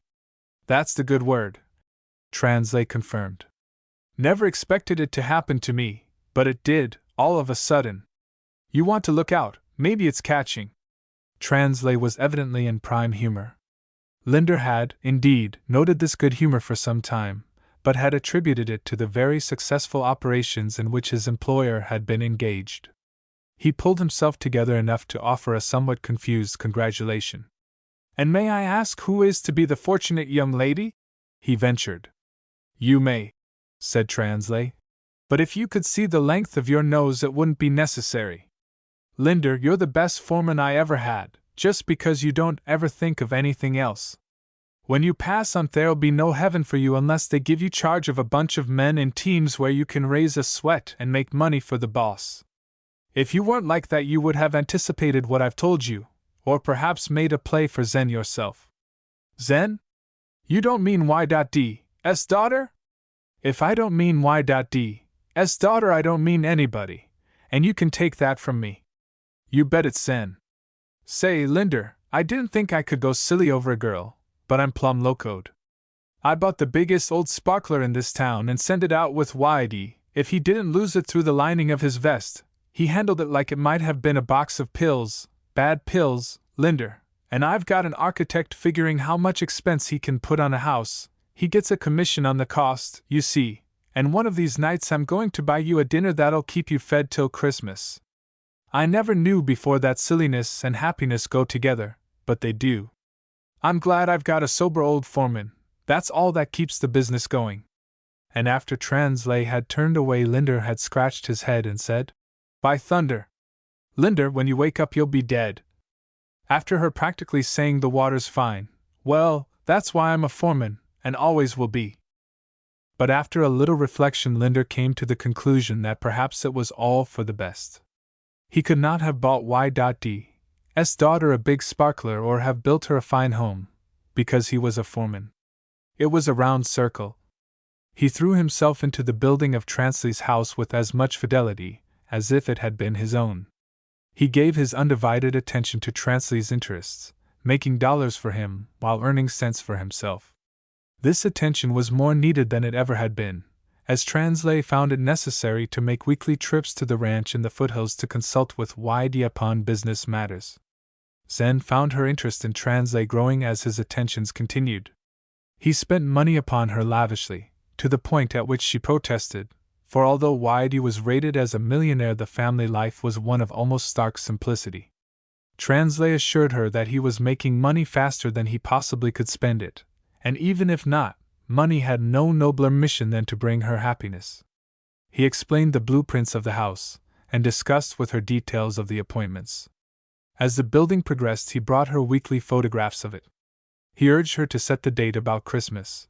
During the winter, contracting would be at a standstill, so they would spend 3 months in California and return in time for the spring business. Day by day, the girl turned the situation over in her mind. Her life had been swept into strange and unexpected channels, and the experience puzzled her. Since the episode with Drask, she had lost some of her native recklessness. She was more disposed to weigh the result of her actions, and she approached the future not without some misgivings. She assured herself that she looked forward to her marriage with Transley with the proper delight of a bride-to-be, and indeed it was a prospect that could well be contemplated with pleasure. Transley had won the complete confidence of her father, and when doubts assailed her, Zen found in that fact a very considerable comfort. Whitey was a shrewd man, a man who seldom guessed wrong. Zen did not admit that she was allowing her father to choose a husband for her, but the fact that her father concurred in the choice strengthened her in it. Transley had in him qualities which would win not only wealth, but distinction, and she would share in the laurels. She told herself that it was a delightful outlook, that she was a very happy girl indeed, and wondered why she was not happier. Particularly she laid it upon herself that she must now, finally, dismiss Dennison Grant from her mind. It was absurd to suppose that she cared more for Grant than she did for Transley. The two men were so different, it was impossible to make comparisons. They occupied quite different spheres in her regard. To be sure, Grant was a very likable man, but he was not eligible as a husband, and she could not marry two, in any case. Zen entertained no girlish delusions about there being only one man in the world. On the contrary, she was convinced that there were very many men in the world, and among the better types, there was, perhaps, not so much to choose between them. Grant would undoubtedly be a good husband within his means, so would Transley, and his means were greater. The blueprints of the new house in town had not been without their effect. It was a different prospect from being a foreman's wife on a ranch. Her father would never hear of it. So she busied herself with preparations for the great event, and what preparations they were. "Zen," her father had said, "for once the lid is off. Go the limit." She took him at his word. There were many trips to town, and activities about the old ranch buildings such as they had never known since Jessie Wilson came to finish Y.D.'s upbringing, nor even then. The good word spread throughout the foothill country and down over the prairies, and many a lazy cloud of dust lay along the November hillsides as the women folk of neighboring ranches came to pay their respects and gratify their curiosity. Zen had treasures to show which sent them home with new standards of extravagance. Whitey had not thought he could become so worked up over a simple matter like a wedding. Time had dulled the edge of memory, but even after making allowances he could not recall that his marriage to Jessie Wilson had been such an event in his life as this. It did not at least reflect so much glory upon him personally. He basked in the reflected glow of his daughter's beauty and popularity, as happily as the big cat lying on the sunny side of the bunkhouse. He found all sorts of excuses for invading where his presence was little wanted while Zen's finery was being displayed for admiration. Whitey always pretended that such invasions were quite accidental, and affected a fine indifference to all this women's fuss and feathers. But his affectations deceived at least none of the older visitors. As the great day approached, Y.D.'s wife shot a bombshell at him. "What do you propose to wear for Zen's wedding?" she demanded. What's the matter with the suit I go to town in? YD, said his wife kindly. There are certain little touches which you overlook. Your town suit is all right for selling steers, although I won't say that it hasn't outlived its prime even for that. To attend Zen's wedding it is, hardly the thing. It's been a good suit, he protested. It is. It has. It is also a venerable suit. But really, YD, it will not do for this occasion. You must get yourself a new suit and a white shirt. What do I want with a white shirt? It has to be, his wife insisted. You'll have to deck yourself out in a new suit and a wild shirt and collar. YD stamped around the room, and in a moment slipped out. All fool nonsense, he confided to himself, on his way to the bunkhouse. It's all right for Zen to have good clothes, didn't I tell her to go the limit? But as for me, 'tain't me that's gettin' married, is it? Standin' up before all them cow-punchers in a white shirt. The bitterness of such disgrace cut the old rancher no less keenly than the physical discomfort which he forecast for himself, yet he put his own desires sufficiently to one side to buy a suit of clothes, and a white shirt and collar, when he was next in town. It must not be supposed that YD admitted to the salesman that he personally was descending to any such garb. A suit for a fellow about my size, he explained. He's visitin' out at the ranch, and he hefts about the same as me. Put in one of them Hereford shirts and a collar. YD tucked the package surreptitiously in his room and awaited the day of Zen's marriage with mingled emotions. Zen, yielding to Transley's importunities, had at last said that it should be Christmas Day. The wedding would be in the house, with the leading ranchers and farmers of the district as invited guests, and the general understanding was to be given out that the countryside as a whole would be welcome.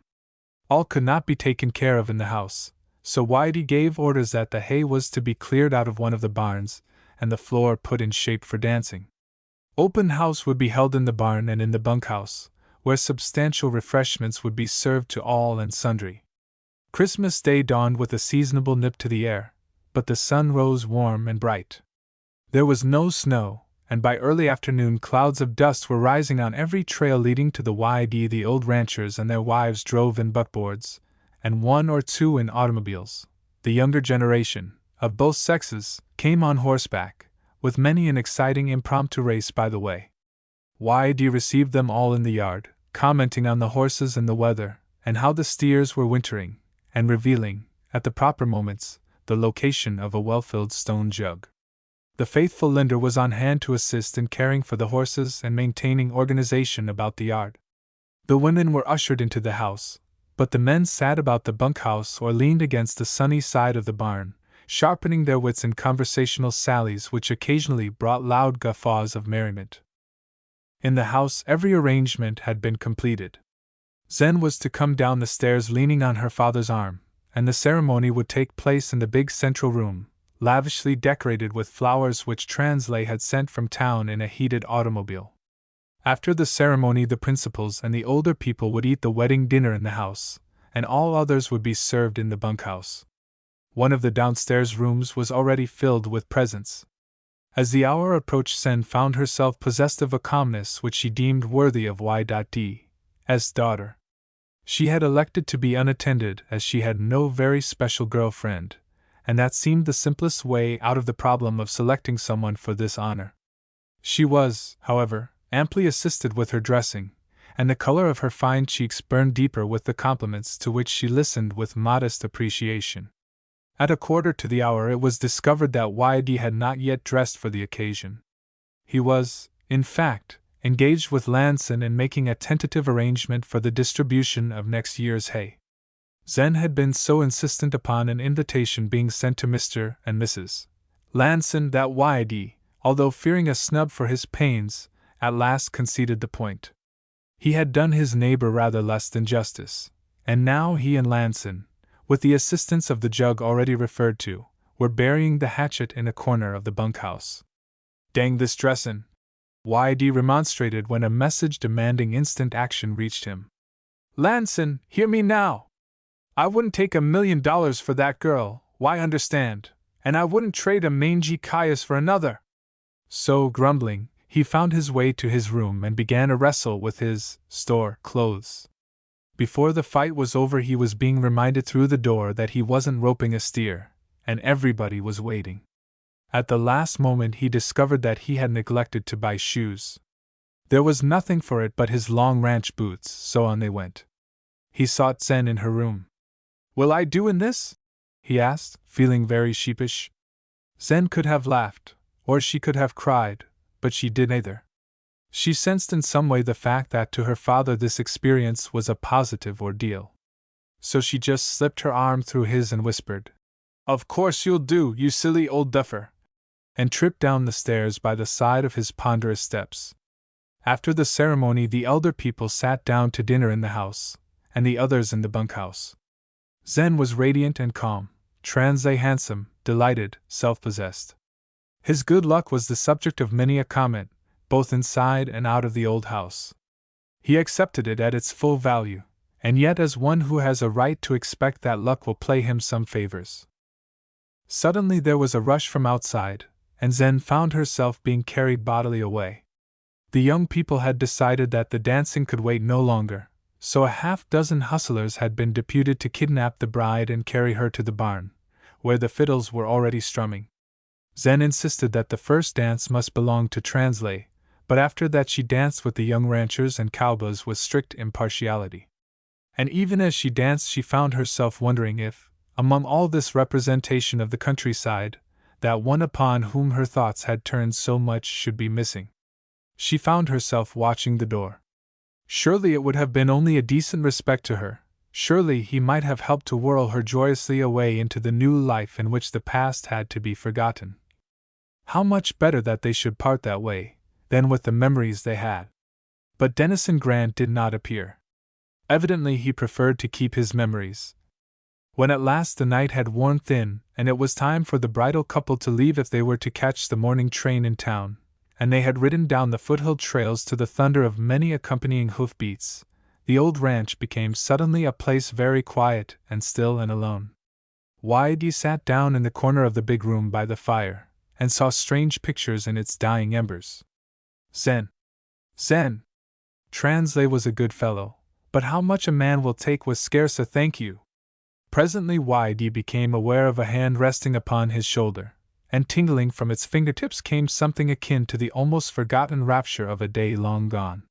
He raised his great palm and took that slowly aging hand, once round and fresh like Zen's, in his. Together they watched the fire die out in the silence of their empty house. Chapter 11. Grant read the account of her wedding in the city papers a day or two later. It was given the place of prominence among the Christmas Day nuptials. He read it through twice and then tossed the paper to the end of his little office. Grant was housed in a building by himself, a shack 12 by 16 feet, double-boarded and tar-papered. A single square window in the eastern wall commanded a view of the Lance and corrals. On the opposite side of the room was his bed, in the center a huge wood-burning stove. Near the window stood a table littered with daily papers and agricultural journals. The floor was of bare boards, a leather trunk, with D.G. in aggressive letters, sat by the head of his bed, and in the corner near the foot was a washstand with basin and pitcher of graniteware. In another corner was a short shelf of well-selected books. Clothing hung from nails driven into the 2x4s which formed the framework of the little building. A rifle was suspended over the door, and lariat and saddle hung from spikes in the wall. Grant sat in an armchair by the stove, where the bracket lamp on the wall could shed its yellow glare upon his paper.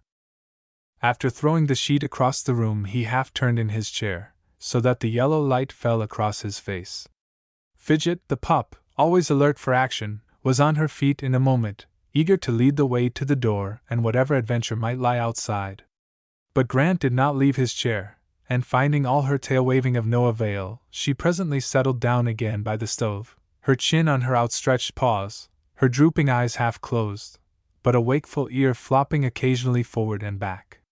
Grant snuggled his foot against her friendly side and fell into reverie. There was nothing else for it. He must absolutely dismiss Zen Translay, from his mind. That was not only the course of honor, it was the course of common sense. After all, he had not sought her for his bride. He had not pressed his suit. He had given her to translate. The thought was rather a pleasant one. It implied some sort of voluntary action upon Grant's part. He had been magnanimous. Nevertheless, he was caveman enough to know pangs of jealousy which his magnanimity could not suppress. If things had been different, he remarked to himself. If I had been in a position to offer her decent conditions, I would have followed up the lead. And I would have won. He turned the incident on the river bank over in his mind, and a faint smile played along his lips. I would have won. But I couldn't bring her here. It's the first time I ever felt that money could really contribute to happiness. Well, I was happy before I met her. I can be happy still. This little episode. He crossed the room and picked up the newspaper he had thrown away. He crumpled it in his hand as he approached the stove. It said the bride was beautiful, the happy couple, the groom, prosperous young contractor, California, 3 months. He turned to the table, smoothed out the paper, and studied it again. Of course he had heard the whole thing from the Lansons. They had done Y.D. and his daughter justice. He clipped the article carefully from the sheet and folded it away in a little book on the shelf. Then he told himself that Zen had been swept from his mind, that if ever they should meet, and he dallied a moment with that possibility, they would shake hands and say some decent, insipid things and part as people who had never met before. Only they would know. Grant occupied himself with the work of the ranch that winter, spring, and summer. Occasional news of Mrs. Translay filtered through. She was too prominent a character in that countryside to be lost track of in a season. But anything which reached Grant came through accidental channels. He sought no information of her, and turned a deaf ear, almost, to what he heard.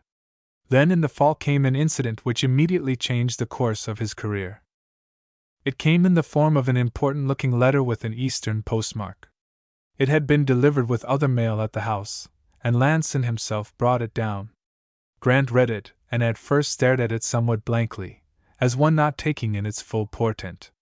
"Not bad news, I hope?" said his employer, cloaking his curiosity in commiseration. "Rather," Grant admitted, and handed him the letter. Lanson read. "It is our duty to place before you information which must be of a very distressing nature, and which at the same time will have the effect of greatly increasing your responsibilities and opportunities. Unless you have happened to see the brief dispatches which have appeared in the press, this letter will doubtless be the first intimation to you that your father and younger brother Roy were the victims of a most regrettable accident while motoring on a brief holiday in the South. The automobile in which they were traveling was struck by a fast train, and both of them received injuries from which they succumbed almost immediately. Your father, by his will, left all his property, aside from certain behests to charity, to his son Roy, but Roy had no will, and as he was unmarried, and as there are no other surviving members of the family except yourself, the entire estate, lest the behests already referred to, descends to you. We have not yet attempted an appraisal, but you will know that the amount is very considerable indeed. In recent years your father's business undertakings were remarkably successful, and we think we may conservatively suggest that the amount of the estate will be very much greater than even you may anticipate. The brokerage firm which your father founded is, temporarily, without a head. You have had some experience in your father's office, and as his solicitors for many years, we take the liberty of suggesting that you should immediately assume control of the business. A faithful staff are at present continuing it to the best of their ability, but you will understand that a permanent organization must be effected at as early a date as may be possible. Inability to locate you until after somewhat exhaustive inquiries had been made explains the failure to notify you by wire in time to permit of your attending the funeral of your father and brother, which took place in this city on the 8th instant, and was marked by many evidences of respect. We beg to tender our very sincere sympathy, and to urge upon you that you so arrange your affairs as to enable you to assume the responsibilities which have, in a sense, been forced upon you, at a very early date. In the meantime we assure you of our earnest attention to your interests. Yours sincerely, Barrett, Jones, Barrett, Deacon and Barrett. Well, I guess it means you've struck oil, and I've lost a good foreman, said Lanson, as he returned the letter. I'm sorry about your loss, Grant, and glad to hear of your good luck, if I may put it that way. No particular good luck that I can see, Grant protested. I came west to get away from all that bothering nuisance, and now I've got to go back and take it all up again. I feel badly about Dad and the kid. They were decent, only they didn't understand me. I suppose I didn't understand them either. At any rate, they didn't wish this on me. They had quite other plans. What do you reckon she's worth? Lanson asked, after waiting as long as his patience would permit. Oh, I don't know. Possibly 6 or 8 millions by this time. 6 or 8 millions! Jehoshaphat! What will you do with it? Look after it. Mr. Lanson, you know that I have never worried about money. If I had, I wouldn't be here. I figure that the more money a man has, the greater are his responsibilities and his troubles. Worse than that, his wealth excites the jealousy of the public and even the envy of his friends. It builds a barrier around him, shutting out all those things which are really most worthwhile. It makes him the legitimate prey of the unprincipled. I know all these things, and it is because I know them that I sought happiness out here on the ranges, where perhaps some people are rich and some are poor, but they all think alike and live alike and are part of one community and stand together in a pinch, and out here I have found happiness. Now I'm going back to the other job. I don't care for the money, but any son of a gun who takes it from me is a better man than I am, and I'll sit up nights at both ends of the day to beat him at his own game. Now, just as soon as you can line up someone to take charge, I'll have to beat it. The news of Grant's fortune spread rapidly, and many were the congratulations from his old cowpuncher friends, congratulations, for the most part, without a suggestion of envy in them. Grant put his affairs in order as quickly as possible, and started for the east with a trunk full of clothes. But even before he started, one thought had risen up to haunt him. He crushed it down, but it would insist. If only this had happened a year ago. Dennison Grant's mother had died in his infancy, and as soon as Roy was old enough to go to boarding school, his father had given up housekeeping. The club had been his home ever since. Grant reflected on this situation with some satisfaction. He would at least be spared the unpleasantness of discharging a house full of servants and disposing of the family furniture.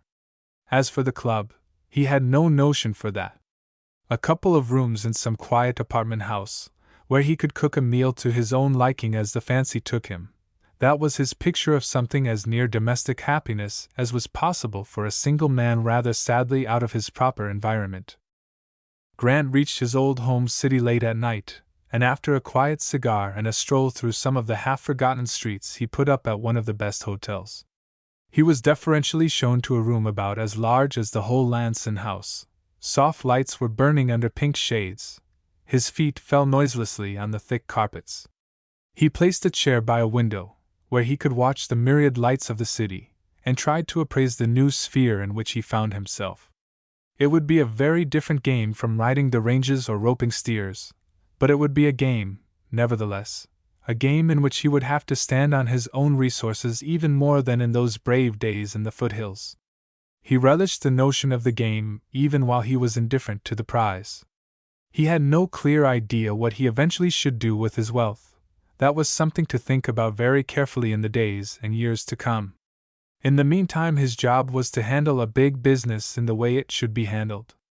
He must first prove his ability to make money before he showed the world how little he valued it. He turned the water into his bath. There was a smell about the towels, the linen, the soap, that was very grateful to his nostrils.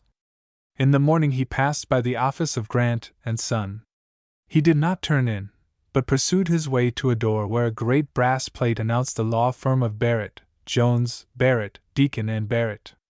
He smiled at this elaboration of names. It represented 3 generations of the Barrett family and 2 sons-in-law. Grant found himself speculating over a name for the Lanson ranch.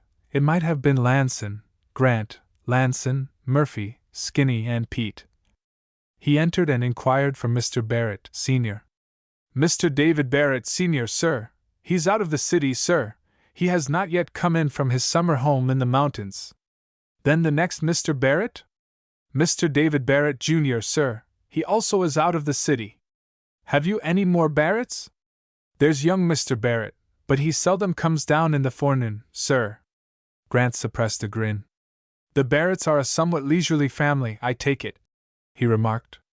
They have been very successful, said the clerk, with a touch of reserve. Apparently, but who does the work? Mr. Jones is in his office. Would you care to send in your card? No, I think I'll just take it in. He pressed through a counter gate and opened a door upon which was emblazoned the name of Mr. Jones.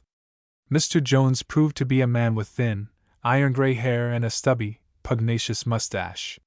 He sat at a desk at the end of a long, narrow room, down both sides of which were rows of cases filled with impressive-looking books. He did not raise his eyes when Grant entered, but continued poring over a file of correspondence.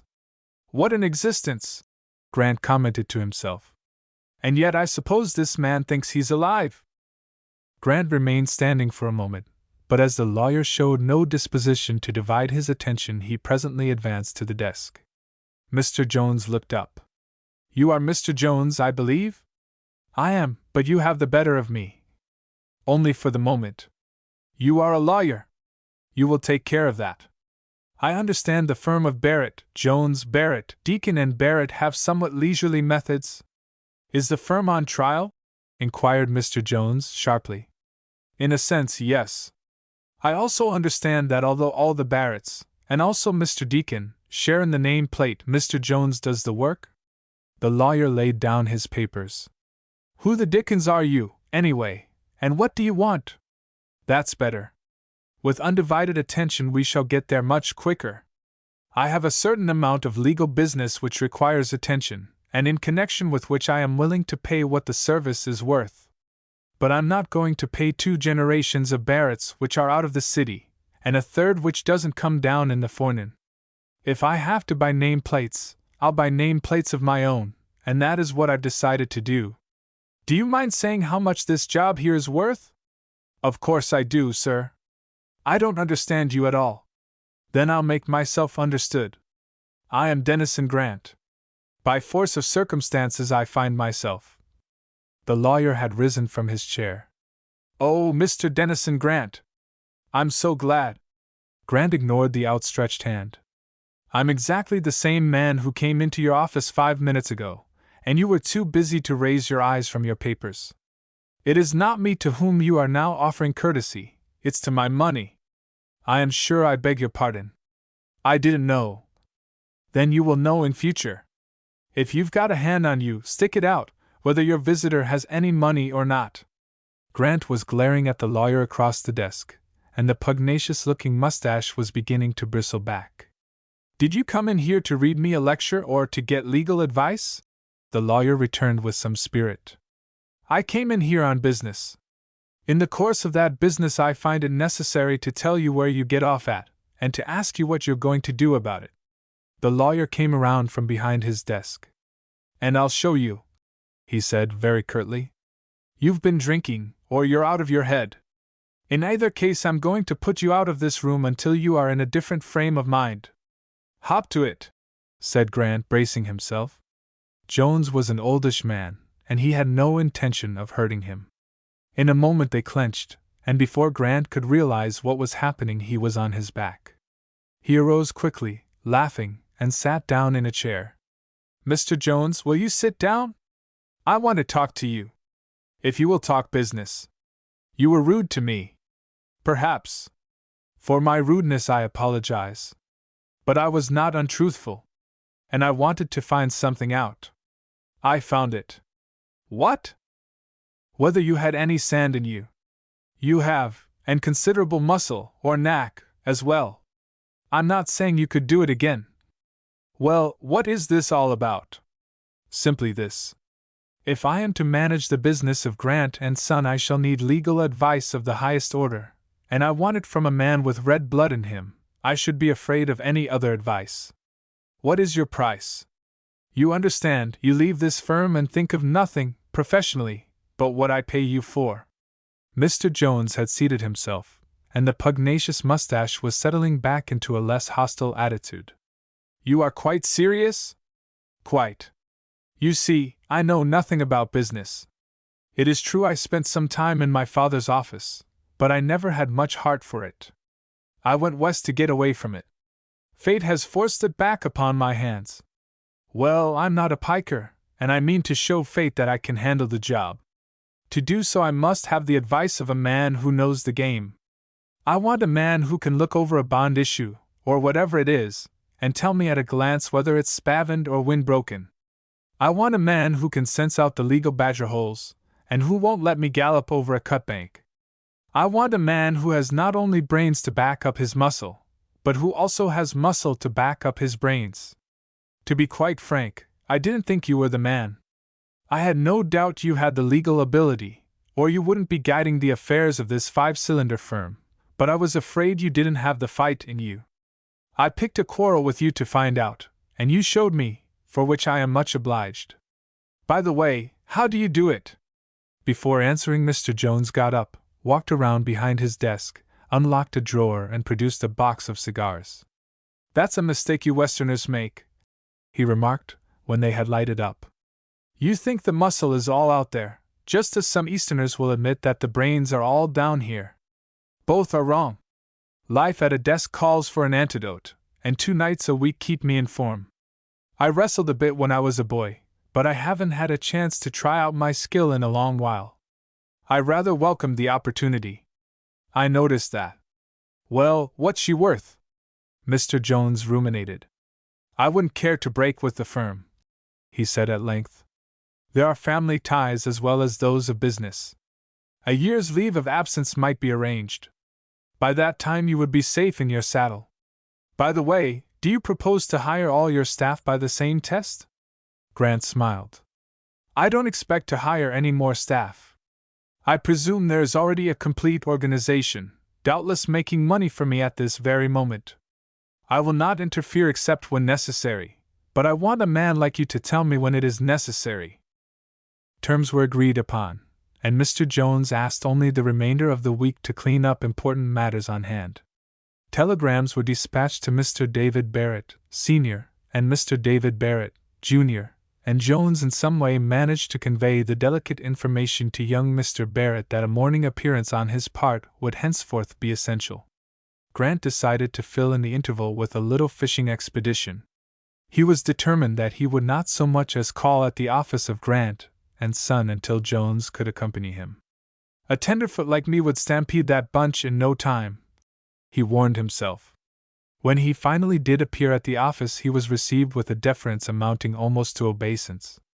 Murdoch, the chief clerk, and manager of the business in all but title, who had known him in the old days when he had been Mr. Denny, bore him into the private office which had for so many years been the sacred recess of the senior Grant.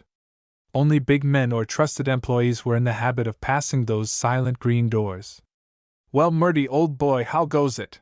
Grant had said when they met, taking his hand in a husky grip. Not so bad, sir, not so bad, considering the shock of the accident, sir. And we are all so glad to see you, we who knew you before, sir. Listen, Murdy, said Grant. What's the idea of all the sirs? Why, said the somewhat abashed official, you know you are now the head of the firm, sir. Quite so. Because a chauffeur neglected to look over his shoulder, I am converted from a cow-puncher to a sir. Well, go easy on it. If a man has native dignity in him, he doesn't need it piled on from outside. Very true, sir. I hope you will be comfortable here. Some memorable matters have been transacted within these walls, sir. Let me take your hat and cane. Cane? What cane? Your stick, sir. Didn't you have a stick? What for? Have you rattlers here? Oh, I see, more dignity. No, I don't carry a stick. Perhaps when I'm old. You'll have to try and accommodate yourself to our manners, said Jones, when Murdoch had left the room. They may seem unnecessary, or even absurd, but they are sanctioned by custom, and you know, civilization is built on custom. The poet speaks of a freedom which slowly broadens down from precedent to precedent. Precedent is custom. Never defy custom, or you will find her your master. Humor her, and she will be your slave. Now I think I shall leave, while you try and tune yourself to the atmosphere of these surroundings. I need hardly warn you that the furniture is quite valuable. Grant saw him out with a friendly grip on his arm. You will need another course of wrestling lessons presently, he warned him. So this was the room which had been the inner shrine of the firm of Grant and Son. The quarters were new since he had left the East. The furnishings revealed that large simplicity which is elegance and wealth. A painting of the elder Grant hung from the wall. Dennison stood before it, looking into the sad, capable, gray eyes.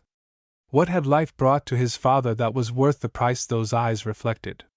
Dennison found his own eyes moistening with memories now strangely poignant.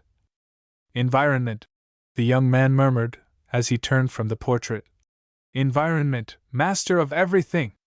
And yet, a photograph of Roy stood on the mantelpiece, and beside it, in a little silver frame, was one of his mother. Grant pulled himself together and fell to an examination of the papers in his father's desk. Chapter 12. Grant's first concern was to get a grasp of the business affairs which had so unexpectedly come under his direction. To accomplish this, he continued the practice of the Lanson Ranch. He was up every morning at 5, and had done a day's work before the members of his staff began to assemble.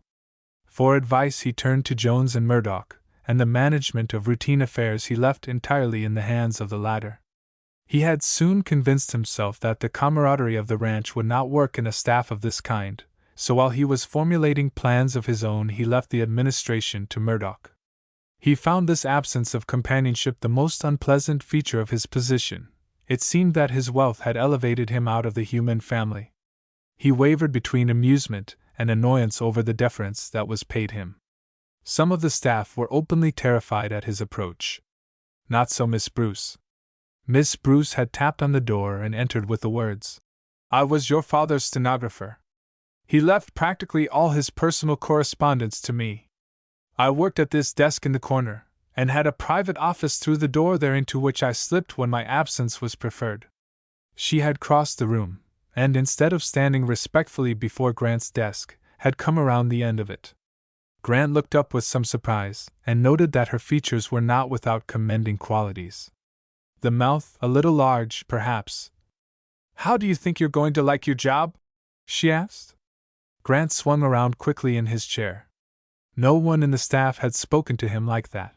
Murdoch himself would not have dared address him in so familiar a manner. He decided to take a firm position.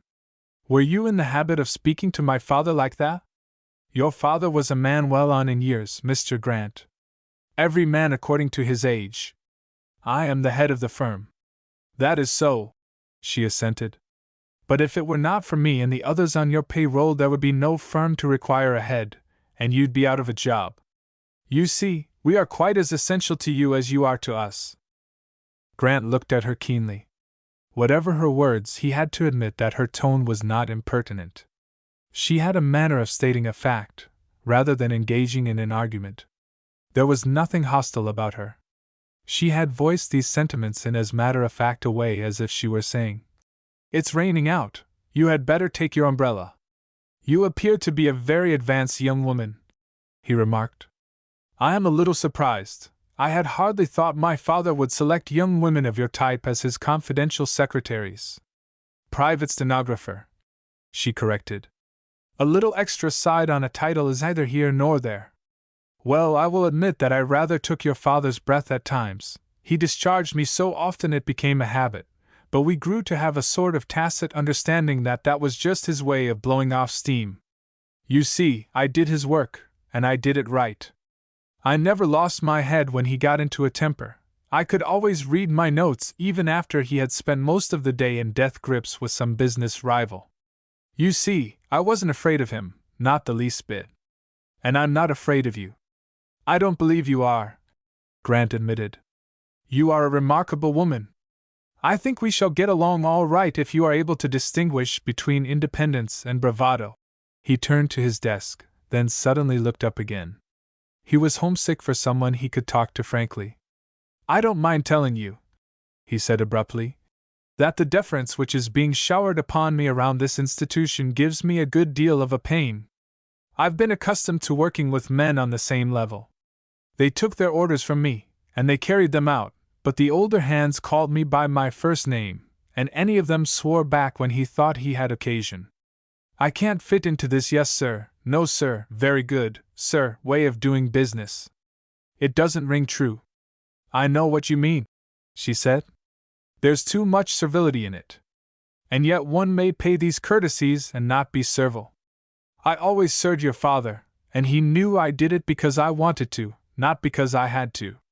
And I shall do the same with you once we understand each other. The position I want to make clear is this. I don't admit that because I work for you I belong to a lower order of the human family than you do, and I don't admit that, aside from the giving of faithful service, I am under any obligation to you. I give you my labor worth so much, you pay me, we're square. If we can accept that as an understanding, I'm ready to begin work now. If not, I'm going out to look for another job. I think we can accept that as a working basis. He agreed. She produced notebook and pencil. Very well, sir. Do you wish to dictate? The selection of a place to call home was a matter demanding Grant's early attention. He discussed it with Mr. Jones. Of course you will take memberships in some of the better clubs, the lawyer had suggested. It's the best home life there is. That is why it is not to be recommended to married men. It has a tendency to break up the domestic circle. But it will cost more than I can afford. Nonsense! You could buy out one of their clubs, holus bolus, if you wanted to. You don't quite get me, said Grant.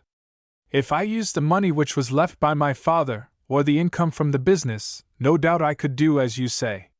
But I feel that that money isn't really mine. You see, I never earned it, and I don't see how a person can, morally, spend money that he did not earn. Then there are a great many immoral people in the world, the lawyer observed dryly. I am disposed to agree with you, said Grant, somewhat pointedly.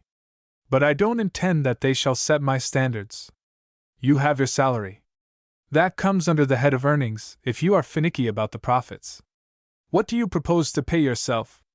I have been thinking about that. On the ranch I got $100 a month, and board. Well, your father got $20,000 a year, and Roy half that, and if they wanted more they charged it up as expenses. Considering the cost of board here, I think I would be justified in taking $200 a month. Grant continued. Jones got up and took the young man by the shoulders. Look here, Grant, you're not taking yourself seriously. I don't want to assail your pet theories, you'll grow out of them in time, but you hired me to give you advice, and right here I advise you not to make a fool of yourself. You are now in a big position, you're a big man, and you've got to live in a big way. If for nothing else than to hold the confidence of the public you must do it. Do you think they're going to entrust their investments to a firm headed by a $200 a month man? But I am a $200 a month man. In fact, I'm not sure I'm worth quite that much. I've got no more muscle, and no more sense, and very little more experience than I had a month ago, when in the open market my services commanded $100 and board. When a man is big enough, or his job is big enough, Jones argued, he arises above the ordinary law of supply and demand. In fact, in a sense, he controls supply and demand. He puts himself in the job and dictates the salary. You have a perfect right to pay yourself what other men in similar positions are getting. Besides, as I said, you'll have to do so for the credit of the firm. Do you call a doctor who lives in a tumble-down tenement? You do not. You call one from a fine home. You select him for his appearance of prosperity, regardless of the fact that he may have mortgaged his future to create that appearance, and of the further fact that he will charge you a fee calculated to help pay off the mortgage. When you want a lawyer, do you seek some garret practitioner? You do not. You go to a big building, with a big name plate. The pugnacious mustache gave hint of a smile gathering beneath. And you pay a big price for a man with an office full of imposing-looking books, not a tenth part of which he has ever read, or intends ever to read. I admit there's a good deal of bunco in the game, but if you sit and you've got to play it that way, or the dear public will throw you into the discard. Many a man who votes himself a salary in 5 figures, or gets a friendly board of directors to do it for him, if thrown unfriended between the millstones of supply and demand, probably couldn't qualify for your modest $100 a month and board. But he has risen into a different world. Instead of being dictated to, he dictates. That is your position, Grant. Look at it sensibly. Nevertheless, I shall get along on 200 a month. If I find it necessary in order to protect the interests of the business to take a membership in an expensive club, or commit any other extravagance, I shall do so, and charge it up as a business expense.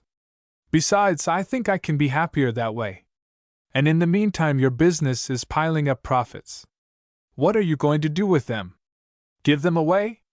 No, that too is immoral, whether it be a quarter to a beggar or a library to a city. It feeds the desire to get money without earning it, which is the most immoral of all our desires. I have not yet decided what I shall do with it.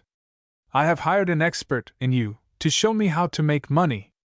I shall probably find it necessary to hire another to show me how to dispose of it. But not a dollar will be given away. And so you would let the beggar starve? That's a new kind of altruism. No, I would correct the conditions that made him a beggar. That's the only kind of altruism that will make him something better than a beggar.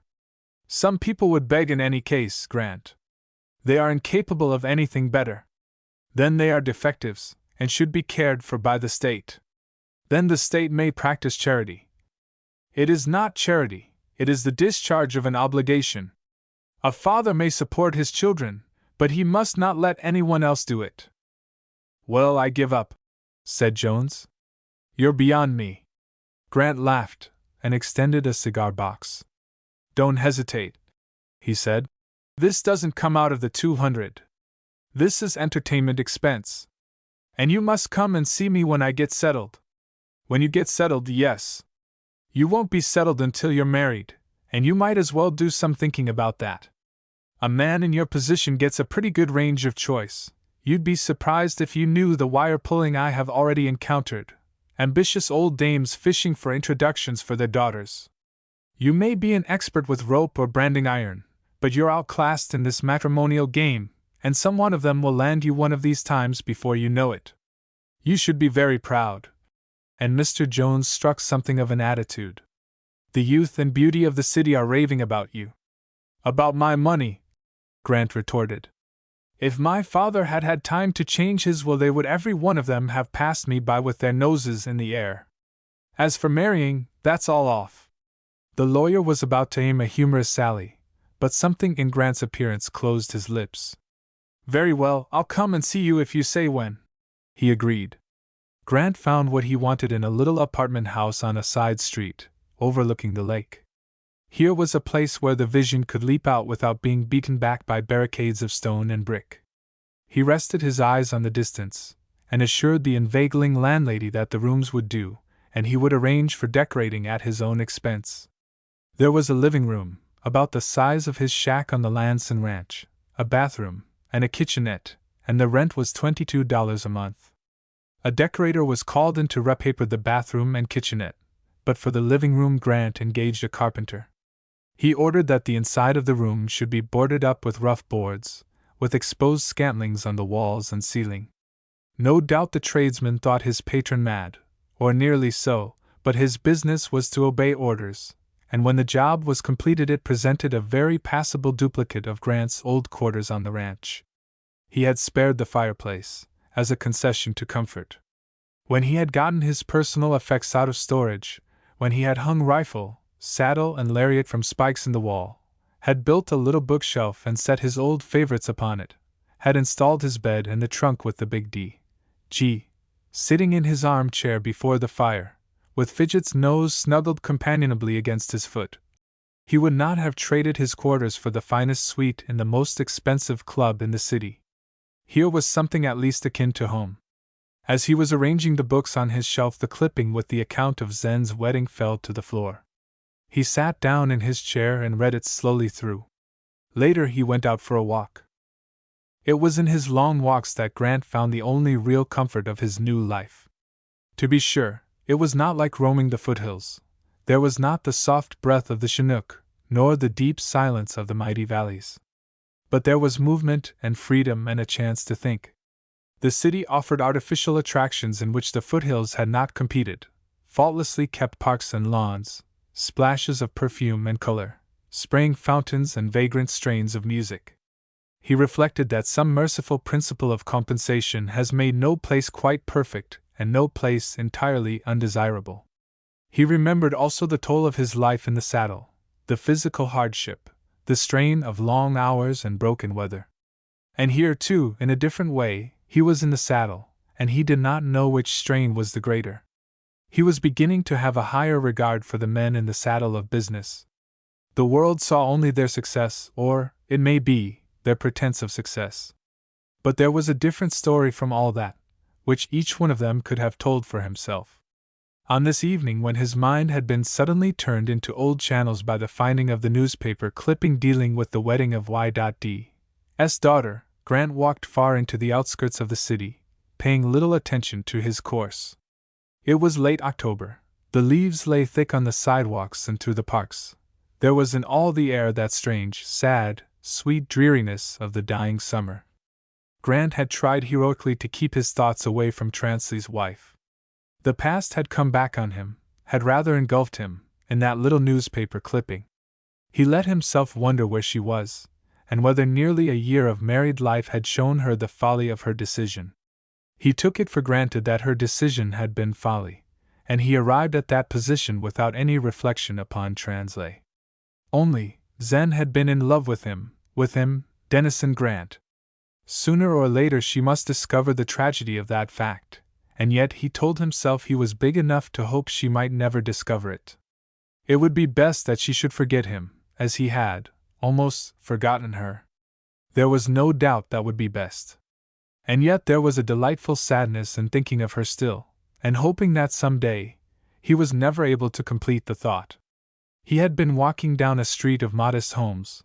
The bare trees groped into a sky clear and blue with the first chill presage of winter. A quick step fell unheeded by his side. The girl passed, hesitated, then turned and spoke. "You are preoccupied, Mr. Grant." "Oh, Miss Bruce, I beg your pardon. I am glad to see you." Even at that moment he had been thinking of Zen, and perhaps he put more cordiality into his words than he intended. But he had grown to have considerable regard, on her own account, for this unusual girl who was not afraid of him. He had found that she was what he called a good head. She could take a detached view, she was absolutely fair, she was not easily flustered. Her step had fallen into swing with his. "You do not often visit our part of the city," she essayed. "You live here?" "Nearby. Will you come and see?" He turned with her at a corner, and they went up a narrow street lying deep in dead leaves. Friendly domestic glimpses could be caught through unblind windows. "This is our home," she said, stopping before a little gate. Grant's eye followed the pathway to a cottage set back among the trees. "I live here with my sister and brother and mother. Father is dead," she went on hurriedly, as though wishing to place before him a quick digest of the family affairs. "And we keep up the home by living on with mother as boarders, that is, Grace and I do. Hubert is still in high school. Won't you come in?" He followed her up the path and into a little hall, lighted only by chance rays falling through a half-opened door. She did not switch on the current, and Grant was aware of a comfortable sense of her nearness, quite distinct from any office experience, as she took his hat. In the living room her mother received him with visible surprise. She was not old, but widowhood and the cares of a young family had whitened her hair before its time. "We are glad to see you, Mr. Grant," she said. "It is an unexpected pleasure. Big business men do not often. Mr. Grant is different," her daughter interrupted lightly. "I found him wandering the streets and I just retrieved him. I think I am different," he admitted, as his eye took in the surroundings, which he appraised quickly as modest comfort, attained through many little economies and makeshifts. "You are very happy here," he went on frankly. "Much more so, I should say, than in many of the more pretentious homes. I have always contended that, beyond the margin necessary for decent living, the possession of money is a burden and a handicap, and I see no reason to change my opinion. Phyllis is a great help to me, and Grace," the mother observed. "I hope she is a good girl in the office." Grant was hurrying in assent, but the girl interrupted, perhaps wishing to relieve him of the necessity of an answer. "Decent living is a very elastic term," she remarked. "There are so many standards. Some women think they must have maids and social status, whatever that is, and so on. It can't be done on mother's income. That quality is not confined to women, Grant said. I know I am regarded as something of a freak because I prefer to live simply. They can't understand my preference for a plain room to read and sleep in, for quiet walks by myself when I might be buzzing around in big motor cars or reveling with a bunch at the club. I suppose it's a puzzle to them. Miss Bruce had seated herself near him. They are beginning to offer explanations, she said. I hear them, such things always filter down. They say you are mean and niggardly, that you're afraid to spend $1. The fact that you have raised the wages of your staff doesn't seem to answer them. They rather hold that against you, because it has a tendency to make them do the same. Other office staffs are going to their heads and saying, Grant is paying his help so much, that doesn't popularize you. To be a good fellow, you should hold your staff down to the lowest wages at which you can get service, and the money you save in this way should be spent with gusto and abandoned at expensive hotels and other places designed to keep rich people from getting too rich. I am afraid you are satirizing them a little, but there is a good deal in what you say. They think I'm mean because they don't understand me, and they can't understand my point of view. I believe that money was created as a medium for the exchange of value. I think they will all agree with me there. If that is so, then I have no right to money unless I have given value for it, and that is where they part company with me. But surely we can't accept the one fact without the other. Grant found himself thumbing his pockets. You may smoke if you have tobacco, said Mrs. Bruce. My husband smoked, and although I did not approve of it then, I think I must have grown to like it. He lighted a cigarette, and continued. Not all the moral law was given on Mount Sinai. It seems to me that the supernaturalism which has been introduced into the story of the Ten Commandments is most unfortunate. It seems to remove them out of the field of natural law, whereas they are, really, natural law itself. No social state can exist where they are habitually ignored. But of course these natural laws existed long before Moses. He did not make the law, he discovered it, just as Newton discovered the law of gravitation. Well, there must be many other natural laws still undiscovered, or at least unaccepted. The thing is to discover them, to obey them, and eventually, to compel others to obey them. I am no Moses, but I think I have the germ of the law which would cure our economic ills, that no person should be allowed to receive value without earning it. Because I believed in that I gave up a fortune and went to work as a laborer on a ranch, but fate has forced wealth upon me, doubtless in order that I may prove out my own theories. Well, that is what I am doing. It shouldn't be hard to get rid of money if you don't want it, Mrs. Bruce ventured. But it is. It is the hardest kind of thing. You see, I am limited by my principles.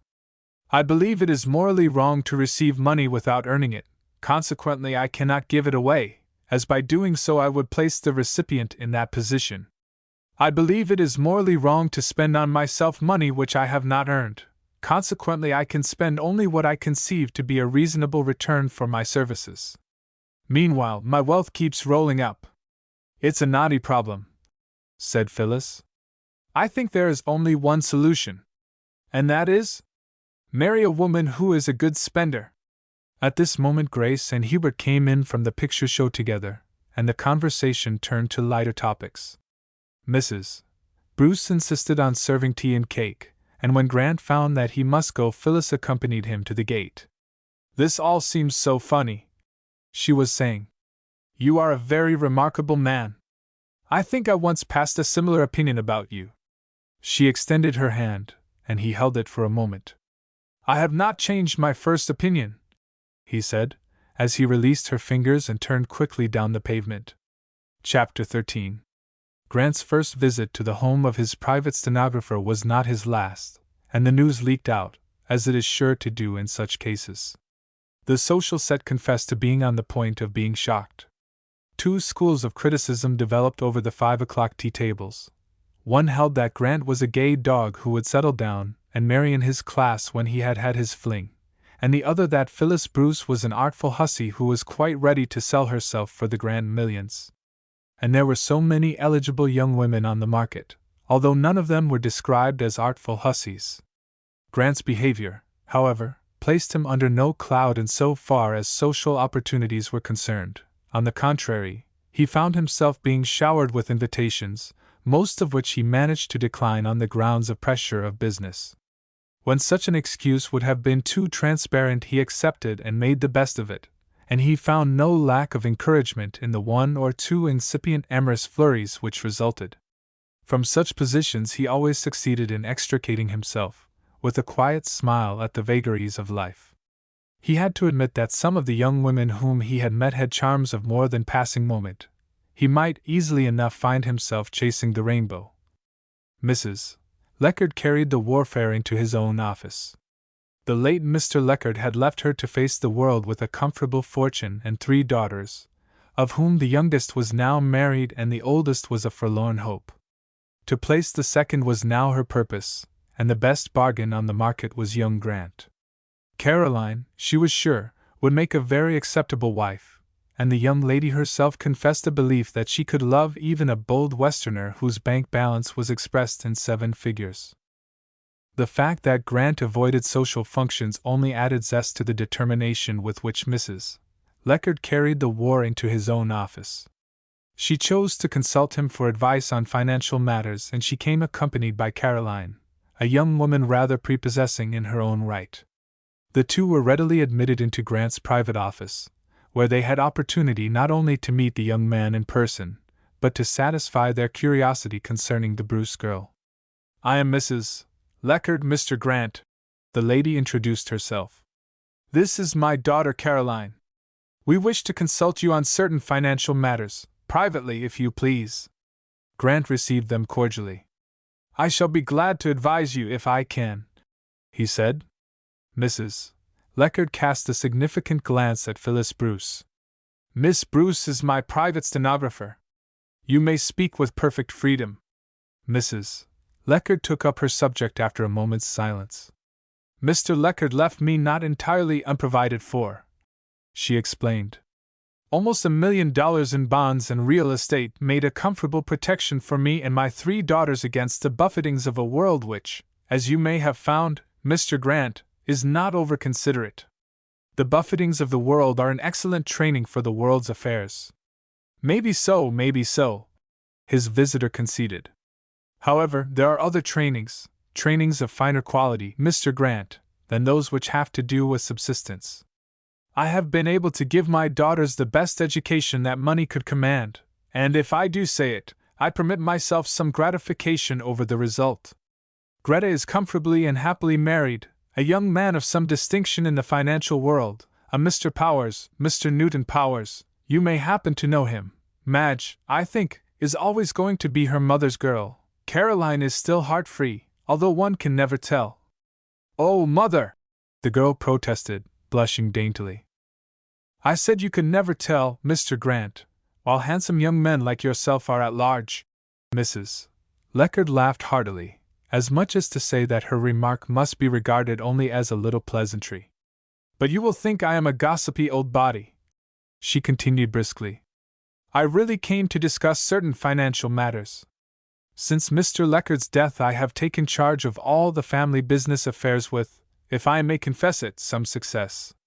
We have lived, and my girls have been educated, and our little reserve against a rainy day has been almost doubled, in addition to giving Greta 100,000 in her own right on the occasion of her marriage. Caroline is to have the same, and when I am done with it there will be 1/3 of the estate for each. In the meantime I am directing my investments as wisely as I can. I want my daughters to be provided for, quite apart from any income marriage may bring them. I should be greatly humiliated to think that any daughter of mine would be dependent upon her husband for support. On the contrary, I mean that they shall bring to their husbands a sum which will be an appreciable contribution toward the family fortune. If I can help you in any way in your financial matters," Grant suggested. "Oh, yes, we must get back to that. How I wander! I'm afraid, Mr. Grant, I must be growing old." Grant protested gallantly against such conclusion, and Mrs. Leckard, after asking his opinion on certain issues shortly to be floated, arose to leave. "You must find life in this city somewhat lonely, Mr. Grant, she murmured as she drew on her gloves. If ever you find a longing for a quiet hour away from business stress, a little domesticity, if I may say it, our house. You are very kind. Business allows me very few intermissions. Still, she extended her hand with her sweetest smile. Caroline shook hands too, and Grant bowed them out. On other occasions Mrs. Leckert and her daughter were fortunate enough to find Grant alone, and at such times the mother's conversation became even more pointed than in their first interview. Grant hesitated to offend her, mainly on account of Caroline, for whom he admitted to himself it would not be at all difficult to muster up an attachment. There were, however, 3 barriers to such a development. One was the obvious purpose of Mrs. Leckert to arrange a match, a purpose which, as a mere matter of the game, he could not allow her to accomplish. One was Zen Translay. There was no doubt about it. Zen Translay stood between him and marriage to any girl. Not that he ever expected to take her into his life, or be admitted into hers, but in some way she hedged him about. He felt that everything was not yet settled. He found himself entertaining a foolish sense that everything was not quite irrevocable. And then there was, perhaps, Phyllis Bruce. When at length, for some reason, Mrs. Leckert visited him alone, he decided to be frank with her. "You have thought me clever enough to advise you on financial matters?" he queried, when his visitor had discussed at some length the new loan in which she was investing. "Why, yes," she returned, detecting the personal note in his voice. "I sometimes think, Mr. Grant, you hardly do yourself justice. Even the hardest old heads on the exchange are taking notice of you. I have heard your name mentioned." "Then it may be presumed," he interrupted, "that I am clever enough to know the real purpose of your visits to this office?" She turned a little in her chair, facing him squarely. "I hardly understand you, Mr. Grant." "Then I possess an advantage, because I quite clearly understand you. I have hesitated, out of consideration for your daughter, to show any resentment of your behavior. But I must now tell you that when I marry, if ever I do, I shall choose my wife without the assistance of her mother, and without regard to her dowry or the size of the family bank account." "Oh, I protest!" exclaimed Mrs. Leckert, who had grown very red. "I protest against any such conclusion. I have seen fit to entrust my financial affairs to your firm. I have visited you on business, accompanied at times by my daughter, it is true, but only on business. Recognizing in you a social equal, I have invited you to my house, a courtesy which, so far, you have not found yourself able to accept, but in all this I have shown toward you surely nothing but friendliness and a respect amounting, if I may say it, to esteem. But now that you are frank, Mr. Grant, I too will be frank. You cannot be unaware of the rumors which have been associated with your name? You mean about Miss Bruce? Ah, then you know of them. You are a young man, and we older people are disposed to make allowance for that.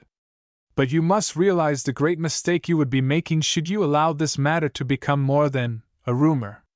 I do not admit your right to question me on such a subject, Mrs. Leckert, but I shall not avoid a discussion of it.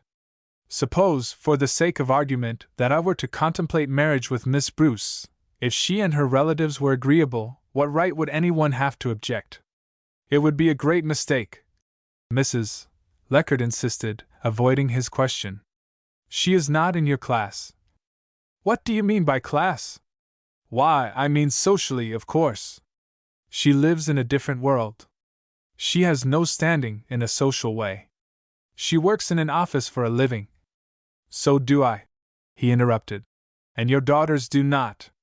It would therefore appear that I am more in Miss Bruce's class than in theirs." "Ah, but you are an employer. You direct things. You work because you want to, not because you have to. That makes a difference." "Apparently it does.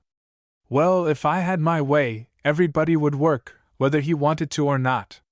I would not allow any healthy man to spend money which he had not earned by the sweat of his own brow.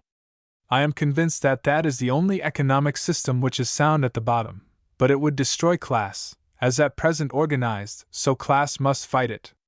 I am afraid you are rather radical, Mr. Grant. You may be sure that a system which has served so long and so well is a good system. That introduces the clash between East and West. The East says because things are so, and have always been so, they must be right. The West says because things are so, and have always been so, they are in all probability wrong. I guess I am a Westerner. You should not allow your theories of economics to stand in the way of your success. Mrs. Leckert pursued. Suppose I admit that Caroline would not be altogether deaf to your advances. Suppose I admit that much. Allowing for a mother's prejudice, will you not agree with me that Caroline has her attractions?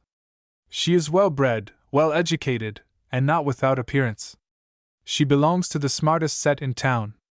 Her circle would bring you not only social distinction, but valuable business connections. She would introduce that touch of refinement. But Grant, now thoroughly angry, had risen from his chair. You speak of refinement, he exclaimed in the quick, sharp tones which alone revealed the fighting Grant. You, who have been guilty of, I could use a very ugly word which I will give you the credit of not understanding. When I decide to buy myself a wife, I will send to you for a catalogue of your daughter's charms. Grant dismissed Mrs. Leckert from his office with the confident expectation that he soon would have occasion to know something of the meaning of the proverb about hell's furies and a woman scorned. She would strike at him, of course, through Phyllis Bruce. Well. But his attention was at once to be turned to very different matters. A stock market, erratic for some days, went suddenly into a paroxysm. Grant escaped with as little loss as possible for himself and his clients, and after 3 sleepless nights called his staff together.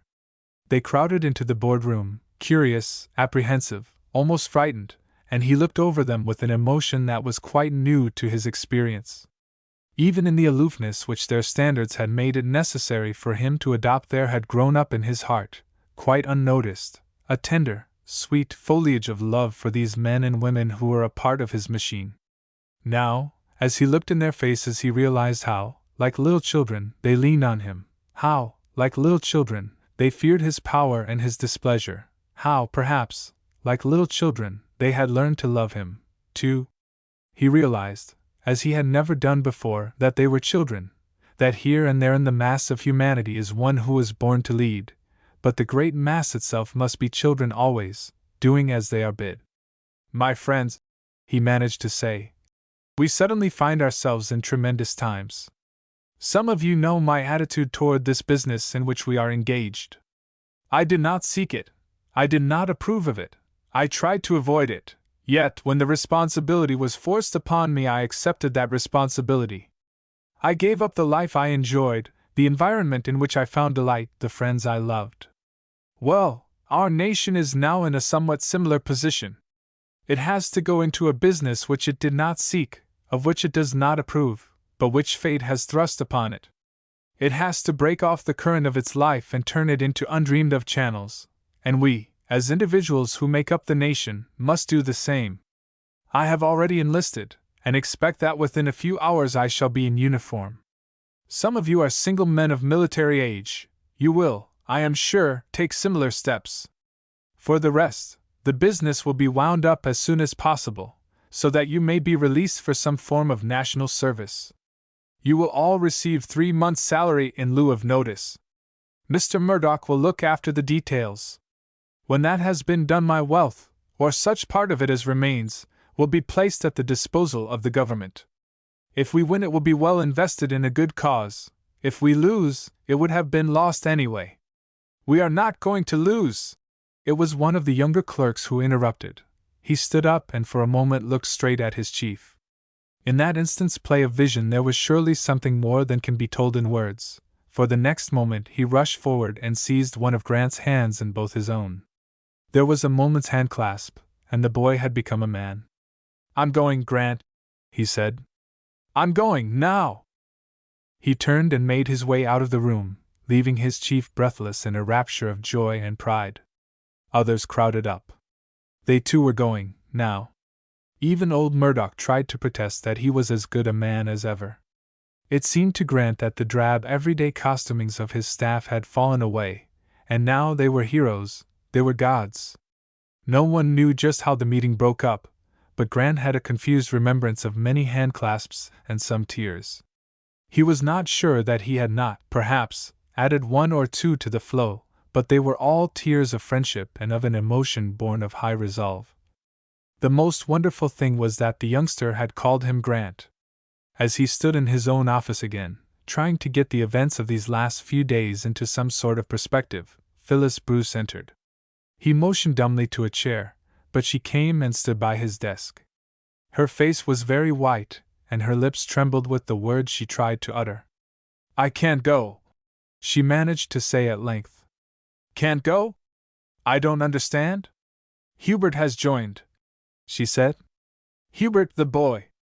Why, he is only in school. He is 16, and large for his age. He came home confessing, and saying it was his first lie, and the first important thing he ever did without consulting Mother. He said he knew he wouldn't be able to stand it if he told her first." "Foolish, but heroic," Grant commented. "Be proud of him. It takes more than wisdom to be heroic. And Grace is going to England. She was taking nursing, you know, and so gets a preference. We can't all leave Mother." He found it difficult to speak. "You wanted to go to the front?" he managed. "Of course, where else?" Her hand was on the desk. His own slipped over until it closed on it. "You are a little heroine," he murmured. "No, I'm not. I'm a little fool to tell you this, but how can I stay, why should I stay, when you are gone?" She was looking down, but after her confession she raised her eyes to his, and he wondered that he had never known how beautiful she was. He could have taken her in his arms, but something, with the power of invisible chains, held him back. In that supreme moment a vision swam before him, a vision of a mountain stream backed by tawny foothills, and a girl as beautiful as even this Phyllis who had wrapped him in her arms, and said, "We must go and forget." And he had not forgotten. When he did not respond, she drew herself slowly away. "You will hate me," she said. "That is impossible," he corrected quickly. "I am very sorry if I have let you think more than I intended. I care for you very, very much indeed. I care for you so much that I will not let you think I care for you more. Can you understand that?" "Yes. You like me, but you love someone else." He was disconcerted by her intuition and the terse frankness with which she stated the case. "I will take you into my confidence, Phyllis, if I may," he said at length. "I do like you. I did love someone else. And that old attachment is still so strong that it would be hardly fair, it would be hardly fair." "Why didn't you marry her?" she demanded. "Because someone else did." "Oh." Her hands found his this time. "I'm sorry," she said. "Sorry I brought this up, sorry I raised these memories. But now you, who have known, will know."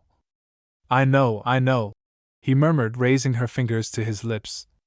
"Time, they say, is a healer of all wounds. Perhaps. No, it is better that you should forget. Only I shall see you off, I shall wave my handkerchief to you, I shall smile on you in the crowd. Then you will forget." Chapter 14.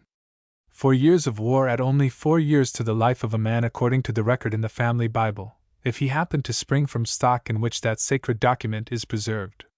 But 4 years of war add 20 years to the gray matter behind the eyes, eyes which learn to dream and ponder strangely, and sometimes to shine with a hardness that has no part with youth.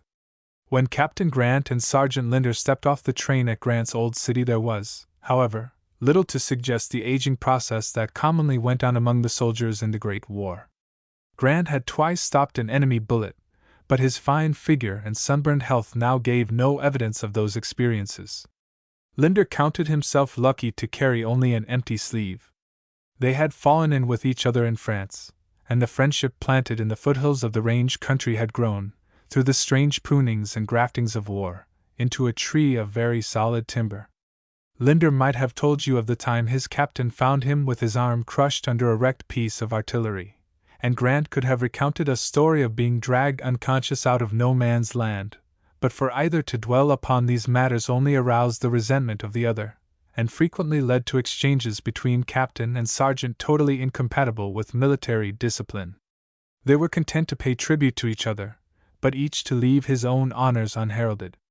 First thing is a place to eat, Grant remarked, when they had been dismissed. Words to similar effect had, indeed, been his first remark upon every suitable opportunity for 3 months. An appetite which has been 4 years in the making is not to be satisfied overnight, and Grant, being better fortified financially against the stress of a good meal, sought to be always first to suggest it. Linder accepted the situation with the complacence of a man who has been 4 years on army pay. When they had eaten, they took a walk through the old town, Grant's old town. It looked as though he had stepped out of it yesterday. It was hard to realize that ages lay between. There are experiences which soak in slowly, like water into a log. The new element surrounds the body, but it may be months before it penetrates to the heart. Grant had some sense of that fact as he walked the old familiar streets, apparently unchanged by all these cataclysmic days. In time he would come to understand. There was the name plate of Barrett, Jones, Barrett, Deacon, and Barrett. There had not even been an addition to the firm. Here was the old Grant office, now used for some administration purpose. That, at least, was a move in the right direction. They wandered along aimlessly while the sunset of an early summer evening marshaled its glories overhead. On a side street, children played in the roadway. On a vacant spot, a game of ball was in progress. Women sat on their verandas and shot casual glances after them as they passed. Handsome pleasure cars glided about. There was a smell of new flowers in all the air. "What do you make of it, mate?" said Grant at last. Linder pulled slowly on his cigarette. Even his training as a sergeant had not made him ready of speech, but when he spoke it was, as ever, to the point. "It's all so unnecessary," he commented at length. "That's the way it gets me, too. So unnecessary. You see, when you get down to fundamentals, there are only 2 things necessary: food and shelter. Everything else may be described as trimmings. We've been dealing with fundamentals so long, mighty bare fundamentals at that all these trimmings seem just a little irritating, don't you think? I follow you. I simply can't imagine myself worrying over a stray calf. And I can't imagine myself sitting in an office and dealing with such unessential things as stocks and bonds. And I'm not going to." "Got any notion what you will do?" said Linder, when he had reached the middle of another cigarette. "Not the slightest. I don't even know whether I'm rich or broke. I suppose if Jones and Murdoch are still alive, they will be looking after those details. Doing their best, doubtless, to embarrass me with additional wealth. What are you going to do?" "Don't know. Maybe go back and work for Translay." The mention of Translay threw Grant's mind back into old channels. He had almost forgotten Translay. He told himself he had quite forgotten Zen Translay, but once he knew he lied. That was when they potted him in no man's land. As he lay there, waiting, he knew he had not forgotten. And he had thought many times of Phyllis Bruce. At first he had written to her, but she had not answered his letters. Evidently she meant him to forget. Nor had she come to the station to welcome him home. Perhaps she did not know. Perhaps, many things can happen in 4 years. Suddenly it occurred to Grant that it might be a good idea to call on Phyllis. He would take Linder along. That would make it less personal. He knew his man well enough to keep his own counsel, and eventually they reached the gate of the Bruce cottage, as though by accident. "Let's turn in here. I used to know these people. Mother and daughter, very fine folk." Linder looked for an avenue of retreat, but Grant barred his way, and together they went up the path. A strange woman, with a baby on her arm, met them at the door. Grant inquired for Mrs. Bruce and her daughter. "Oh, you haven't heard?" said the woman. "I suppose you are just back. Well, it was a sad thing, but these have been sad times. It was when Hubert was killed I came here first. Poor dear, she took that to heart awful, and couldn't be left alone, and Phyllis was working in an office, so I came here part-time to help out. Then she was just beginning to brace up again when we got the word about Grace. Grace, you know, was lost on a hospital ship. That was too much for her." Grant received this information with a strange catching about the heart. There had been changes, after all. "What became of Phyllis?" He tried to ask the question in an even voice. I moved into the house after Mrs. Bruce died, the woman continued, as my man came back discharged about that time. Phyllis tried to get on as a nurse, but couldn't manage it. Then her office was moved to another part of the city and she took rooms somewhere. At first she came to see us often, but not lately. I suppose she's trying to forget. Trying to forget? Grant muttered to himself. How much of life is made up of trying to forget? Further questions brought no further information. The woman didn't know the firm for which Phyllis worked. She thought it had to do with munitions. Suddenly Grant found himself impelled by a tremendous desire to locate this girl. He would set about it at once. Possibly Jones or Murdoch could give him information. Strangely enough, he now felt that he would prefer to be rid of Linder's company. This was a matter for himself alone. He took Linder to an hotel, where they arranged for lodgings, and then started on his search. He located Murdoch without difficulty. It was now late, and the old clerk came down the stairs with inoffensive imprecations upon the head of his untimely caller, but his mutterings soon gave way to a cry of delight. "My dear boy!" he exclaimed, embracing him. "My dear boy, excuse me, sir, I'm a blithering old man, but oh! Sir, my boy, you're home again!" There was no doubting the depth of old Murdoch's welcome. He ran before Grant into the living room and switched on the lights. In a moment he was back with his arm about the young man's shoulder. He was with difficulty restraining caresses.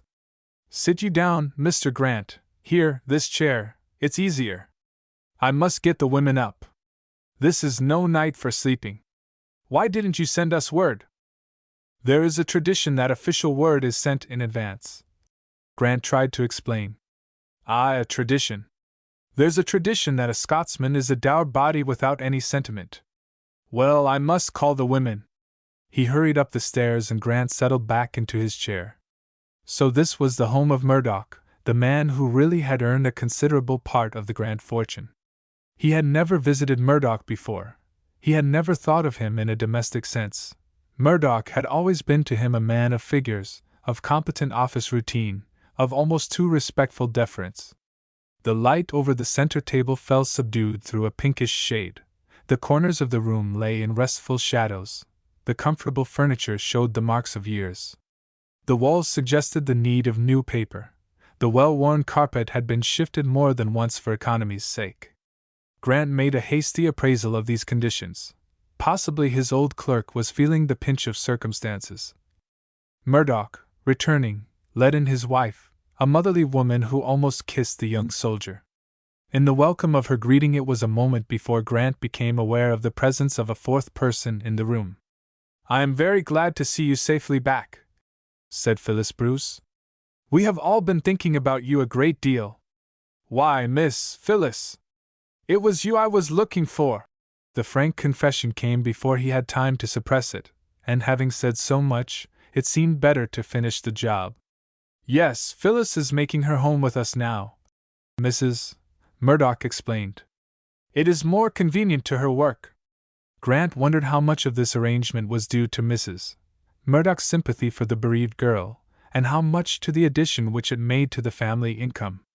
No doubt both considerations had contributed to it. "I called at your old home," he continued. "I needn't say how distressed I was to hear. The woman could tell me nothing of you, so I came to Murdoch, hoping—" "Yes," she said simply, as though there were nothing more to explain. Grant noticed that her eyes were larger and her cheeks paler than they had been, but the delight of her presence leapt about him. Her hurried costume seemed to accentuate her beauty despite of all that war had done to destroy it. There was a silence which lengthened out. They were all groping for a footing. Mrs. Murdoch met the situation by insisting that she would put on the kettle, and Mr. Murdoch, in a burst of almost divine inspiration, insisted that his wife was quite incompetent to light the gas alone at that hour of the night.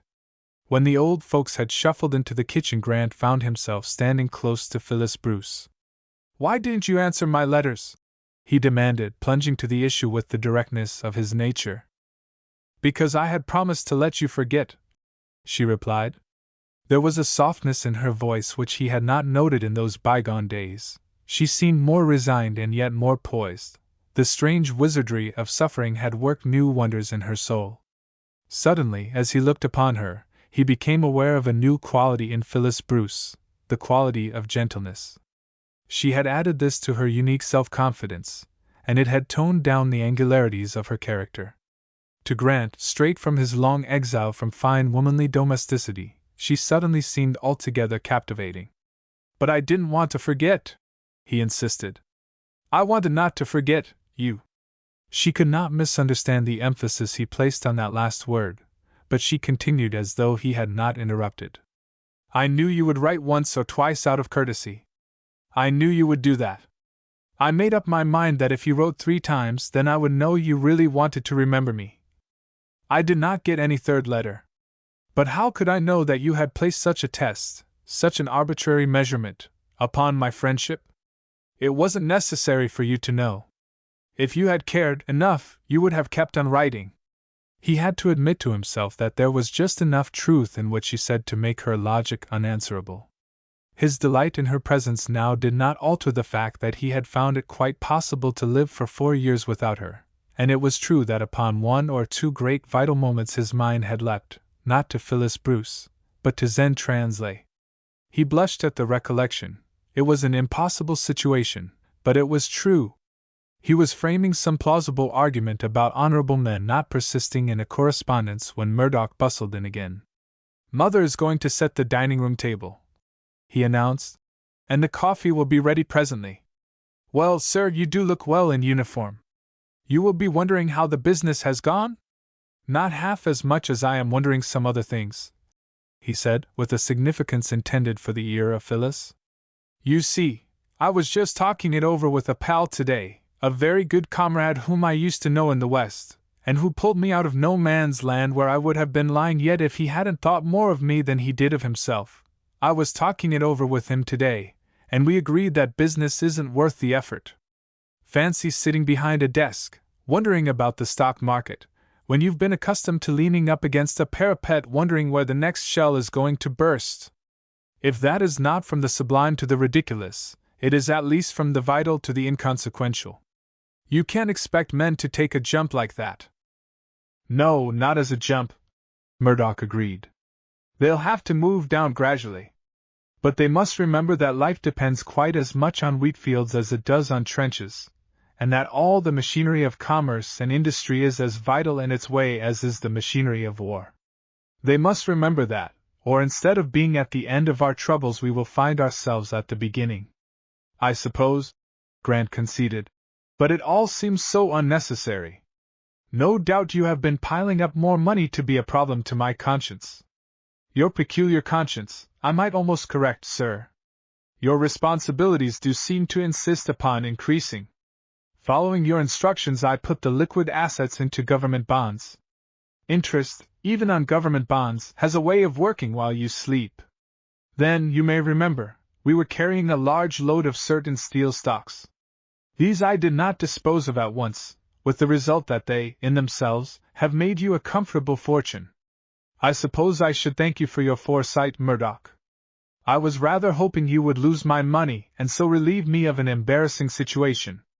What am I to do with it?" "I don't know, sir, but I feel sure you will use it for some good purpose. I was glad to get as much of it together for you as I did, because otherwise it might have fallen to people who would have wasted it. Upon my word, Murdoch, that smacks of my own philosophy. Is it possible even you are becoming converted? Come, Mr. Grant, come, everybody!" A cheerful voice called from behind the sliding doors which shut off the dining room. The fragrant smell of coffee was already in the air, and as Grant took his seat Mrs. Murdoch declared that for once she had decided to defy all the laws of digestion. At the table their talk dribbled out into thin channels. It was as though there were at hand a great reservoir of thought, of experience, of deep gropings into the very wellsprings of life, which none of them dared to tap lest it should rush out and overwhelm them. They seemed in some strange awe of its presence, and spoke, when they spoke at all, of trivial things. Grant proved uncommunicative, and perhaps, in a sense, disappointing. He preferred to forget both the glories and the horrors of war. When he drew on his experience at all, it was to relate some humorous incident. That, it seemed, was all he cared to remember. He was conscious of a restraint which hedged him about and hampered every mental deployment. Phyllis, too, must have been conscious of that restraint, for before they parted she said something about human minds being like pianos, which get out of tune for lack of the master touch. When Grant found himself in the street air again, he was almost swallowed up in the rush of things which he might have said. His mental machinery, which seemed to have been out of mesh, came back into adjustment with a jerk. He suddenly discovered that he could think. He could drive his mind from his own batteries. In soldiering, the mind is driven from the batteries of the rank higher up. The business of discipline is to make man an automatic machine rather than a thinking individual. It seemed to Grant that in that moment the machine part of him gave way and the individual was restored. In his case the change came in a moment. He had been retuned. He was able to think logically in terms of civil life. He pieced together Murdoch's conversation. Not as a jump, Murdoch had said, when he had argued that a man cannot emerge in a moment from the psychology of the trenches to that of the counting house.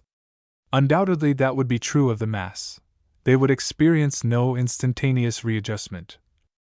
There are moments when the mind, highly vitalized, reaches out into the universe of thought and grasps ideas far beyond its conscious intention. All great thoughts come from uncharted sources of inspiration, and it may be that the function of the mind is not to create thought, but only to record it. To do so it must be tuned to the proper key of receptivity. Grant had a consciousness, as he walked along the deserted streets toward his hotel, that he was in that key. The quietness, the domesticity of Murdoch's home, the loveliness of Phyllis Bruce, had, for the moment at least, shut out a background of horror and lifted his thought into an exalted plane. He paused at a bridge to lean against the railing and watch the trembling reflection of city lights in the river. "I have it!" he suddenly exclaimed to the steel railing. "I have it!" He paused for a moment to turn over his thought, as though to make sure it should not escape. Then, at a pace which aroused the wondering glance of one or two placid policemen, he hurried to the hotel. Linder and Grant had been assigned to the same room, and the sergeant's dreams, if he dreamt at all, were of the sweet hay meadows of the West.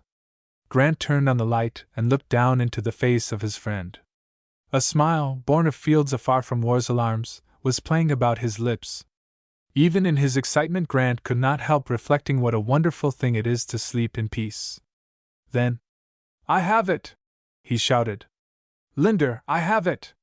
The sergeant sat up with a start, blinking. "I have it!" Grant repeated. "Them, you mean?" said Linder, suddenly awake. "Why, man, what's wrong with you? You're more excited than if we were just going over the top. I've got my great idea. I know what I'm going to do with my money." "Well, don't do it tonight," Linder protested. "Someone has to settle for this dugout in the morning. We're leaving for the West tomorrow, Linder, old scout. Everybody will say we're crazy, but that's a good sign. They've said that of every reformer since." But Linder was again sleeping the sleep of a man 4 years in France. Chapter 15. The window was gray with the light of dawn before Grant's mind had calmed down enough for sleep. When Linder awoke him it was noon. "You sleep well on your big idea," was his comment. "No better than you did last night," retorted Grant, springing out of bed. "Let me see. Yes, I still have it clearly. I'll tell you about it sometime, if you can stay awake. When do we eat? Now or as soon as you are presentable? I've a notion to give you 3 days CB for appearing on parade in your pajamas. Make it a cash fine, Sergeant, old dear, and pay it out of what you owe me. Now that that is settled, order up a decent meal. I'll be shaved and dressed long before it arrives. You know this is a first-class hotel, where prompt service would not be tolerated." As they ate together, Grant showed no disposition to discuss what Linder called his big idea, nor yet to give any satisfaction in response to his companion's somewhat pointed references as to his doings of the night before. "There are times, Linder," he said, "when my soul craves solitude. You, being a sergeant, and therefore having no soul, will not be able to understand that longing for contemplation." "It's all right," said Linder. "I don't want her. Furthermore," Grant continued, Tonight I mean to resume my soliloquies, and your absence will be much in demand. The supply will be equal to the demand. Good! Here are some morsels of money. If you will buy our railway tickets and settle with the chief extortionist downstairs, I will join you at the night train going west. Linder sprang to attention, gave a salute in which mock deference could not entirely obscure the respect beneath, and set about on his commissions, while Grant devoted the afternoon to a session with Murdoch and Jones, to either of whom would he reveal his plans further than to say he was going west, to engage in some development work. During the afternoon it was noted that Grant's interest centered more in a certain telephone call than in the very gratifying financial statement which Murdoch was able to place before him. And it was probably as a result of that telephone call that a taxi drew up in front of Murdoch's home at exactly 6:30 that evening and bore Miss Phyllis Bruce and an officer wearing a captain's uniform in the direction of the best hotel in the city. The dining room was sweet with the perfume of flowers, and soft strains of music stole vagrantly about its high arching pillars, mingling with the chatter of lovely women and of men to whom expense was no consideration. Grant was conscious of a delicious sense of intimacy, as he helped Phyllis remove her wraps and seated himself by her at a secluded corner table. "By Jove!" he exclaimed. "I don't make compliments for exercise, but you do look stunning tonight." A warmth of color lit up her cheek. He had noticed at Murdoch's how pale she was, and her eyes laughed back at him with some of their old-time vivacity. "I am so glad," she said. "It seems almost like old times." They gave their orders, and sat in silence through an overture. Grant was delighting himself simply in her presence, and guessed that for her part she could not retract the confession her love had wrung from her so long ago. "There are some things which don't change, Phyllis," he said, when the orchestra had ceased. She looked back at him with eyes moist and dreamy. "I know," she murmured. There seemed no reason why Grant should not there, and then have laid himself, figuratively, at her feet. And there was not any reason, only one. He wanted first to go west. He almost hoped that out there some light of disillusionment would fall about him, that some sudden experience such as he had known the night before would readjust his personality in accordance with the inevitable. "I asked you to dine with me tonight," he heard himself saying, "for two reasons. First, for the delight of your exquisite companionship, and second, because I want to place before you certain business plans which, to me at least, are of the greatest importance. You know the position which I have taken with regard to the spending of money, that one should not spend on himself or his friends anything but his own honest earnings for which he has given honest service to society. I have seen no reason to change my position. On the contrary, the war has strengthened me in my convictions. It has brought home to me and to the world the fact that heroism is a flower which grows in no peculiar soil, and that it blossoms as richly among the unwashed and the underfed as among the children of fortune. This fact only aggravates the extremes of wealth and poverty, and makes them seem more unjust than ever. For myself, I have accepted this view, but our financial system is founded upon very different ethics. I wonder if you have ever thought of the fact that when the barons at Runnymede laid the foundations of democratic government for the world, they overlooked the almost equally important matter of creating a democratic system of finance. Well, let's not delve into that now. The point is that under our present system we do acquire wealth which we do not earn, and the only thing to be done for the time being is to treat that wealth as a trust to be managed for the benefit of humanity. That is what I call the new morality as applied to money, although it is not so new either. It can be traced back at least 1900 years, and all our philanthropists, great and little, have surely caught some glimpse of that truth, unless, perhaps, they gave their alms that they might have honor of men. But giving one's money away does not solve the problem. It pauperizes the recipient and delays the evolution of new conditions in which present injustices would be corrected. I hope you are able to follow me? Perfectly. It is easy for me, who have nothing to lose, to follow your logic. You will have more trouble convincing those whose pockets it would affect. I am not so sure of that. Humanity is pretty sound at heart, but we can't abandon the boat we're on until we have another that is proven seaworthy. However, it seems to me that I have found a solution which I can apply in my individual case. Have you thought what are the three greatest needs, commercially speaking, of the present day? Production, I suppose, is the first. Yes, most particularly production of food. And the others are corollary to it. They are instruction and opportunity. I am thinking especially of returned men. Production, instruction, opportunity, she repeated. How are you going to bring them about? That is my big idea, as Linder calls it, although I have not yet confided in him what it is. Well, the world is crying for food, and in our western provinces are millions of acres which have never felt the plow. In the East, too, for that matter. I know, but I naturally think of the West. I propose to form a company and buy a large block of land, cut it up into farms, build houses and community centers, and put returned men and their families on these farms, under the direction of specialists in agriculture. I shall break up the rectangular survey of the West for something with humanizing possibilities. I mean to supplant it with a system of survey which will permit of settlement in groups, villages, if you like, where I shall install all the modern conveniences of the city, including movie shows. Our statesmen are never done lamenting that population continues to flow from the country to the city, but the only way to stop that flow is to make the country the more attractive of the two. But your company, who are to be the shareholders? That is the keystone of the big idea. There never before was a company like this will be. In the first place, I shall put up all the money myself. Then, when I have prepared a farm ready to receive a man and his family, I will sell him shares equivalent to the value of his farm, and give him a perpetual lease, subject to certain restrictions. Let me illustrate. Suppose you are the prospective shareholder. I say, Miss Bruce, I can place you on a farm worth, with buildings and equipment, $10,000. I do not ask any cash from you, not a cent, but I want you to subscribe for $10,000 stock in my company. That will make you a shareholder. When the farm begins to produce, you are to have all you and your family. This is an illustration, you know, can consume for your own use. The balance is to be sold, and 1/3 of the proceeds is to be paid into the treasury of the company and credited on your purchase of shares.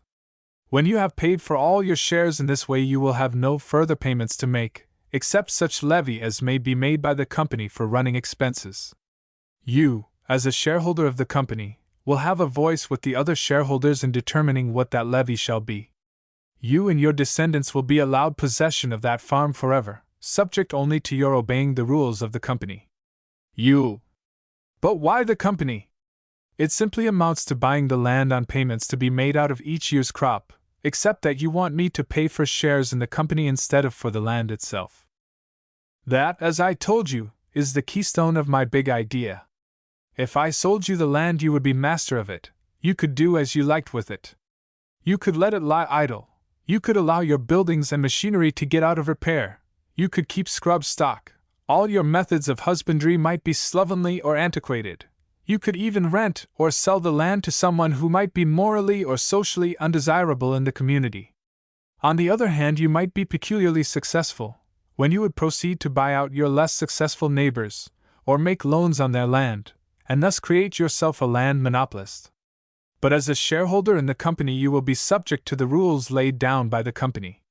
If it says that houses must be painted every 4 years, you will paint your house every 4th year. If it rules that hayracks are not to be left on the front lawn, you will have to deposit yours somewhere else. If it orders that crops must be rotated to preserve the fertility of the soil, you will obey those instructions. If you do not like the regulations, you can use your influence with the board of directors to have them changed. If you fail there, you can sell your shares to someone else, provided you can find a purchaser acceptable to the board, and get out. The big idea is that the community, the company in this case, shall control the individual, and the individual shall exert his proper measure of control over the community. The two are interlocked and interdependent, each exerting exactly the proper amount of power and accepting proportionate responsibility. But have you provided against the possibility of one man or a group of men buying up a majority of the stock and so controlling the company? They could then freeze out the smaller owners. Yes, said Grant, toying with his coffee. I have made a provision for that which I think is rather ingenious. Don't imagine that this all came to me in a moment. The central thought struck me last night on my way home, and I knew then I had the embryo of the plan, but I lay awake until daylight working out details. I am going to allot votes on a very unique principle. It seems to me that a man's stake in a country should be measured, not by the amount of money he has, but by the number of mouths he has to feed. I will adopt that rule in my company, and the voting will be according to the number of children in the family. That should curb the ambitious. They laughed over this proviso, and Phyllis agreed that it was all a very wonderful plan. And when they have paid for all their shares, you get your money back, she commented. Oh, no, I don't want my money back. I didn't explain that to you. I will advance the money on the bonds of the company, without interest. Suppose I am able to finance 100 farms that way, then as the payments come in, still more farms. The thing will spread like a ripple in a pool, until it covers the whole country. When you turn a sum of money loose, with no interest charge attached to it, there is no limit to what it can accomplish.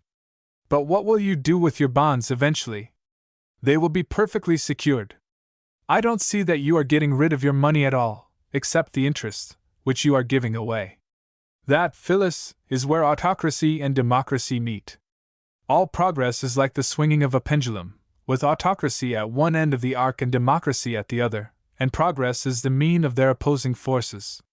But there are times when the most democratic countries have to use autocratic methods, as, for example, Great Britain and the United States in the late war. We must learn to make autocracy the servant of democracy, not its enemy. Well, I'm going to be the autocrat in this case. I am going to sit behind the scenes, and as long as my company functions all right, I will leave it alone. But if it shows signs of wrecking itself, I will assume the role of the benevolent despot and set it to rights again. Oh, Phyllis, don't you see? It's not just my company I'm thinking about. This is an experiment, in which my company will represent the state. If it succeeds, I shall turn the whole machinery over to the state as my contribution to the betterment of humanity. If it fails, well, then I shall have demonstrated that the idea is unsound. Even that is worth something.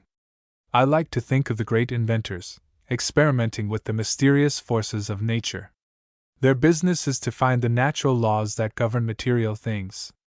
And I am quite sure that there are also natural laws designed to govern man in his social and economic relationships, and when those laws have been discovered, the impossibilities of today will become the common practice of tomorrow, just as steam and electricity have made the impossibilities of yesterday the common practice of today.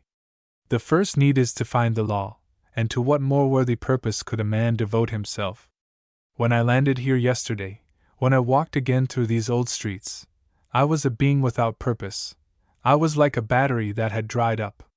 All these petty affairs of life seemed so useless, so humdrum, so commonplace. I knew I could never settle down to them again. Then last night from some unknown source came a new idea, an inspiration, and presto! The battery is recharged, life again has its purposes, and I am eager to be at work. I said some unknown source, but it was not altogether unknown. It had something to do with honest old Murdoch, and his good wife pouring coffee for the midnight supper in their cozy dining room, and Phyllis Bruce across the table. We never know, Phyllis, how much we owe to our friends, to that charmed circle, be it ever so small, in which every note strikes in harmony. I know my big idea is only playing on the surface, only skimming about the edges. What the world needs is just friends. Grant had talked himself out, but he continued to sit at the little table, reveling in the happiness of a man who feels that he has been called to some purpose worthwhile. His companion hesitated to interrupt his thoughts. Her somewhat drab business experience made her pessimistic toward all idealism, and yet she felt that here, surely, was a man who could carry almost any project through to success. The unique quality in him, which distinguished him from any other man she had ever known, was his complete unselfishness. In all his undertakings he coveted no reward for himself. He was seeking only the common good. If all men were like you, there would be no problems, she murmured, and while he could not accept the words quite at par, they rang very pleasantly in his ears. A movement among the diners reminded him of the flight of time, and with a glance at his watch he sprang up in surprise. I had no idea the evening had gone, he exclaimed. I have just time to see you home and get back to catch my train." He called a taxi and accompanied her into it. They seated themselves together, and the fragrance of her presence was very sweet about him. It would have been so easy to forget all that he had been trying to forget in the intoxication of such environment. Surely it was not necessary that he should go west, that he should see her again, in order to be sure. "Phyllis," he breathed, "do you imagine I could undertake these things if I cared only for myself, if it were not that I long for someone's approval, for someone to be proud of me?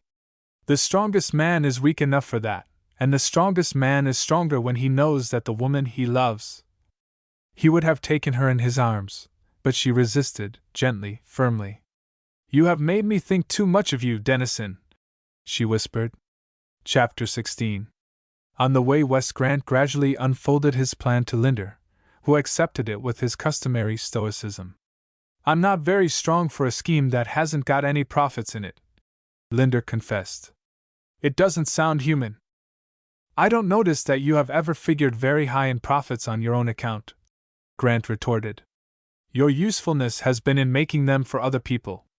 I suppose if I would let you help to swell my bank account you would work for me for board and lodging, but as I refuse to do that I shall have to pay you 3 times Transley's rate.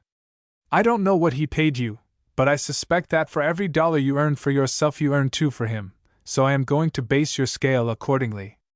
You are to go on with the physical work at once, buy the horses, tractors, machinery, break up the land, fence it, build the houses and barns. In short, you are to superintend everything that is done with muscle or its substitute.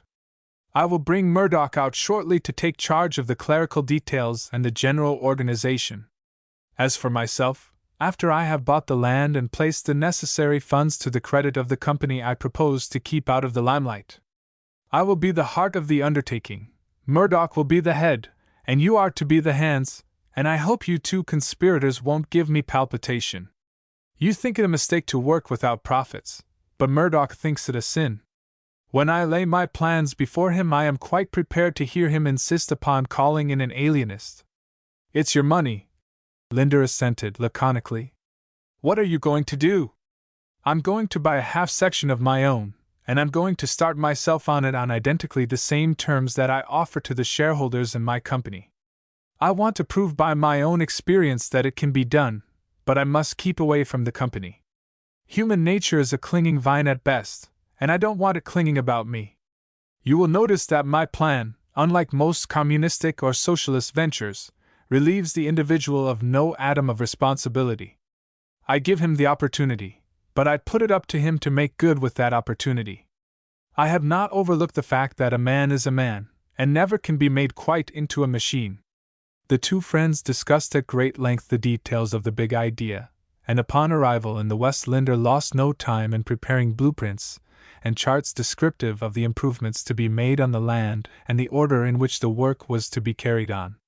Grant bought a track suitable to his purpose, and the wheels of the machine which was to blaze a path for the state were set in motion.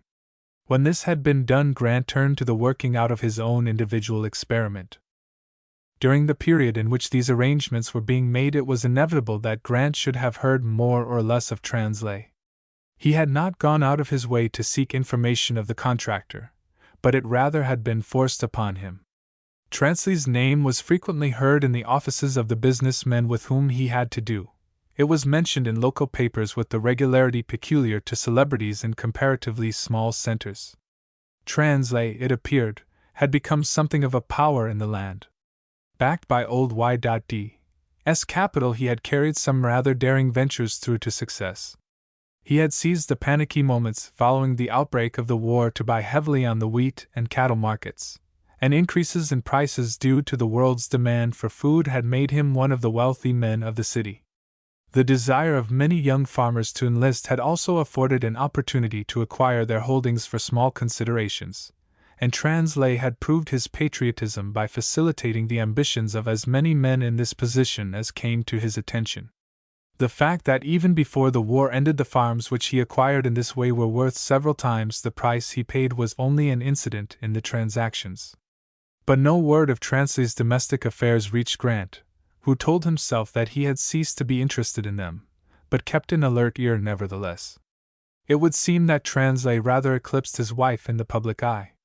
So Grant set about with the development of his own farm, and kept his mind occupied with it, and with his larger experiment, except when it went flirting with thoughts of Phyllis Bruce. He was rather proud of the figure he had used to Linder, of the head, hands, and heart of his organization, but to himself he admitted that that figure was incomplete. There was a soul as well, and that soul was the girl whose inspiring presence had in some way jerked his mind out of the stagnant backwaters in which the war had left it. There was no doubt of that. He had written to Murdoch to come west and undertake new work for him. He had intimated that the change would be permanent, and that it might be well to bring the family. He selected a farm where a ridge of foothills overlooked a broad valley receding into the mountains. The dealer had no idea of selling him this particular piece of land. They were bound for a half-section farther up the slope when Grant stopped on the brow of the hill to feast his eyes on the scene that lay before him. It burst upon him with the unexpectedness peculiar to the foothill valleys. Miles of gently undulating plain, lying apparently far below, but in reality rising in a sharp ascent toward the snow-capped mountains looking down silently through their gauze of blue-purple afternoon mist. At distances which even his trained eye would not attempt to compute lay little round lakes like silver coins on the surface of the prairie. Here and there were dark green bluffs of spruce. To the right a ribbon of river, blue-green save where the rapids churned it white, and along its edge a fringe of leafy cottonwoods. At vast intervals square black plots of plowed land like sections on a chessboard of the gods. And farm buildings cut so clear in the mountain atmosphere that the sense of space was lost, and they seemed like child houses just across the way. Grant turned to his companion with an animation in his face which almost startled the prosaic dealer in real estate. "Wonderful! Wonderful!" he exclaimed. "We don't need to go any farther if you can sell me this." "Sure I can sell you this," said the dealer, looking at him somewhat queerly. "That is, if you want it. I thought you were looking for a wheat farm." The man's total lack of appreciation irritated Grant unreasonably. "Wheat makes good hog fodder," he retorted. "But sunsets keep alive the soul. What is the price?" Again the dealer gave him a queer sidelong look, and made as though to argue with him, then suddenly seemed to change his purpose. Perhaps he reflected that strange things happened to the boys overseas. "I'll give you the price in town," he said. "You are sure it will suit?" "Suit? No king in Christendom has his palace on a site like this. I'd go round the world for it." "You're the doctor," said the dealer, turning his car. Grant completed the purchase, ordered lumber for a house and barn, and engaged a carpenter to superintend the construction. It was one of his whims that he would do most of the work himself. "I guess I'm rather a man of whims," he reflected, as he stood on the brow of the hill where the material for his buildings had been delivered. "It was a whim which first brought me west, and a whim which has brought me west again. I have a whim about my money, a whim about my farm, a whim about my buildings. I do not do as other people do, which is the unpardonable sin. To Linder I am a jester, to Murdoch a fanatic, to our friend the real estate dealer a fool. I even noticed my honest carpenter trying to ask me something about shell shock. Well, they're my whims, and I get an immense amount of satisfaction out of them." The days that followed were the happiest Grant had known since childhood. The carpenter, a thin, twisted man, bowed with much labor at the bench, and answering to the name Peter, sold his services by the day and manifested a sympathy amounting to an indulgence toward the whims of his employer. So long as the wages were sure, Peter cared not whether the house was finished this year or next, or not at all. He enjoyed Grant's cooking in the temporary workshed they had built. He enjoyed Grant's stories of funny incidents of the war which would crop out at unexpected moments, and which were always good for a new pipe and a few minutes' rest. He even essayed certain flights of his own, which showed that Peter was a creature not entirely without humor. He developed an appreciation of scenery. He would stand for long intervals gazing across the valley. Grant was not deceived by these little devices, but he never took Peter to task for his loitering. He was prepared almost to suspend his rule that money must not be paid except for service rendered. "If the old dodger isn't quite paying his way now, no doubt he has more than paid it many times in the past," he mused. This is an occasion upon which to temper justice with mercy. But it was in the planning and building of the house he found his real delight. He laid it out on very modest lines, as became the amount of money he was prepared to spend. It was to be a single-story bungalow, with veranda round the south and west. The living room ran across the south side. Into its east wall he built a capacious fireplace, with narrow slits of windows to right and left, and in the western wall were deep French windows commanding the magic of the view across the valley. The dining room, too, faced to the west, with more French windows to let in sun and soul. The kitchen was to the east, and off the kitchen lay Grant's bedroom, facing also to the east, as becomes a man who rises early for his day's labors. And then facing the west, and opening off the dining room, was what he was pleased to call his whim room. The idea of the whim room came upon him as he was working out plans on the smooth side of a board, and thinking about things in general, and a good deal about Phyllis Bruce, and wondering if he should ever run across Zen Translay. It struck him all of a sudden, as had the big idea that night when he was on his way home from Murdoch's house. He worked it out surreptitiously, not allowing even old Peter to see it until he had made it into his plan, and then he described it just as the whim room. But it was to be by all means the best room in the house. Special finishing and flooring lumber were to be bought for it. The fireplace had to be done in a peculiarly delicate tile.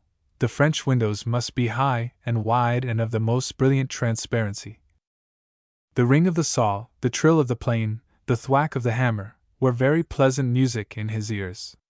Day by day he watched his dwelling grow with the infinite joy of creating, and night after night he crept with Peter into the workshed and slept the sleep of a man tired and contented. In the long summer evenings the sunlight hung like a champagne curtain over the mountains even after bedtime, and Grant had to cut a hole in the wall of the shed that he might watch the dying colors of the day fade from crimson to purple to blue on the tassels of cloud wraith floating in the western sky. At times Linder and Murdoch would visit him to report progress on the big idea, and the three would sit on a bench in the half-built house, sweet with the fragrance of new sawdust, and smoke placidly while they determined matters of policy or administration.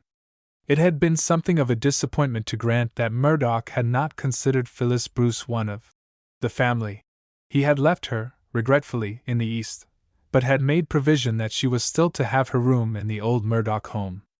Phyllis would have come west, and gladly, if I could have promised her a position, Murdoch explained. But I could not do that, as I knew nothing of your plans, and a girl can't afford to trifle with her job these days, Mr. Grant. And Grant said nothing, but he thought of his whim room, and smiled. Grant was almost sorry when the house was finished. There's so much more enjoyment in doing things than in merely possessing them after they're done, he philosophized to Linder. I think that must be the secret of the peculiar fascination of the West. The East, with all its culture and conveniences and beauty, can never win a heart which has once known the West. That is because in the East all the obvious things are done, but in the West they are still to do. You should worry, said Linder. You still have the plowing. Yes, and as soon as the stable is finished I am going to buy 4 horses and get to work. I suppose you would use a tractor. Not this time. I can admire a piece of machinery, but I can't love it. I can love horses.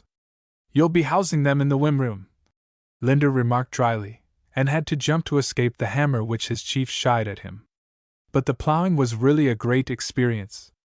Grant had an eye for horseflesh, and the 4 dapple-grays which pressed their fine shoulders into the harness of his breaking plow might have delighted the heart of any teamster. As he sat on his steel seat and watched the coulter cut the firm sod with brittle cracking sound as it snapped the tough roots of the wild roses, or looking back saw the regular terraces of shiny black mold which marked his progress, he felt that he was engaged in a rite of almost sacramental significance. To take a substance straight from the hand of the Creator and be the first in all the world to impose a human will upon it is surely an occasion for solemnity and thanksgiving, he soliloquized. How can anyone be so gross as to see only materialism in such work as this? Surely it has something of fundamental religion in it. Just as from the soil springs all physical life, may it not be that deep down in the soil are, some way, the roots of the spiritual? The soil feeds the city in 2 ways, It fills its belly with material food, and it is continually revitalizing its spirit with fresh streams of energy which can come only from the land. Up from the soil comes all life, all progress, all development.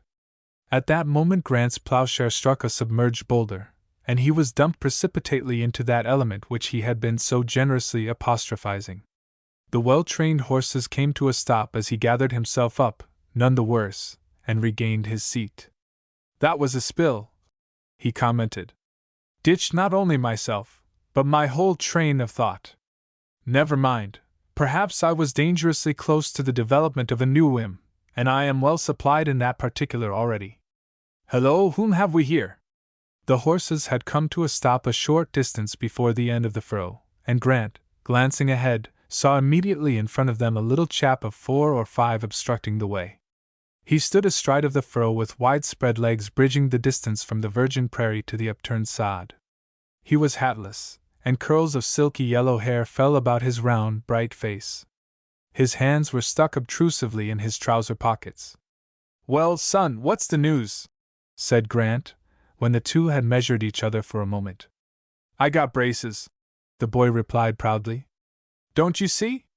"Why, so you have!" Grant exclaimed. "Come around here until I see them better." So encouraged, the little chap came skipping around the horses, and exhibited his braces for Grant's admiration.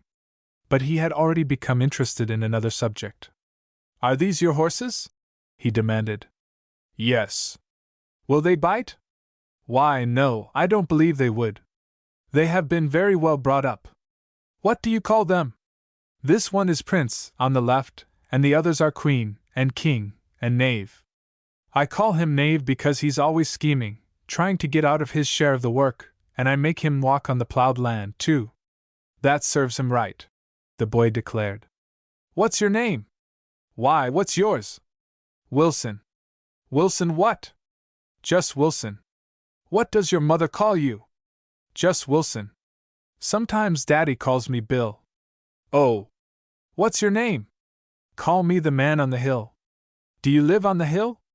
"Yes." "Is that your house?" "Yes." "Did you make it?" "Yes." "All yourself?" "No, Peter helped me." "Who's Peter?" "He is the man who helped me." "Oh." These credentials exchanged, the boy fell silent, while Grant looked down upon him with a whimsical admixture of humor and tenderness. Suddenly, without a word, the boy dashed as fast as his legs could carry him to the end of the field, and plunged into a clump of bushes. In a moment he emerged with something brown and chubby in his arms. "He's my Teddy," he said to Grant. "He was watching in the bushes to see if you were a nice man." "And am I?" Grant was tempted to ask. "Yes." There was no evasion about Wilson. He approved of his new acquaintance, and said so. "Let us give Teddy a ride on, Prince?" "Let's!" Grant carefully arranged Teddy on the horse's hames, and the boy clapped his hands with delight. "Now let us all go for a ride. You will sit on my knee, and Teddy will drive, Prince." He took the boy carefully on his knee, driving with one hand and holding him in place with the other. The little body resting confidently against his side was a new experience for Grant. "We must drive carefully," he remarked. "Here and there are big stones hidden in the grass. If we were to hit one, it might dump us off." The little chap chuckled. "Nothing could dump you off," he said. Grant reflected that such implicit and unwarranted confidence implied a great responsibility, and he drove with corresponding care. A mishap now might nip this very delightful little bud of hero worship.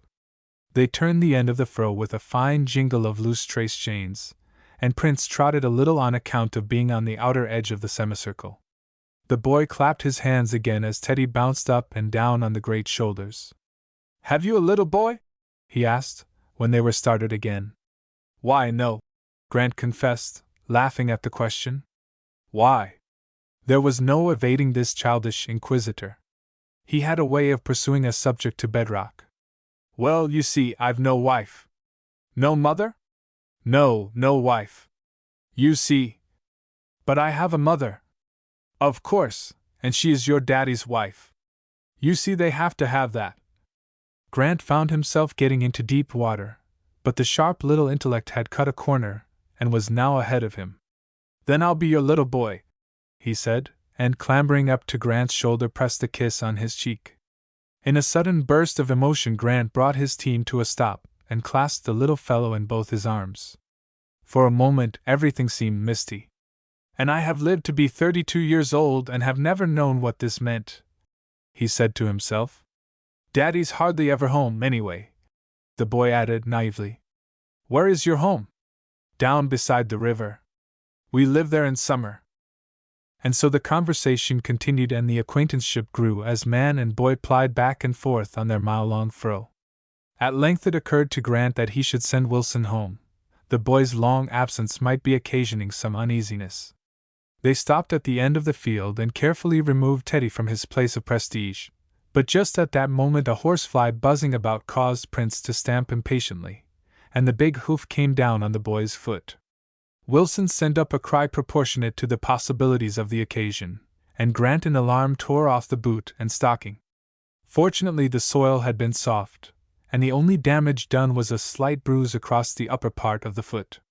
There," said Grant, soothingly, caressing the injury with his fingers. "It will be all right in a minute.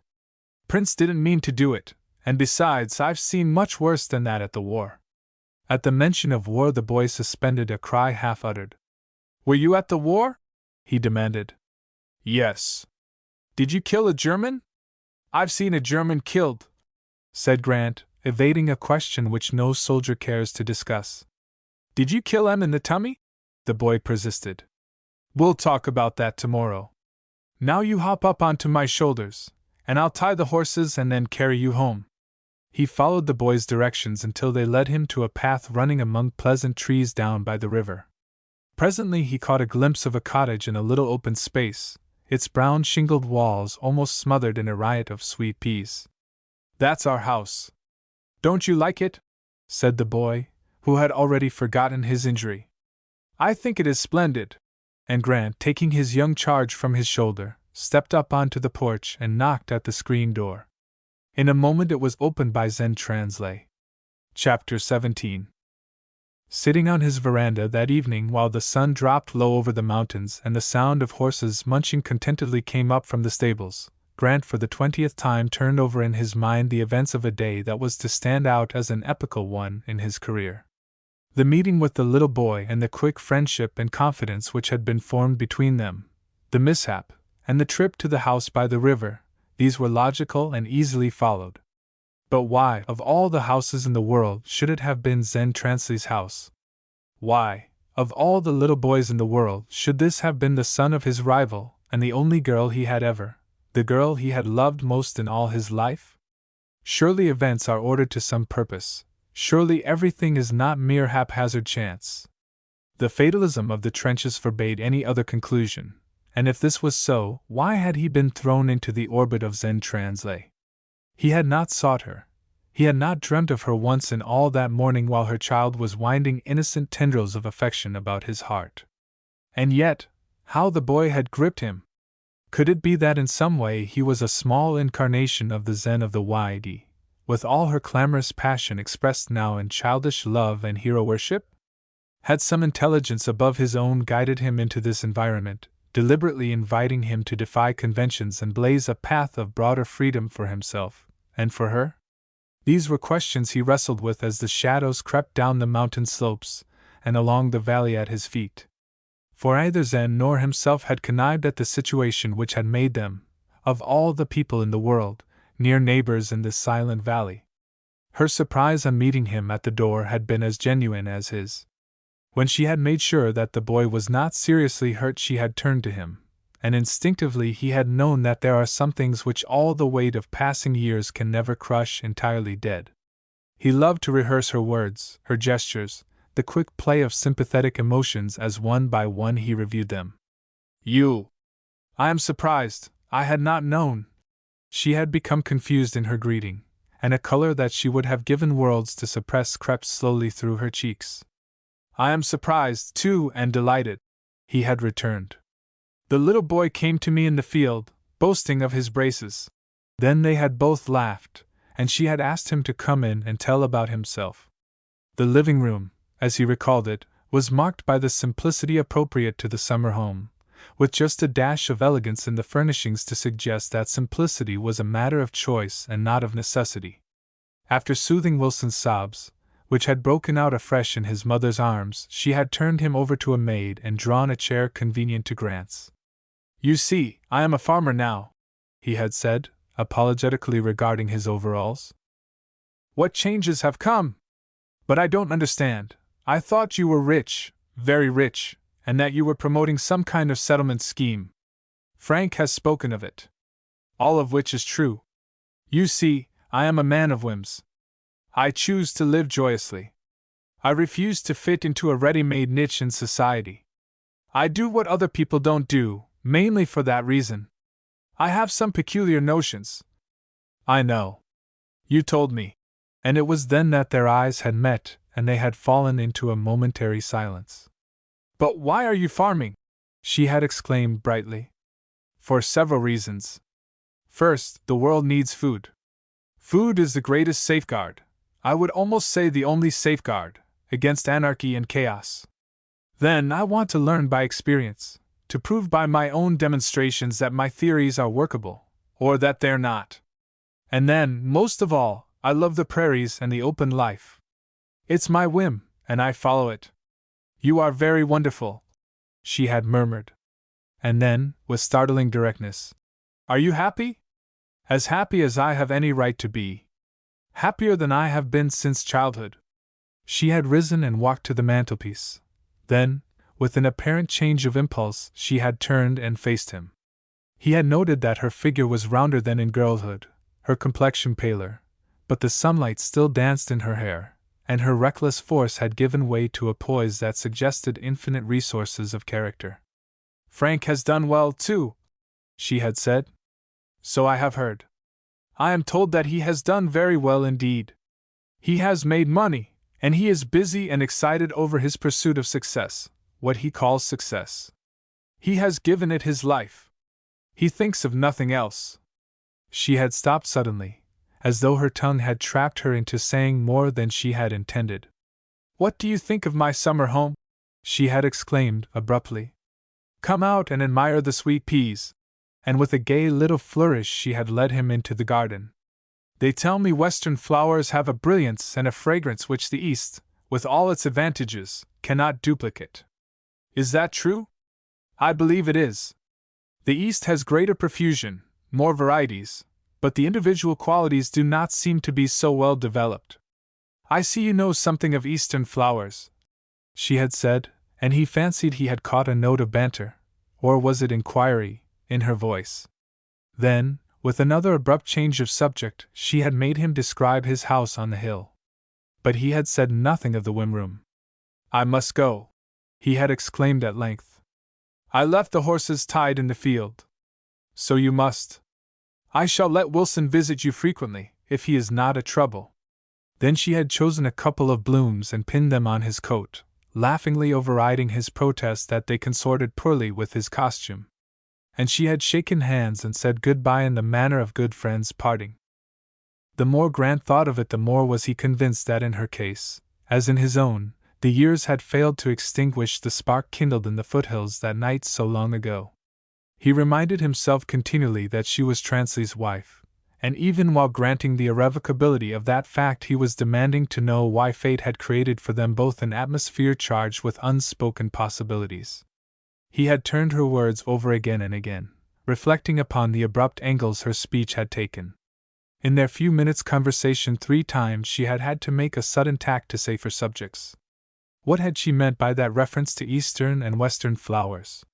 His answer reminded him how well he knew. And the confession about her husband, the worshipper of success. What he calls success. How much tragedy lay under those light words. The valley was filled with shadow, and the level rays of the setting sun fell on the young man's face, and splashed the hilltops with gold and saffron as within his heart raged the age-old battle. But as yet he felt none of its wounds. He was conscious only of a wholly irrational delight. As the next forenoon passed, Grant found himself glancing with increasing frequency toward the end of the field where the little boy might be expected to appear. But the day wore on without sign of his young friend, and the furrows which he had turned so joyously at 9 were dragging leadenly at 11. He had not thought it possible that a child could so quickly have won a way to his affections.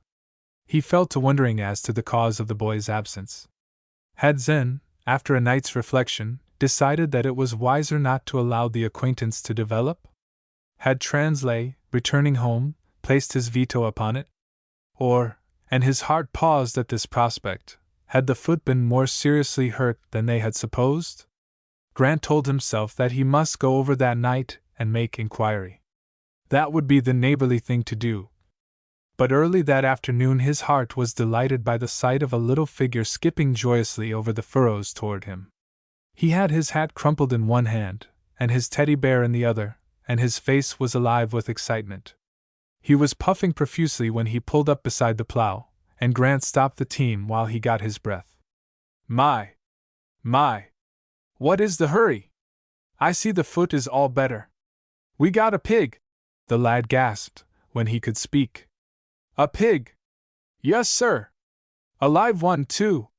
He's awful big. A man brought him in a wagon. That is why I couldn't come this morning. Grant treated himself to a humble reflection upon the wisdom of childish preferments. What are you going to do with him? Eat him up, I guess. Daddy said there was enough wasted about our house to keep a pig, so we got one. Aren't you going to take me up? Of course. But first we must put Teddy in his place. I'm to go home at 5 o'clock, the boy said, when he had got properly settled. The hours slipped by all too quickly, and if the lad's presence did not contribute to good plowing, it at least made a cheerful plowman. It was plain that Zen had sufficient confidence in her farmer neighbor to trust her boy in his care, and his frequent references to his mother had an interest for Grant which he could not have analyzed or explained. During the afternoon the merits of the pig were sung and resung, and at last Wilson, after kissing his friend on the cheek and whispering, "I like you, Uncle Man on the Hill," took his teddy bear under his arm and plodded homeward. The next morning he came again, but mournfully and slow.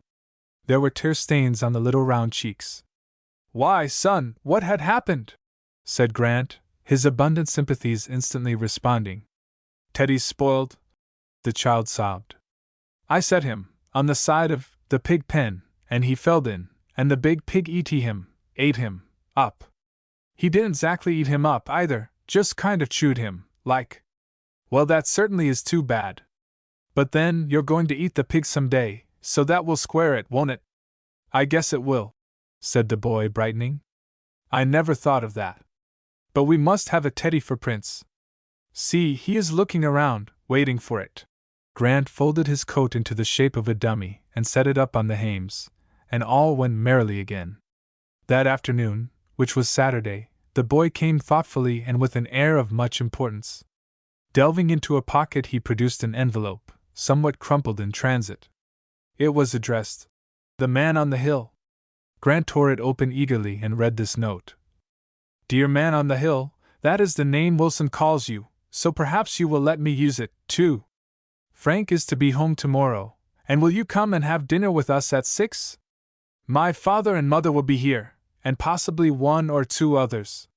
You had a clash with my menfolk once, but you will find them ready enough to make allowance for, even if they fail to understand, your point of view. Do come. Zen. P.S.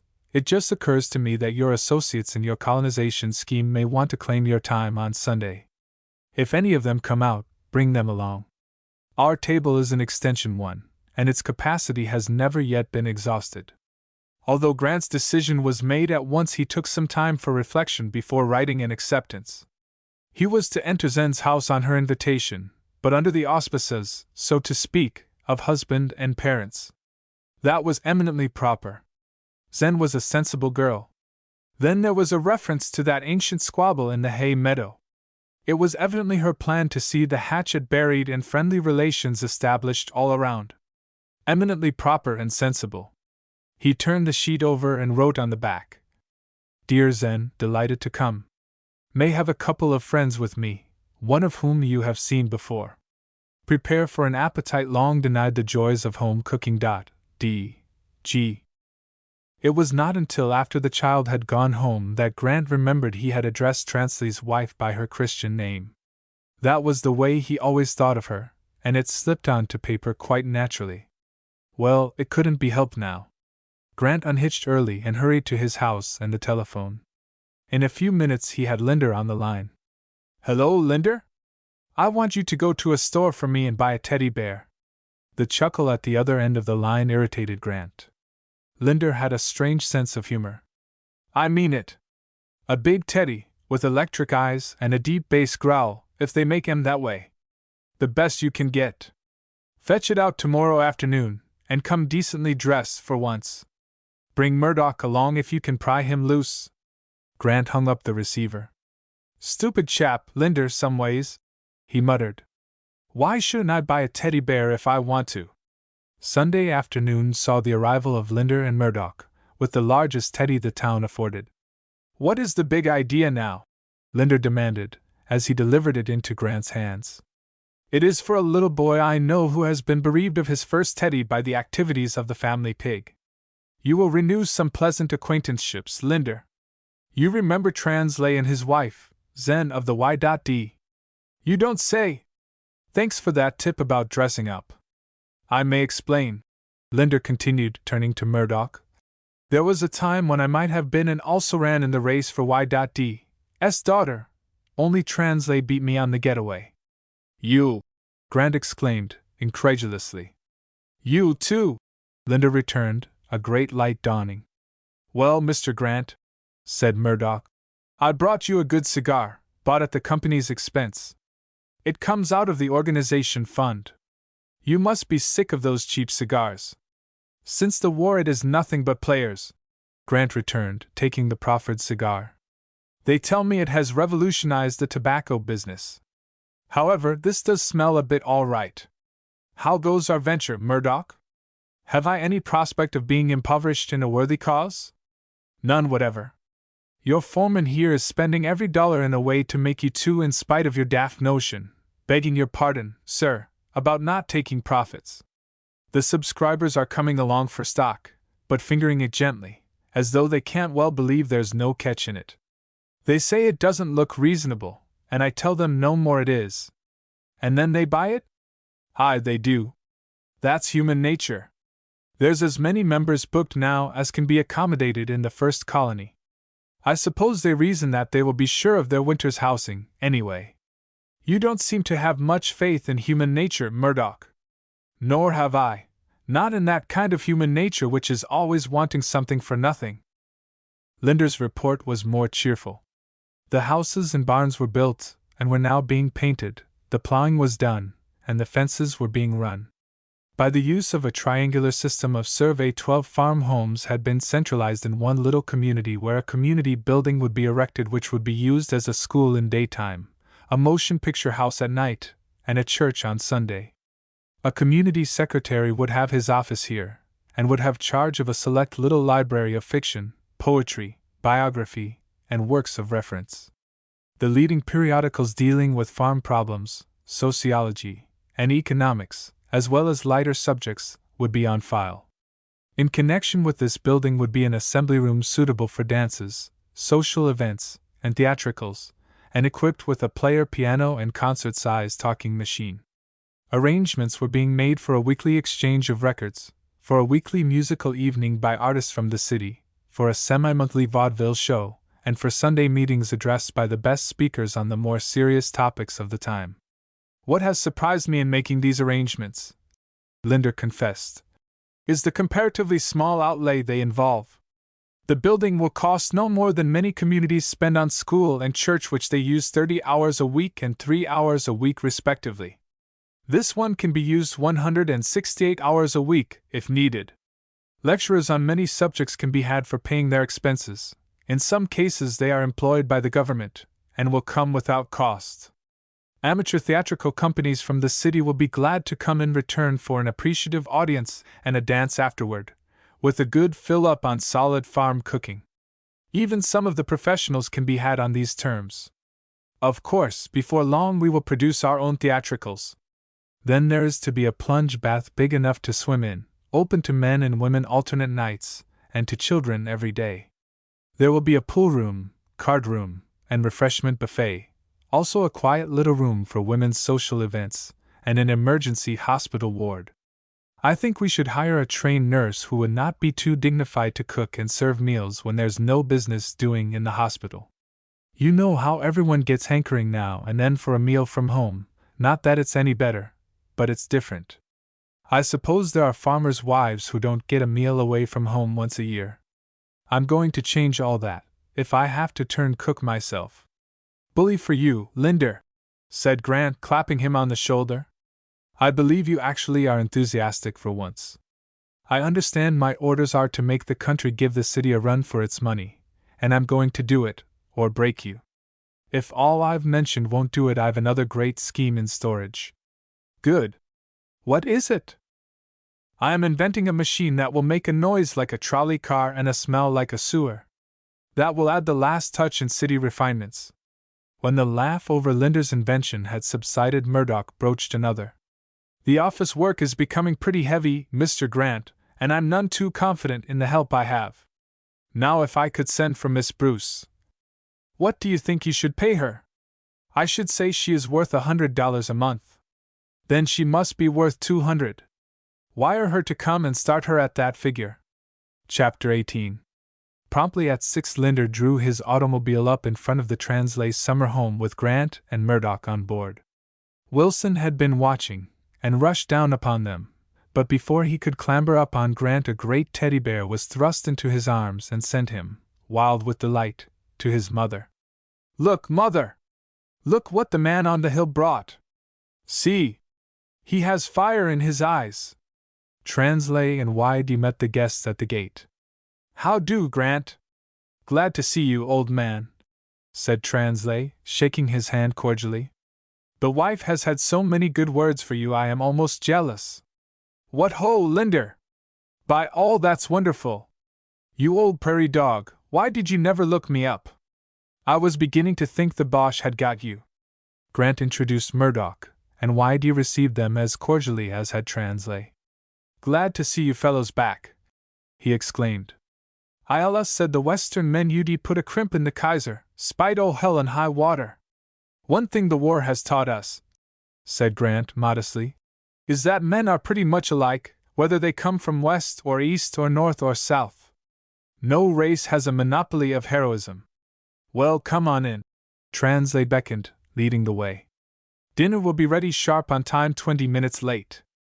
Not being a married man, Grant, you will not understand that reckoning. You'll have to excuse Mrs. Translay a few minutes, she's holding down the accelerator in the kitchen. Come in, I want you to meet Squiggs. Squiggs proved to be a round man with huge round tortoise-shell glasses and round red face to match. He shook hands with a manner that suggested that in doing so he was making rather a good fellow of himself. We must have a little lubrication, for Y.D.'s sake, said Translay, producing a bottle and glasses. I suppose it was the dust on the plains that gave these old cow-punchers a thirst which never can be slaked. These be evil days for the old-timers. Grant? Not any, thanks. No? Well, there's no accounting for tastes. Squiggs? I'm a lawyer, said Squiggs, and as booze is now ultra vires I do my best to keep it down. And Mr. Squiggs beamed genially upon his pleasantry, and the full glass in his hand. I take a snort when I want it, and I don't care who knows it, said Whitey.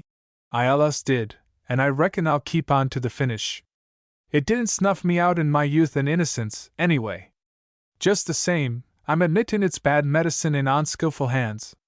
Here's ho! The glasses had just been drained when Mrs. Translay entered the room, flushed but radiant from a strenuous half-hour in the kitchen. Well, here you are, she exclaimed. So glad you could come, Mr. Grant. Why, Mr. Linder! Of all people, this is a pleasure. And Mr. Murdoch, Translay supplied. My chief of staff, the man who persists in keeping me rich, Grant elaborated.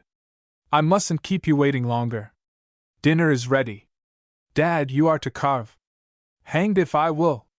I'm a guest here, and I stand on my rights. YD exploded. Then you must do it, Frank. I suppose so, said Translay. Although all I get out of a meal when I have to carve is splashing and profanity. You know, Squiggs, I've figured it out that this practice of requiring the nominal head of the house to carve has come down from the days when there wasn't usually enough to go round, and the carver had to make some fine decisions and, perhaps, maintain them by force. It has no place under modern civilization. Except that someone must do it, and it's about the only household responsibility man has not been able to evade, said Mrs. Translay. As they entered the dining room, Zen's mother, whiter and it seemed even more distinguished by the years, joined them, accompanied by Mrs. Squiggs, a thin woman much concerned about social status, and the party was complete. Translay managed the carving more skillfully than his protest might have suggested, and there was a lull in the conversation while the first demands of appetite were being satisfied. Tell us about your settlement scheme, Mr. Grant, Mrs. Translay urged when it seemed necessary to find a topic. Mr. Grant has quite a wonderful plan. Yes, wise us up, old man, said Translay. I've heard something of it, but never could see through it. It's all very simple, Grant explained. I am providing the capital to start a few families on farms. Instead of lending the money directly to them, I am financing a company in which each farmer must subscribe for stock to the value of the land he is to occupy. His stock he will pay for with a part of the proceeds of each year's crop, until it is paid in full, when he becomes a paid-up shareholder, subject to no further call except a levy which may be made for running expenses. And then your advances are returned to you with interest, Squiggs suggested. A very creditable plan of benefaction, very creditable, indeed. No, that is not the idea. In the first place, I am accepting no interest on my advances, and in the second place the money, when repaid by the shareholders, will not be returned to me, but will be used to establish another colony on the same basis, and so on. The movement will be extended from group to group. Mr. Squiggs readjusted his large round tortoise-shell glasses. Do I understand that you are charging no interest? Not a cent. Then where do you come in? I had hoped to make it clear that I am not seeking to come in. You see, the money I am doing this with is not really mine at all. Not yours? Cried a chorus of voices. No, Mr. Squiggs, you are a lawyer, and therefore a man of perspicuity and accurate definitions. What is money? You flatter me. I should say that money is a medium for the exchange of value. Very well. Therefore, if a man accepts money without giving value for it in exchange, he is violating the fundamental principle underlying the use of money. He is, in short, an economic outlaw. I am afraid I don't follow you. Let me illustrate by my own experience, and that of my family. My father was possessed of a piece of land which at one time had little or no value. Eventually it became of great value, not through anything he had done, but as a result of the natural law that births succeed deaths. Yet he, although he had done nothing to create this value, was able, through a faulty economic system, to pocket the proceeds. Then, as a result of the advantages which his wealth gave him, he was able to extract from society throughout all the remainder of his life value out of all proportion to any return he made for it. Finally it came down to me. Holding my peculiar belief, which my right and left bower consider sinful and silly respectively, I found money forced upon me, regardless of the fact that I had given absolutely no value in exchange.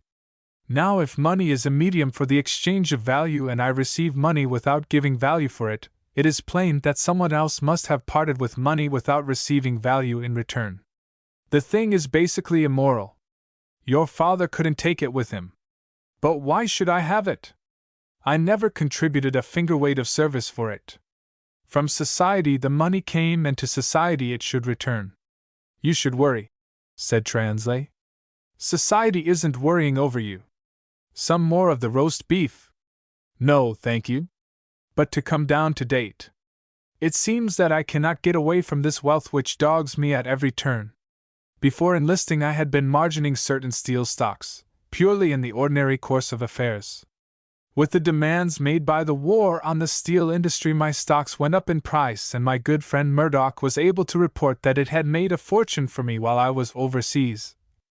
And we call ourselves an intelligent people. And so we are, said Mr. Squiggs. We stick to a system we know to be sound. It has weathered all the gales of the past, and promises to weather those of the future. I tell you, Grant, communism won't work. You can't get away from the principle of individual reward for individual effort. My dear fellow, that's exactly what I'm pleading for. I have no patience with any claim that all men are equal, or capable of rendering equal service to society, and I want payment to be made according to service rendered, not according to the freaks of a haphazard system such as I have been trying to describe. But how are you going to bring that golden age about? Murdoch inquired. By education. The first thing is to accept the principle that wealth cannot be accepted except in exchange for full measure service. You, Mrs. Translay, you teach your little boy that he must not steal. As he grows older, simply widen your definition of theft to include receiving value without giving value in exchange. When all the mothers begin teaching that principle, the golden age which Mr. Murdoch inquires about will be in sight. How would you drive it home? Said Whitey. We have too many laws already. Let us agree on that. The acceptance of this principle will make half the laws now cluttering our statute books unnecessary. I merely urge that we should treat the cause of our economic malady rather than the symptoms. Theoretically, your idea has much to commend it, but it is quite impracticable, Mr. Squiggs announced with some finality. It could never be brought into effect. If a corporation can determine the value of the service rendered by each of its 100,000 employees, why cannot a nation determine the value of the service rendered by each of its 100 million citizens? There's something for you to chew on, Squiggs, said Translay. You argue your case well, Grant. I believe you have our legal light rather fezzed. That's the word, isn't it, Mr. Murdoch, for once? I confess a good deal of sympathy with your point of view, but I'm afraid you can't change human nature. I am not trying to do that. All that needs changing is the popular idea of what is right and what is wrong. And that idea is changing with a rapidity which is startling. Before the war, the man who made money, by almost any means, was set up on a pedestal called success. Moralists pointed to him as one to be emulated. Sunday school papers printed articles to show that any boy might follow in his footsteps and become great and respected. Today, for following precisely the same practices, the nation demands that he be thrown into prison. The press heaps contumely upon him. He has become an object of suspicion in the popular eye. This change, worldwide and quite unforeseen, has come about in 5 years. Is that due to a new sense of right and wrong, or to just old-fashioned envy of the rich which now feels strong enough to threaten where it used to fawn? Y.D.'s wife asked, and Grant was spared a hard answer by the rancher's interruption. Hit the profiteer as hard as you like. He's got no friends. That depends upon who is the profiteer, a point which no one seems to have settled. In the cities you may even hear prosperous ranchers included in that class, absurd as that must seem to you. Grant added, with a smile to Y.D., require every man to give service according to his returns and you automatically eliminate all profiteers, large and small. But you will admit, said Mrs. Squiggs, that we must have some well-off people to foster culture and give tone to society generally? I agree that the boy who is brought up in a home with a bathtub, and all that that stands for, is likely to be a better citizen than the boy who doesn't have that advantage. That's why I want every home to have a bathtub. Mrs. Squiggs subsided rather heavily. In youth her Saturday night ablutions had been taken in the middle of the kitchen floor. I have a good deal of sympathy, said Translay, with any movement which has for its purpose the betterment of human conditions. Any successful man of today will admit, if he is frank about it, that he owes his success as much to good luck as to good judgment. If you could find a way, Grant, to take the element of luck out of life, perhaps you would be doing a service which would justify you in keeping those millions which worry you so. But I can't see that it makes any difference to the prosperity of a country who owns the wealth in it, so long as the wealth is there and is usefully employed. Money doesn't grow unless it works, and if it works it serves society just the same as muscle does. You could put all your wealth in a strong box and bury it under your house up there on the hill, and it wouldn't increase a nickel in 1,000 years. But if you put it to work it makes money for you and money for other people as well. I'm a little nervous about newfangled notions. It's easier to wreck the ship than to build a new one, which may not sail any better. What the world needs today is the gospel of hard work, and everybody, rich and poor, on the job for all that's in him. That's the only way out. We seem to have much in common, Grant returned. Hard work is the only way out, and the best way to encourage hard work is to find a system by which every man will be rewarded according to the service rendered. At this point Mrs. Translay arose, and the men moved out into the living room to chat on less contentious subjects. After a time the women joined them, and Grant presently found himself absorbed in conversation with the old rancher's wife. Zen seemed to pay but little attention to him, and for the first time he began to realize what consummate actresses women are. Had Translay been the most suspicious of husbands, and in reality his domestic vision was as guileless as that of a boy, he could have caught no glint of any smoldering spark of the long ago. Grant found himself thinking of this dissembling quality as one of nature's provisions designed for the protection of women, much as the somber plumage of the prairie chicken protects her from the eye of the sportsman. For after all, the hunting instinct runs through all men, be the game what it may. Before they realized how the time had flown, Linder was protesting that he must be on his way. At the gate, Translay put a hand on Grant's shoulder. I'm prepared to admit, he said, that there's a whole lot in this old world that needs correcting, but I'm not sure that it can be corrected. You have a right to try out your experiments, but take a tip and keep a comfortable cash against the day when you'll want to settle down and take things as they are. It is true and always has been true that a man who is worth his salt, when he wants a thing, takes it, or goes down in the attempt. The loser may squeal, but that seems to be the path of progress. You can't beat it. Well, we'll see, said Grant, laughing. Sometimes two men, each worth his salt, collide. As in the meadow of the South YD, said Translay, with a smile. You remember that YD, when our friend here upset the haying operations? Sure, I remember, but I'm not holdin' it agin him now. A dead horse is a dead horse, and I don't go sniffin' it. Perhaps I ought to say, though, Grant returned, that I really do not know how the iron pegs got into that meadow. And I don't know how your haystacks got afire, but I can guess. Remember Drask?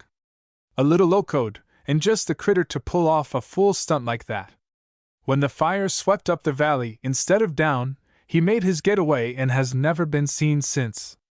I reckon likely there was someone in Lanson's gang capable o' drivin' pegs without consultin' the boss. The little group were standing in the shadow, and Grant had no opportunity to notice the sudden blanching of Zen's face at the mention of Drask. You're wrong about his not having been seen again, YD, said Grant. He managed to locate me somewhere in France. That reminds me, he had a message for you, Mrs. Translay. I'm afraid Drask is as irresponsible as ever, provided he hasn't passed out, which is more than likely. Grant shook hands cordially with YD and his wife, with Squiggs and Mrs. Squiggs, with Translay and Mrs. Translay. Any inclination he may have felt to linger over Zen's hand was checked by her quick withdrawal of it, and there was something in her manner quite beyond his understanding. He could have sworn that the self-possessed Zen Translay was actually trembling. Chapter 19. The next day Wilson paid his usual visit to the field where Grant was plowing, and again was he the bearer of a message. With much difficulty he managed to extricate the envelope from a pocket. Dear Mr. Grant, it read, I am so excited over a remark you dropped last night I must see you again as soon as possible. Can you drop in tonight, say at 8? Yours, Zen. Grant read the message a second time, wondering what remark of his could have occasioned it. As he recalled the evening's conversation, it had been most about his experiment, and he had a sense that he had occupied a little more of the stage than strictly good form would have suggested. However, it was his scheme that had been under discussion, and he did not propose to let it suffer for lack of a champion. But what had he said that could be of more than general interest to Zen Translay? For a moment he wondered if she had created a pretext upon which to bring him to the house by the river, and then instantly dismissed that thought as unworthy of him. At any rate, it was evident that his addressing her by her Christian name in the last message had given no offense. This time she had not called him the man on the hill, and there was no suggestion of playfulness in the note. Then the signature, "Yours, Zen." That might mean everything, or it might mean nothing. Either it was purely formal, or it implied a very great deal indeed. Grant reflected that it could hardly be interpreted anywhere between those two extremes, and was it reasonable to suppose that Zen would use it in an entirely formal sense? If it had been, "Yours truly," or "Yours sincerely," or any such stereotyped conclusion, it would not have called for a second thought, but the simple word, "Yours." If only she were, thought Grant, and felt the color creeping to his face at the thought. It was the first time he had dared that much. He had not bothered to wonder much where or how this affair must end. Through all the years that had passed since that night when she had fallen asleep on his shoulder, and he had watched the ribbons of fire rising and falling in the valley, and the smell of grass smoke had been strong in his nostrils, through all those years Zen had been to him a sweet, evasive memory to be dreamed over and idealized, a wild, daring, irresponsible incarnation of the spirit of the hills. Even in these last few days he had followed the path simply because it lay before him. He had not sought her out in all that great West. He had been content with his dream of the Zen of years gone by. If fate had brought him once more within the orbit of his star, surely fate had a purpose in all its doings. One who has learned to believe that no bullet will find him unless his name and number are on it, has little difficulty in excusing his own indiscretions by fatalistic reasoning. He wrote on the back of the note, "Look for me at 8. And then, observing that the boy had not brought Teddy along, he inquired solicitously for the health of the little pet. "He's all right, but Mother wouldn't let me bring him. Said I might lose him." The tone in which the last words were spoken implied just how impossible such a thing was. Lose Teddy? No one but a mother could think such an absurdity. "But I got a knife!" Wilson exclaimed, his mind darting to a happier subject. "Daddy gave it to me. Will you sharpen it? It is as dull as a pig." Grant was to learn during the day that all the boy's figures of speech were now hung on the family pig. The knife was as dull as a pig. The plow was as rough as a pig. The horses, when they capered at a corner, were as wild as a pig. Even Grant himself, while he held the little chap firmly on his knee, received the doubtful compliment of being as strong as a pig. He went through the form of sharpening the knife on the leather lines of the harness, and was pleased to discover that Wilson, with childish dexterity of imagination, now pronounced it as sharp as a pig. The boy did not return to the field in the afternoon, and Grant spent the time in a strange admixture of happiness over the pleasant companionship he had found in this little son of the prairies and anticipation of his meeting with Zen that night. All his reflection had failed to suggest the subject so interesting to her as to bring forth her unconventional note, but it was enough for him that his presence was desired. As to the future, he would deal with that when he came to it. As evening approached, the horses began their usual procedure of turning their heads homeward at the end of each furrow. Beginning about 5 o'clock, they had a habit of assuming that each furrow was obviously the last one for the day, and when the firm hand on the lines brought them sharply back to position, they trudged on with an apologetic air which seemed to say that of course they were quite willing to work another hour or two, but they supposed their master would want to be on his way home. Today, however, he surprised them, and the first time they turned their heads he unhitched, and throwing himself lightly across Prince's ample back, drove them to their stables. Grant prepared his supper of bacon and eggs and fried potatoes, bread and jam and black tea, and ate it from the kitchen table as was his habit except on state occasions. Sometimes a touch of the absurdity of his behavior would tickle his imagination. He, who might dine in the midst of wealth and splendor, with soft lights beating down upon him, soft music swelling through arching corridors, soft-handed waiters moving about on deep, silent carpetings, perhaps round white shoulders across the table, and the faint smell of delicate perfumes. That he should prefer to eat from the white oilcloth of his kitchen table was a riddle far beyond any ordinary intellect. And yet he was happy in this life, happy in his escape from the tragic routine of being decently civilized. Happier, he knew, than he ever could be among all the artificial pleasures that wealth could buy him. Sometimes, as a concession to this absurdity, he would set his table in the dining room with his best dishes, and eat his silent meal very grandly, until the ridiculousness of it all would overcome him, and he would jump up with a boyish whoop and sweep everything into the kitchen. But tonight he had no time for make-believe. Supper ended, he put a basin of water on the stove and went out to give his horses their evening attention, after which he had a wash and a careful shave and dressed himself in a light gray suit appropriate to an autumn evening. And then he noticed that he had just time to walk to Transley's house before 8 o'clock. Zen received him at the door. The maid had gone to a neighbor's, she said, and Wilson was in bed. It was still bright outside, but the sheltered living room, to which she showed him, was wrapped in a soft twilight. "Shall we have a lamp, or the fireplace?" she asked, then inferentially answered by saying that a cool wind was blowing down from the mountains. "I had the maid build the fire," she continued, and he could see the outline of her form bending over the grate. She struck a match. Its glow lit up her cheeks and hair. In a moment the dry wood was crackling and ribbons of blue smoke were curling into the chimney. "I have been so anxious to see you again," she said, drawing a chair not far from his. "A chance remark of yours last night brought to memory many things I have been trying to forget." Then, abruptly, "Did you ever kill a man?" "You know I was in the war," he returned, evading her question. "Yes, and you do not care to dwell on that phase of it. I should not have asked you, but you will be the better able to understand. For years I have lived under the cloud of having killed a man." "You?" "Yes. The day of the fire, you remember?" Grant had started from his chair. "I can't believe it!" he exclaimed. "There must have been justification." "You had justification at the front, but it doesn't make the memory pleasant. I had justification, but it has haunted me night and day. And then, last night you said he was still alive, and my soul seemed to rise up again and say, 'I am free.'"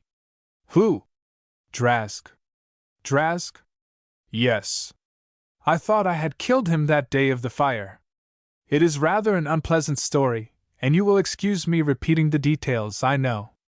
He attacked me. We were both on horseback in the river. I suppose he was crazed with his wild deed, and less responsible than usual. He dragged me from my horse and I fought with him in the water, but he was much too strong. I had concluded that to drown myself, and perhaps him, was the only way out, when I saw a leather thong floating in the water from the saddle. By a ruse I managed to flip it around his neck, and the next moment he was at my mercy. I had no mercy then. I understand how it might be possible to kill prisoners. I pulled it tight, pulled till I saw his face blacken and his eyes stand out.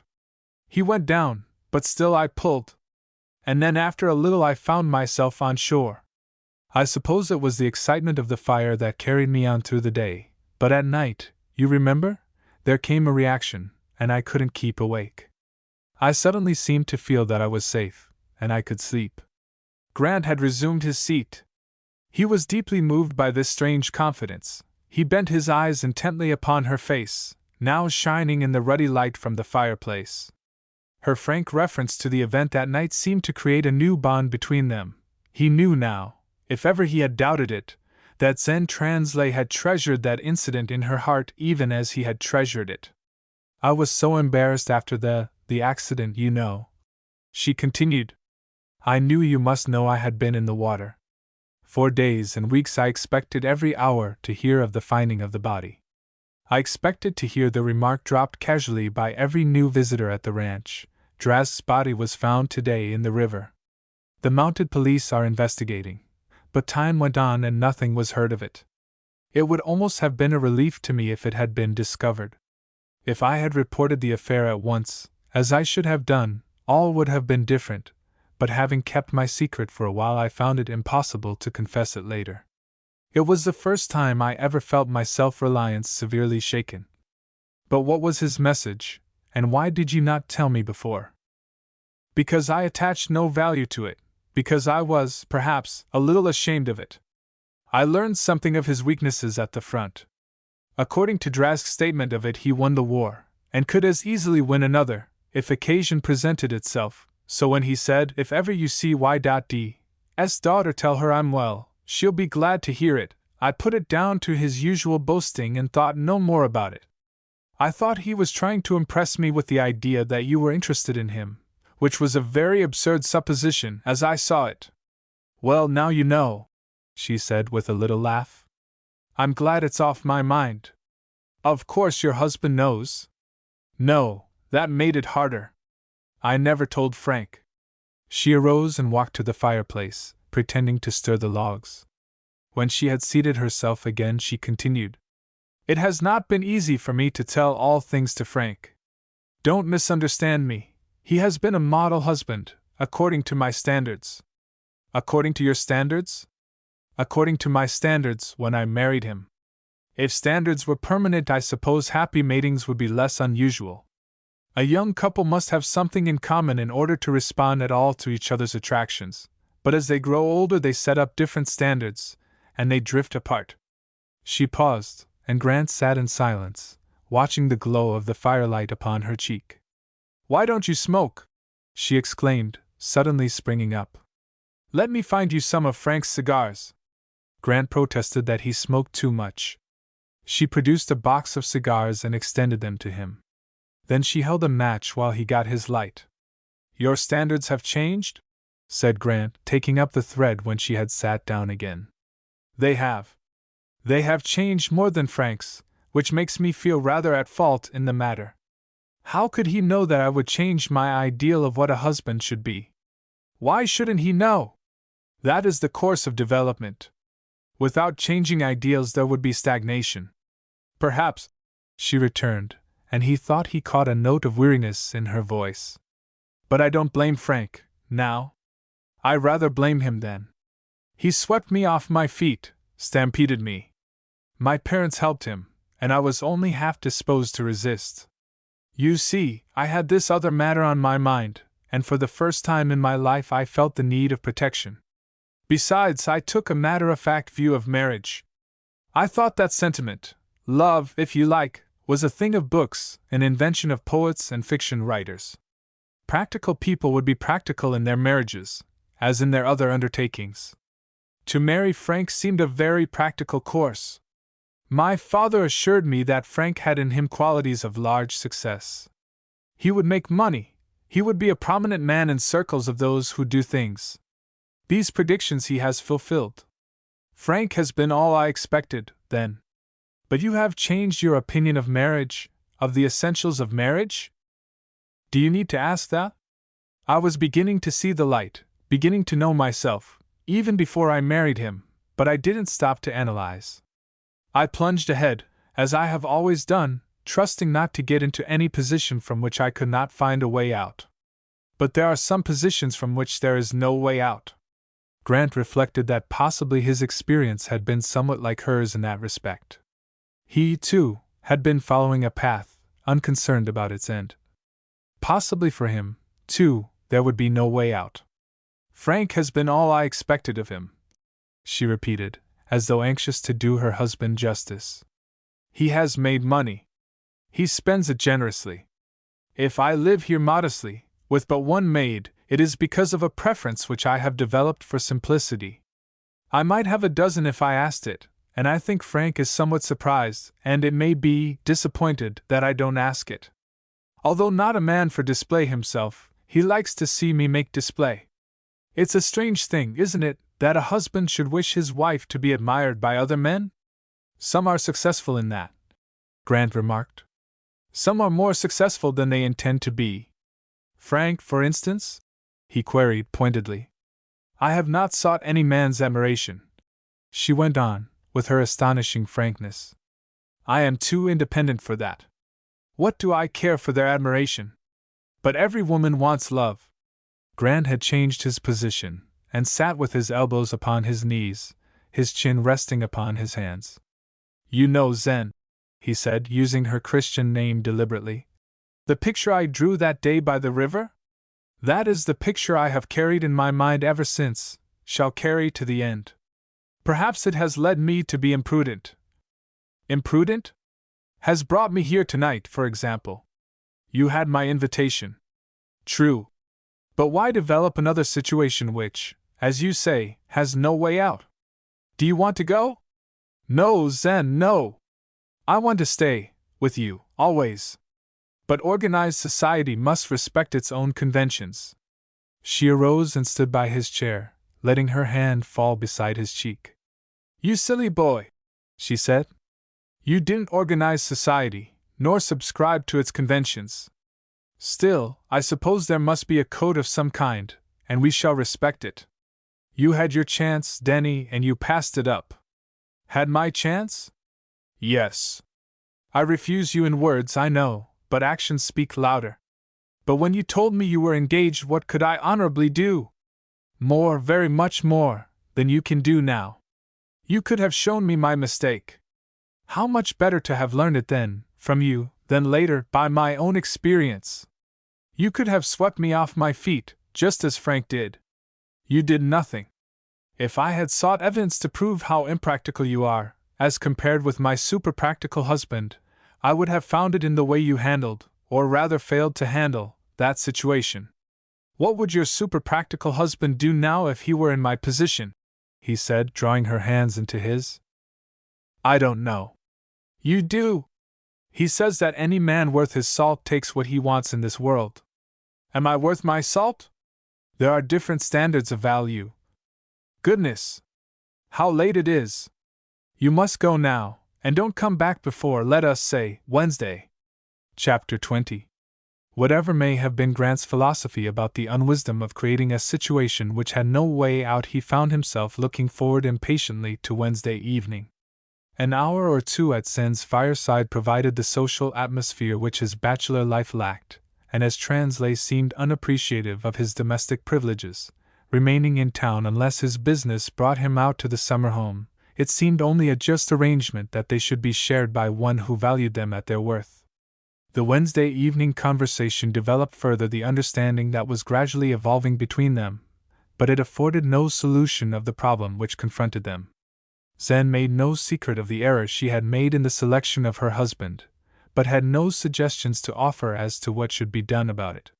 She seemed quite satisfied to enjoy Grant's conversation and company, and let it go at that, an impossible situation, as the young man assured himself. She dismissed him again at a quite respectable hour with some reference to Saturday evening, which Grant interpreted as an invitation to call again at that time. When he entered Saturday night, it was evident that she had been expecting him. A cool wind was again blowing down from the mountains, laden with the soft smell of melting snow, and the fire in the grate was built ready for the match. I am my own maid tonight, she said, as she stooped to light it. Sarah usually goes to town Saturday evening. Now we shall see if someone is in good humor. The fire curled up pleasantly about the wood. There! She exclaimed, clapping her hands. All is well. You see how economical I am. If we must spend on fires, we save on light. I love a wood fire. I suppose it is something which reaches back to the original savage in all of us. To the days when our great ancestors roasted their victims while they danced about the coals, said Grant, completing the picture. And yet they say that human nature doesn't change. Does it? I think our methods change with our environments, but that is all. Wasn't it you who propounded a theory about an age when men took what they wanted by force giving way to an age in which they took what they wanted by subtlety? Now, I believe, you want society to restrain the man of clever wits just as it has learned to restrain the man of big biceps. And when that is done, will not man discover some other means of taking what he wants? She had seated herself beside him on a divanette, and the joy of her nearness fired Grant with a very happy intoxication. It recalled that night on the hillside when, as she had since said, she felt safe in his protection. I am really very interested, she continued. I followed the argument at the table on Sunday with as much concern as if it had been my pet hobby, not yours, that was under discussion. If I said little, it was because I did not wish to appear too interested. Her amazing frankness brought Grant, figuratively, to his feet at every turn. She seemed to have no desire to conceal her interest in him, her attachment for him. Hers was such candor as might well be born of the vast hillsides, the great valleys, the brooding silences of her girlhood. Yet it seemed obvious that she must be less candid with Translay. "I am glad you were interested," he answered. "I was afraid I was rather boring the company, but it was my scheme and I had to stand up for it. I fear I made few converts." "You were dealing with practical men," she returned, "and practical men are never converted to a new idea. That is one of the things I have learned in my years of married life, Dennison. Practical men find many ways of turning an old idea to advantage, but they never evolve new ones. New ideas come from dreamers, theoretical fellows like you. The dreamer is always a lap ahead of the rest of civilization, and the funny thing is that the rest always thinks itself much more sane than the dreamer, out there blazing the way." "That's not remarkable," she replied. "That's logical. The dreamer blazes the way, proves the possibilities of his dream, and the practical man follows it up and makes money out of it. To a practical man there is nothing more practical than making money." "Did I convert you?" he pursued. "I was not in need of conversion. I have been a follower of the new faith, an imperfect and limping follower, it is true, ever since you first announced it." "I believe you are laughing at me." "Certainly not. I have been brought up in an environment where there is no standard higher than the money standard. Not that my father or husband are dishonest, they are rigidly honest according to their ideas of honesty. But to say that a man must give actual service for every dollar he gets or it isn't his, that is a conception of honesty so far beyond them as to be an absurdity. But I have wanted to ask you how you are going to enforce this new idealism." "Idealism is not enforced. We aspire to it, we may not attain to it. Christianity itself is idealism, the idealism of unselfishness. That ideal has never been attained by any considerable number of people, and yet it has drawn all humanity onto somewhat higher levels as surely as the moon draws the tide. Superficial persons in these days are drawing pictures of the failure of Christianity, which has failed in part, but they could find a much more depressing subject by painting a world from which all Christian idealism had been removed. But surely you have some plan for putting your theories to the test, some plan which will force those to whom idealism appeals in vain. We do not trust to a man's idealism to keep him from stealing, we put him in jail. All that will come in time, but the question for the seeker after truth is not will it work, but is it true? I fancy I can see the practical men of Moses' time leaning over his shoulder as he inscribed the 10 Commandments and remarking, "No use of putting that down, Moses, you can never enforce it." But Moses put it down and left the enforcement to natural law and the growing intelligence of the generations which have followed him. We are too much disposed to think it possible to evade a law, to violate it, and escape punishment. But if a law is true, punishment follows violation as implacably as the stars follow their courses. And if society has failed to recognize the law that service, and service only, should be able to command service in return, society must suffer the penalty. We have only to look about us to see that society is paying in full for its violations. Yes, I have plans, and I think they would work, but the first thing is the ideal, the new moral sense. That value must not be accepted without giving equal value in return. Society, of course, will have to set up the standards of value. That is a matter of detail, a matter for the practical men who come in the wake of the idealist. But of this I am certain, and I hark back to my old theme, that just as society has found a means of preventing the man who is physically superior from taking wealth without giving service in return, so must society find a means to prevent men who are mentally superior from taking wealth without giving service in return. The superior person, mark you, will still have an advantage, in that his superiority will enable him to earn more. We shall merely stop him taking what he does not earn. That must come. I think it will come soon. It is the next step in the social evolution of the race. She had drunk in his argument as one who hangs on every word, and her rapt face turned toward his seemed to glow and thrill him in return with a sense of their spiritual oneness. She did not need to tell him that Translay never talked to her like this. Translay loved her, if he loved her at all, for the glory she reflected upon him. He was proud of her beauty, of her daring, of her physical charm and self-reliance. The deeper side of her mental life was to translate a field unexplored, a field of the very existence of which he was probably unaware. Grant looked into her eyes, now close and responsive, and found within their depths something which sent him to his feet. "Zen!" he exclaimed. "The mystery of life is too much for me. Surely there must be an answer somewhere. Surely the puzzle has a system to it, a key which may someday be found. Or can it be just chaos, just blind, driveling, senseless chaos? In our own lives, why should we be stranded, helpless, wrecked, with the happiness which might have been ours hung just beyond our reach? Is there no answer to this? I suppose we disobeyed the law, back in those old days. We heard it clearly enough, and we disobeyed. I allowed myself to be guided by motives which were not the highest. You seemed to lack the enterprise which would have won you its own reward. And as you have said, those who violate the law must suffer for it. I have suffered." She drew up her chin. He could see the firm muscles set beneath the pink bloom of her flesh. He had not thought of Zen's suffering.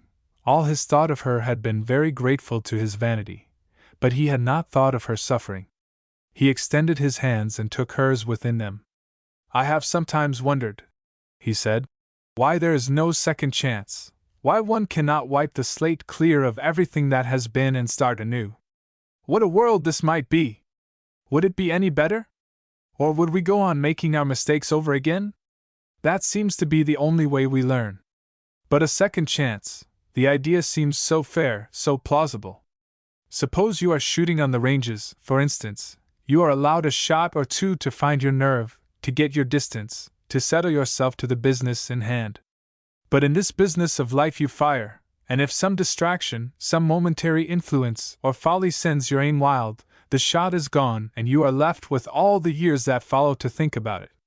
You can do nothing but think about it, the most profitless of all occupations.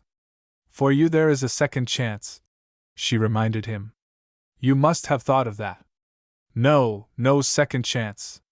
She drew herself up slightly and away from him. "I have been very frank with you, Dennison," she said. "Suppose you tried being frank with me?"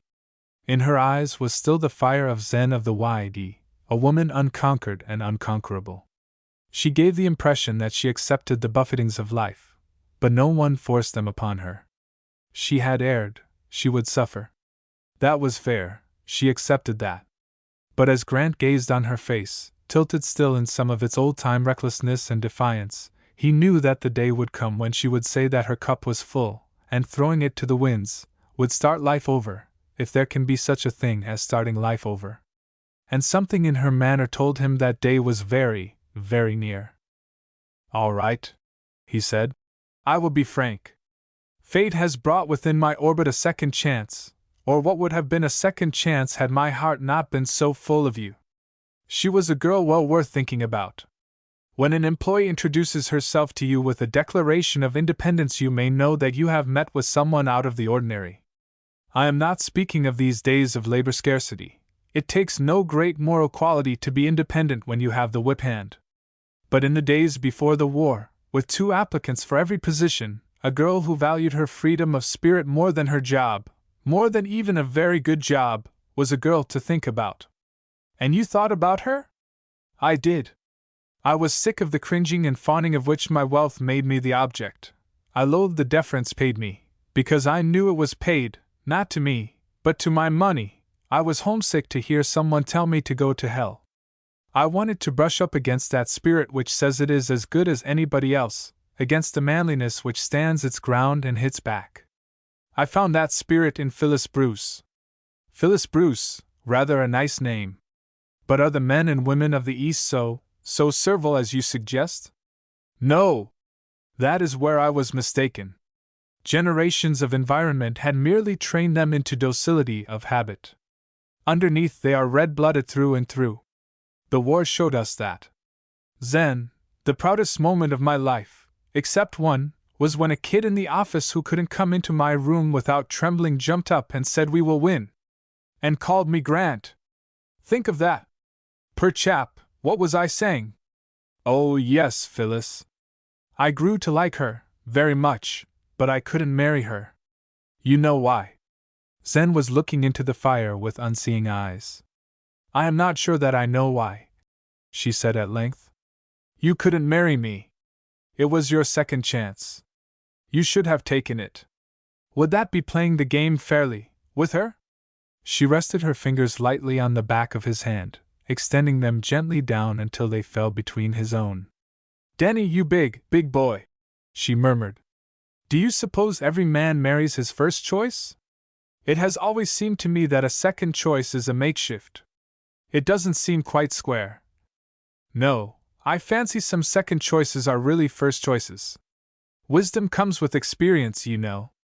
Not always. At any rate, I couldn't marry her while my heart was yours. I suppose not, she answered, and again he noted a touch of weariness in her voice. I know something of what divided affection, if one can even say it is divided, means. Denny, I will make a confession. I knew you would come back. I always was sure you would come back.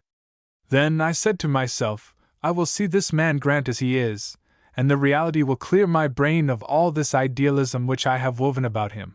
Perhaps you know what I mean. We sometimes meet people who impress us greatly at the time, but a second meeting, perhaps years later, has a very different effect. It sweeps all the idealism away, and we wonder what it was that could have charmed us so.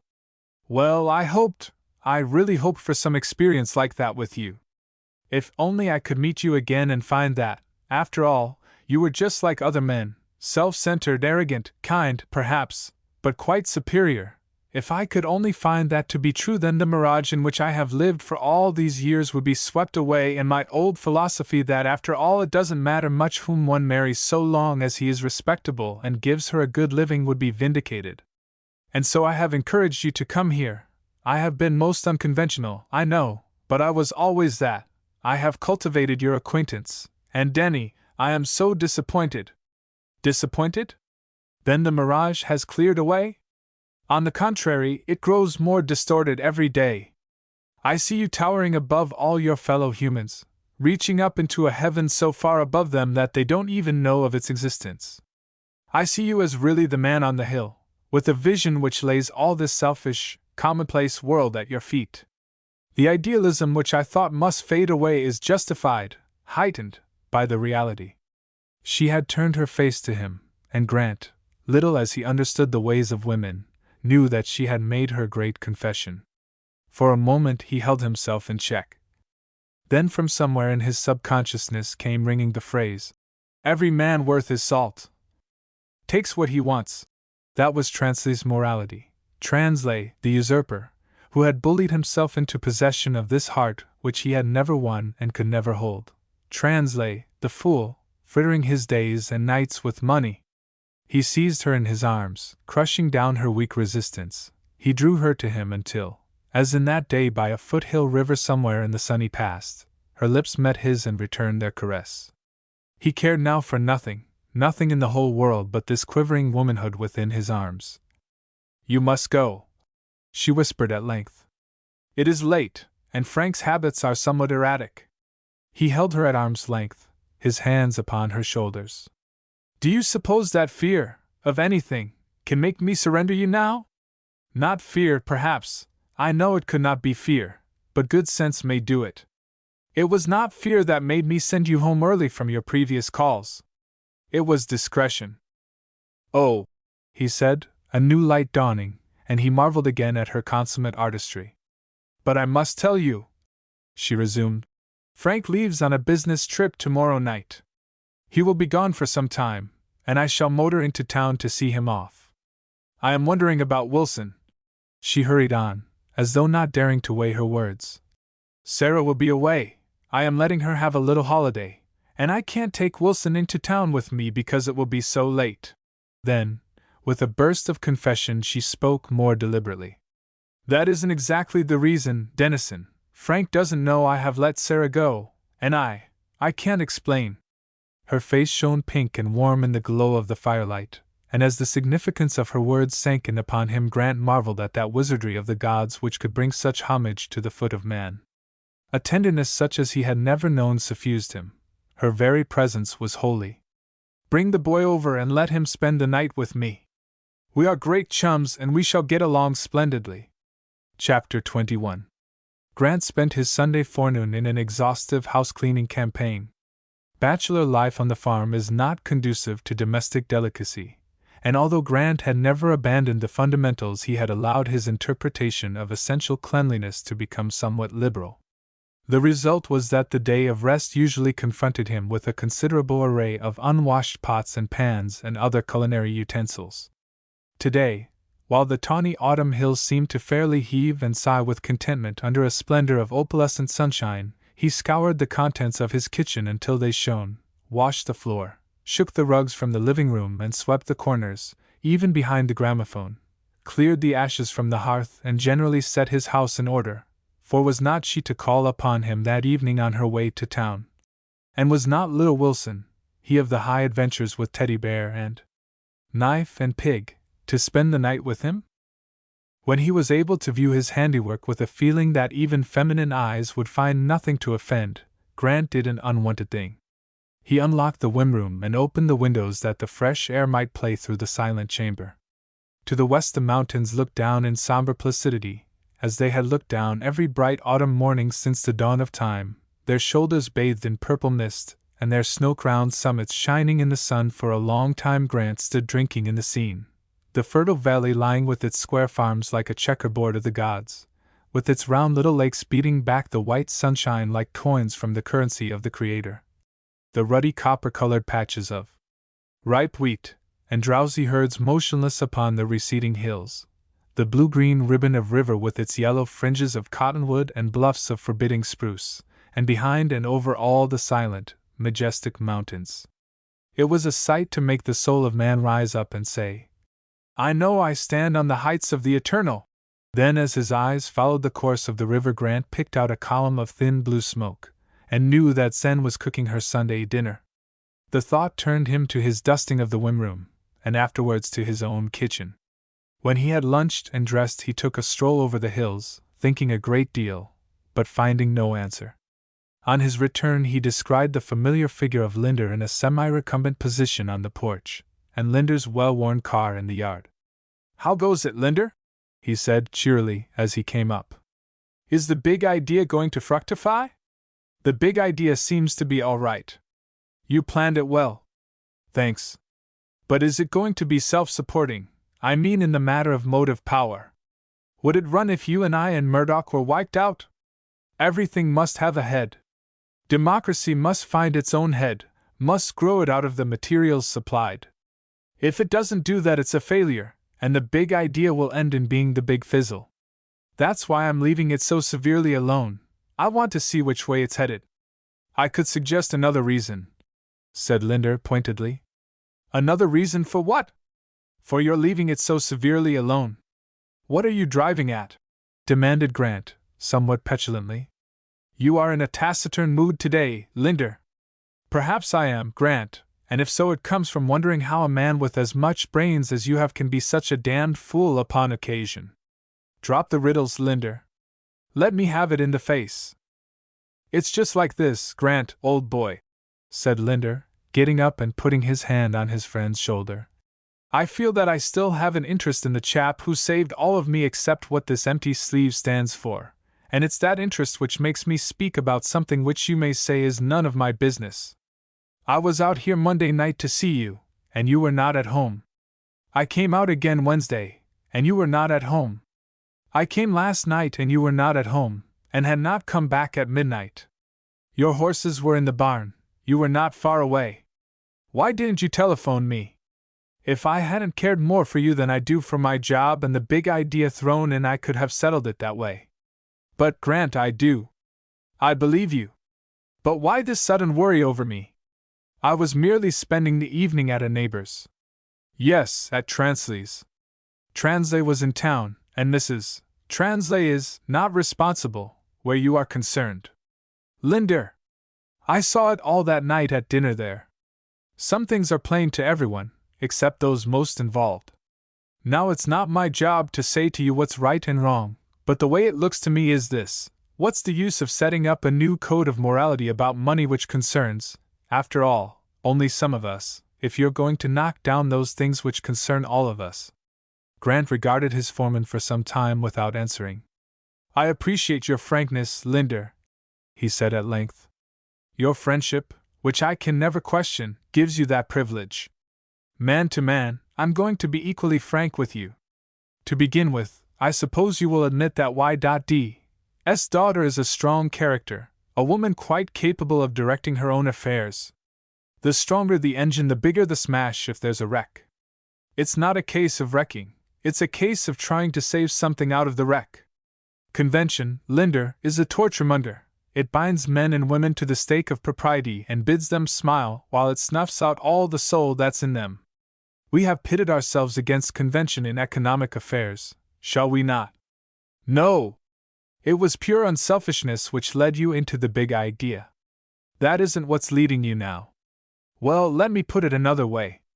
Translay is a clever man of affairs. He knows how to accomplish his ends.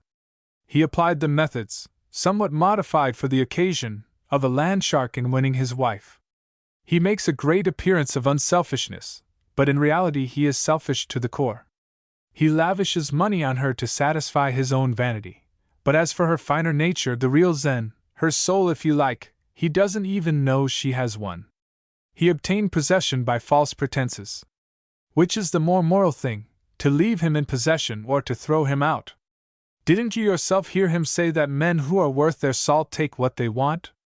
Since when did you let him set your standards? That's hardly fair. I think it is. I think, too, that you are arguing against your own convictions. Well, I've had my say. I deliberately came out today without Murdoch so that I might have it. You would be quite justified in firing me for what I've done. But now I'm through, and no matter what may happen, remember, Linder will never have suspected anything. That's like you, old chap, will drop it at that. But I must explain that Zen is going to town tonight to meet Translay, and is leaving the boy with me. It is an event in my young life, and I have house cleaned for it appropriately. Come inside and admire my handiwork. Linder admired as he was directed, and then the two men fell into a discussion of business matters. Eventually Grant cooked supper, and just as they had finished, Mrs. Translay drove up in her motor. "Here we are!" she cried cheerily. "Glad to see you, Mr. Linder. Wilson has his teddy bear and his knife and his pajamas, and is a little put out, I think, that I wouldn't let him bring the pig. I shall try and make up the deficiency," said Grant, smiling broadly, as the boy climbed to his shoulder. "Won't you come in?" Linder, among his other accomplishments learned in France, is an excellent chaperone. "Thank you, no, I must get along. I shall call early in the morning, so that you will not be delayed on Wilson's account." "No need of that.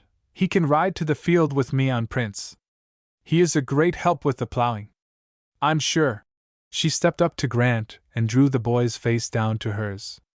"Goodbye, dear, be a good boy," she whispered, and Wilson waved kisses to her as the motor sped down the road. Linder took his departure soon after, and Grant was surprised to find himself almost embarrassed in the presence of his little guest. The embarrassment, however, was all on his side. Wilson was greatly interested in the strange things in the house, and investigated them with the romantic thoroughness of his years. Grant placed a collection of war trophies that had no more fight in them at the child's disposal, and he played about until it was time to go to bed. Where to start on the bedtime preparations was a puzzle, but Wilson himself came to Grant's aid with explicit instructions about buttons and pins. Grant fervently hoped the boy would be able to reverse the process in the morning, otherwise. Suddenly, with a little dexterous movement, the child divested himself of all his clothing, and rushed into a far corner. "You have to catch me now," he shouted in high glee. 1, 2. Evidently it was a game, and Grant entered into the spirit of it, finally running Wilson to earth on the farthest corner of the kitchen table. To adjust the pajamas was, as Grant confessed, a bigger job than harnessing a 4-horse team, but at length it was completed. "You must hear my prayer, Uncle Man on the Hill," said the boy. "You have to sit down in a chair." Grant sat down and with a strange mixture of emotions drew the little chap between his knees as he listened to the long-forgotten prattle. He felt his fingers running through Wilson's hair as other fingers, now long turned to dust, had once run through his. At the third line the boy stopped. "You have to tell me now," he prompted. "But I can't, Willie, I have forgotten." "Huh, you don't know much," the child commented, and glibly quoted the remaining lines. "And God bless Daddy and Mama and Teddy Bear and Uncle Man on the hill and the pig. Amen," he concluded, accompanying the last word with a jump which landed him fairly in Grant's lap. His little arms went up about his friend's neck, and his little soft cheek rested against a tanned and weather-beaten one. Slowly Grant's arms closed about the warm, lithe body and pressed it to his in a new passion, strange and holy. Then he led him to the whim room, turned down the white sheets in which no form had ever lain and placed the boy between them, snuggled his Teddy down by his side and set his knife properly in view upon the dresser. And then he leaned down again and kissed the little face, and whispered, "Good night, little boy, God keep you safe tonight, and always." And suddenly Grant realized that he had been praying. He withdrew softly, and only partly closed the door. Then he chose a seat where he could see the little figure lying peacefully on the white bed. The last shafts of the setting sun were falling in amber wedges across the room. He picked up a book, thinking to read, but he could not keep his attention on the page. He found his mind wandering back into the long-forgotten chambers of its beginning, conjuring up from the faint recollections of infancy visions of the mother he had hardly known. After a while he tiptoed to the whim-room door and found that Wilson, with his arms firmly clasped about his teddy bear, was deep in the sleep of childhood. "The dear little chap," he murmured. "I must watch by him tonight. It would be unspeakable if anything should happen him while he is under my care." He felt a sense of warmth, almost a smothering sensation, and raised his hand to his forehead. It came down covered with perspiration. "It's amazingly close," he said, and walked to one of the French windows opening to the west. The sun had gone down, and a brooding darkness lay over all the valley, but far up in the sky he could trace the outline of a cloud. Above, the stars shone with an unwonted brightness, but below all was a bank of blue-black darkness. The air was intensely still. In the silence he could hear the wash of the river. Grant reflected that never before had he heard the wash of the river at that distance. "Looks like a storm," he commented, casually, and suddenly felt something tighten about his heart. The storms of the foothill country, which occasionally sweep out of the mountains and down the valleys on the shortest notice, had no terror for him. He had sat on horseback under an oilskin slicker through the worst of them. But tonight, even as he watched, the distant glare of lightning threw the heaving proportions of the thundercloud into sharp relief. He turned to his chair, but found himself pacing the living room with an altogether inexplicable nervousness. He had held the line many a bad night at the front while death spat out of the darkness on every hand. He had smoked in the faces of his men to cover his own fear and to shame them out of theirs. He had run the whole gamut of the emotion of the trenches. But tonight something more awesome than any engine of man was gathering its forces in the deep valleys. He shook himself to throw off the morbidness that was settling upon him. He laughed, and the echo came back haunting from the silent corners of the house. Then he lit a lamp and set it, burning low, in the whim room, and noted that the boy slept on, all unconcerned. "Damn Linder, anyway!" he exclaimed presently. "I believe he shook me up more than I realized. He charged me with insincerity, me, who have always made sincerity my special virtue. Well, there may be something in it." A faint, indistinct growling, as of the grinding of mighty rocks, came down from the distances. "The storm will be nothing," he assured himself. "A gust of wind, a spatter of rain, perhaps a dash of hail, then, of a sudden, a sky so calm and peaceful one would wonder how it ever could have been disturbed." Even as he spoke, the house shivered in every timber, as the gale struck it, and went whining by. He rushed to the whim room, but found the boy still sleeping soundly. "I must stay up," he reasoned with himself. "I must be on hand in case he should be frightened." Suddenly it occurred to Grant that, quite apart from his love for Wilson, if anything should happen the child in his house a very difficult situation would be created. Translay would demand explanations which would be hard to make. Why was Wilson there at all? Why was he not at home with Sarah? Sarah away from home. Why had Zen kept that a secret? How long had this thing been going on, anyway? Grant feared neither Translay nor any other man, and yet there was something akin to fear in his heart as he thought of these possibilities. He would be held accountable, doubly accountable, if anything happened to the child. Even though it were something quite beyond his control, lightning, for example. The gale subsided as quickly as it had come, and the sudden silence which followed was even more awesome. It lasted only for a moment. A flash of lightning lit up every corner of the house, bursting like white fire from every wall and ceiling. Grant rushed to the whim room and was standing over the child when the crash of thunder came upon them. The boy stirred gently, smiled, and settled back to his sleep. Grant drew the blinds in the whim room, and went out to draw them in the living room, but the sight across the valley was of a majesty so terrific that it held him fascinated. The play of the lightning was incessant, and with every flash the little lake shot back their white reflection, and distant farm window panes seemed heliographing to each other through the night. As yet there was no rain, but a dense wall of cloud pressed down from the west, and the farther hills were hidden even in the brightest flashes. Turning from the windows, Grant left the blinds open. Only cowardice would close them, he muttered to himself. And surely, in addition to the other qualities Linder has attributed to me, I am not a coward. If it were not for Willie, I could stand and enjoy it. Presently rain began to fall, a few scattered drops at first, then thicker, harder, until the roof and windows rattled and shook with their force. The wind, which had gone down so suddenly, sprang up again, buffeting the house as it rushed by with the storm. Grant stood in the whim room, in the dim light of the lamp turned low, and watched the steady breathing of his little guest with as much anxiety as if some dread disease threatened him. For the first time in his life there came into Grant's consciousness some sense of the price which parents pay in the rearing of little children. He thought of all the hours of sickness, of all the childish hurts and dangers, and suddenly he found himself thinking of his father with a tenderness which was strange and new to him. Doubtless under even that stern veneer of business interest had beat a heart which, many a time, had tightened in the grip of fear for young Dennison.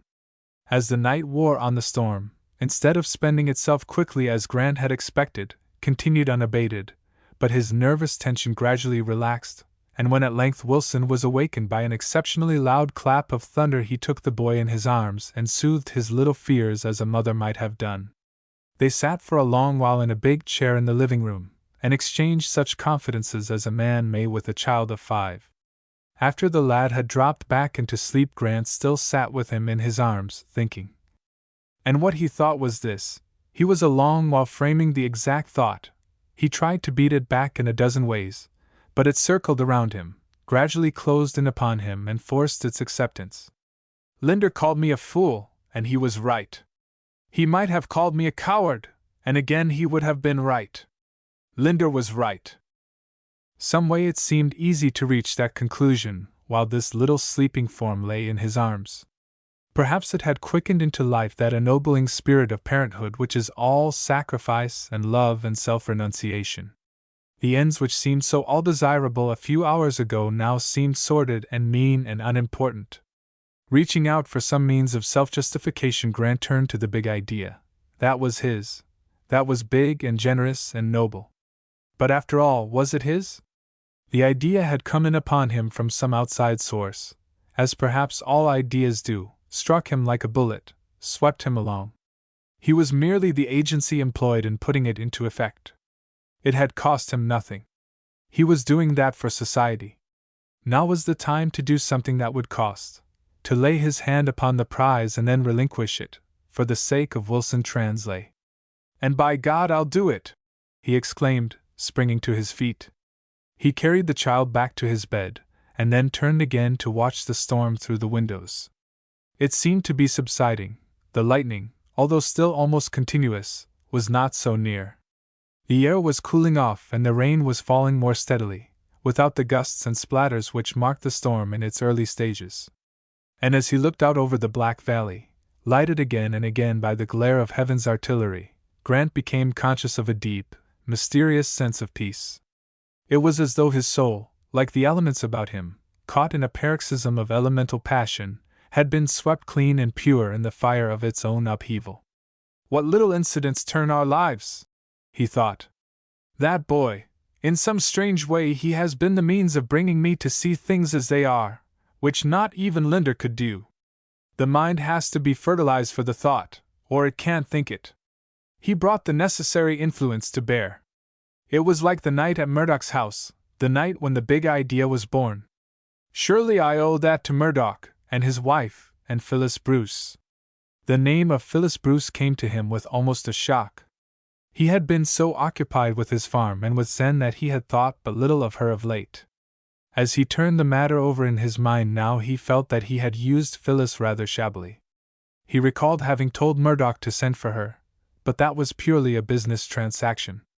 Yet he felt that he had never entirely forgotten her, and he was surprised to find how tenderly the memory of her welled up within him. Zen's vision had been clearer than his. She had recognized in Phyllis Bruce a party to his life's drama. The second choice may be really the first, she had said. Grant lit a cigar and sat down to smoke and think. The matter of Phyllis needed prompt settlement. It afforded a means to burn his bridges behind him, and Grant felt that it would be just as well to cut off all possibility of retreat. Fortunately, the situation was one that could be explained to Phyllis. He had come out west again to be sure of himself. He was sure now. Would she be his wife? He had never thought that line out to a conclusion before, but now it proved a subject very delightful to contemplate. He had told himself, back in those days in the East, that it would not be fair to marry Phyllis Bruce while his heart was another's. He had believed that then. Now he knew the real reason was that he had allowed himself to hope, against all reason, that Zen Translay might yet be his. He had harbored an unworthy desire, and called it a virtue. Well, the die was cast. He had definitely given Zen up. He would tell Phyllis everything. That is, everything she needed to know. It would be best to settle it at once, the sooner the better. He went to his desk and took out a telegraph blank. He addressed it to Phyllis, pondered a minute in a great hush in the storm, and wrote, I am sure now. May I come? Dennison. This done, he turned to the telephone, hurrying as one who fears for the duration of his good resolutions. It was a chance if the line was not out of business, but he lifted the receiver and listened to the thump of his heart as he waited. Presently came a voice as calm and still as though it spoke from another world. Number? He gave the number of Linder's rooms in town. It was likely Linder had remained in town, but it was a question whether the telephone bell would waken him. He had recollections of Linder as a sound sleeper. But even as this possibility entered his mind, he heard Linder's phlegmatic voice in his ear. Oh, Linder! I'm so glad I got you. Rush this message to Phyllis Bruce. Linder? Linder! There was no answer. Nothing but a hollow, empty sound on the wire, as though it led merely into the universe in general. He tried to call the operator, but without success. The wire was down. He turned from it with a sense of acute impatience. Was this an omen of obstacles to bar him now from Phyllis Bruce? He had a wild thought of saddling a horse and riding to town, but at that moment the storm came down afresh. Besides, there was the boy. Suddenly came a quick knock at the door, the handle turned, and a drenched, hatless figure, with disheveled, wet hair, and white, drawn face burst in upon him. It was Zen Translay. Chapter 22. Zen! How is he? How is Wilson? She demanded breathlessly. Sound as a bell, he answered, alarmed by her manner. The self-assured Zen was far from self-assurance now. Come, see, he is asleep. He led her into the whim room and turned up the lamp. The lad was sleeping soundly, his teddy bear clasped in his arms, his little pink and white face serene under the magic skies of slumberland. Grant expected that Zen would throw herself upon the child in her agitation, but she did not. She drew her fingers gently across his brow, then, turning to Grant. Rather an unceremonious way to break into your house, she said with a little laugh. I hope you will pardon me. I was uneasy about Wilson. But tell me, where did you come from? From town. Let me stand in your kitchen or somewhere. You're wet through. I can't offer you much change. Not as wet as when you first met me, Dennison, she said with a smile. I have a good waterproof, but my hat blew off. It's somewhere on the road. I couldn't see through the windshield, so I put my head out, and away it went. The hat? Then both laughed, and an atmosphere that had been tense began to settle back to normal. Grant led her out to the living room, removed her coat, and started a fire. So you drove out over those roads? He said, when the smoke began to curl up around the logs. You had your courage. It wasn't courage, Dennison, it was terror. Fear sometimes makes one wonderfully brave. After I saw Frank off, I went to the hotel. I had a room on the west side, and instead of going to bed, I sat by the window looking out at the storm and at the wet streets. I could see the flashes of lightning striking down as though they were aimed at definite objects, and I began to think of Wilson, and of you. You see, it was the first night I had ever spent away from him, and I began to think. After a while I could bear it no longer, and I rushed down and out to the garage. There was just one young man on night duty, and I'm sure he thought me crazy. When he couldn't dissuade me, he wanted to send a driver with me. You know I couldn't have that. She was looking squarely at him, her face strangely calm and emotionless. Grant nodded that he followed her reasoning. So here I am, she continued. No doubt you think me silly, too. You are not a mother. I think I understand, he answered tenderly. I think I do. They sat in silence for some time, and presently they became aware of a gray light displacing the yellow glow from the lamp and the ruddy reflections of the fire. It is morning, said Grant. I believe the storm has cleared. He stood beside her chair and took her hand in his.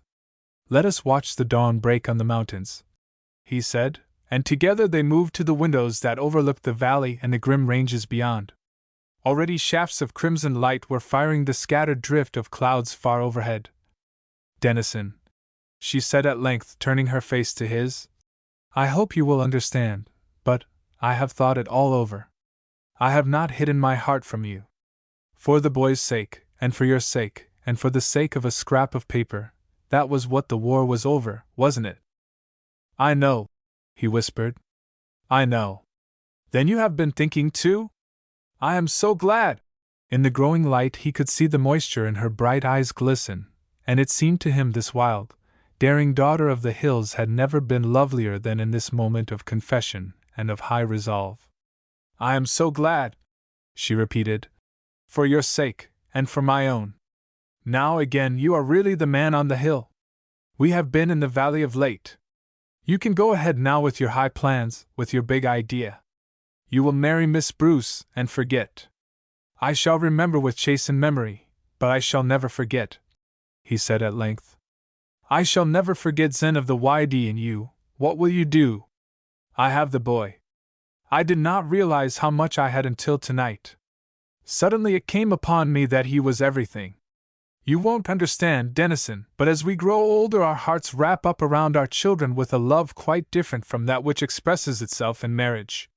This love gives lavishly, unselfishly, asking nothing in return.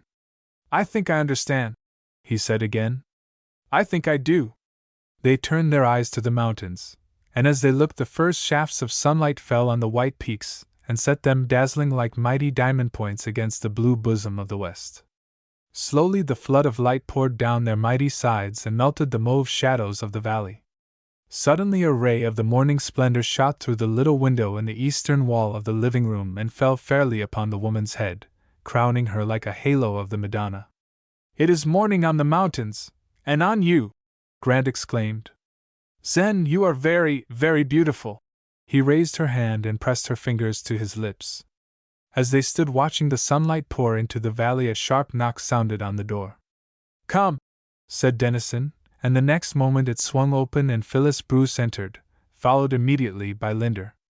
A question leapt into her eyes at the remarkable situation which greeted them, and she paused in embarrassment. Phyllis! Grant exclaimed. You here? It would seem that I was not expected. It is all very simple, Grant explained, with a laugh. Little Willie Translay was my guest overnight. On account of the storm his mother became alarmed, and drove out from the city early this morning for him. Mrs. Translay, let me introduce Miss Bruce, Phyllis Bruce, of whom I have told you. Zen's cordial handshake did more to reassure Phyllis than any amount of explanations, and Linder's timely observation that he knew Wilson was there and was wondering about him himself had valuable corroborative effect. But now, your explanations? Said Grant. How comes it, Linder? Simple enough, from our side. When I got back to town last night, I found Murdoch highly excited over a telegram from Miss Bruce that she would arrive on the 3 a.m. train. He was determined to wait up, but when the storm came on, I persuaded him to go home, as I was sure I could identify her. So I was lounging in my room waiting for 3 o'clock when I got your telephone call. All I could catch was the fact that you were mighty glad to get me, and had some urgent message for Miss Bruce. Then the connection broke. I see. And you, of course, assured Miss Bruce that I was being murdered, or meeting some such happy and effective ending, out here in the wilderness. Not exactly that, but I reported what I could, and Miss Bruce insisted upon coming out at once. The roads were dreadful, but we had daylight. Also, we have a trophy. Linder went out and returned in a moment with a sadly bedraggled hat. My poor hat! Zen exclaimed. I lost it on the way. It is the best kind of evidence that you had but recently come over the road, said Linder, significantly. I think no more evidence need be called, said Phyllis. May I lay off my things? Certainly, certainly, Grant apologized. But I must introduce one more exhibit. He handed her the telegram he had written during the night. That is the message I wanted Linder to rush to you, he said, and as she read it he saw the color deepen in her cheeks. I'm going to get breakfast, Mr. Grant, Zen announced with a sudden burst of energy. Everybody keep out of the kitchen. Guess I'll feed up for you, this morning, old chap, said Linder, beating a retreat to the stables.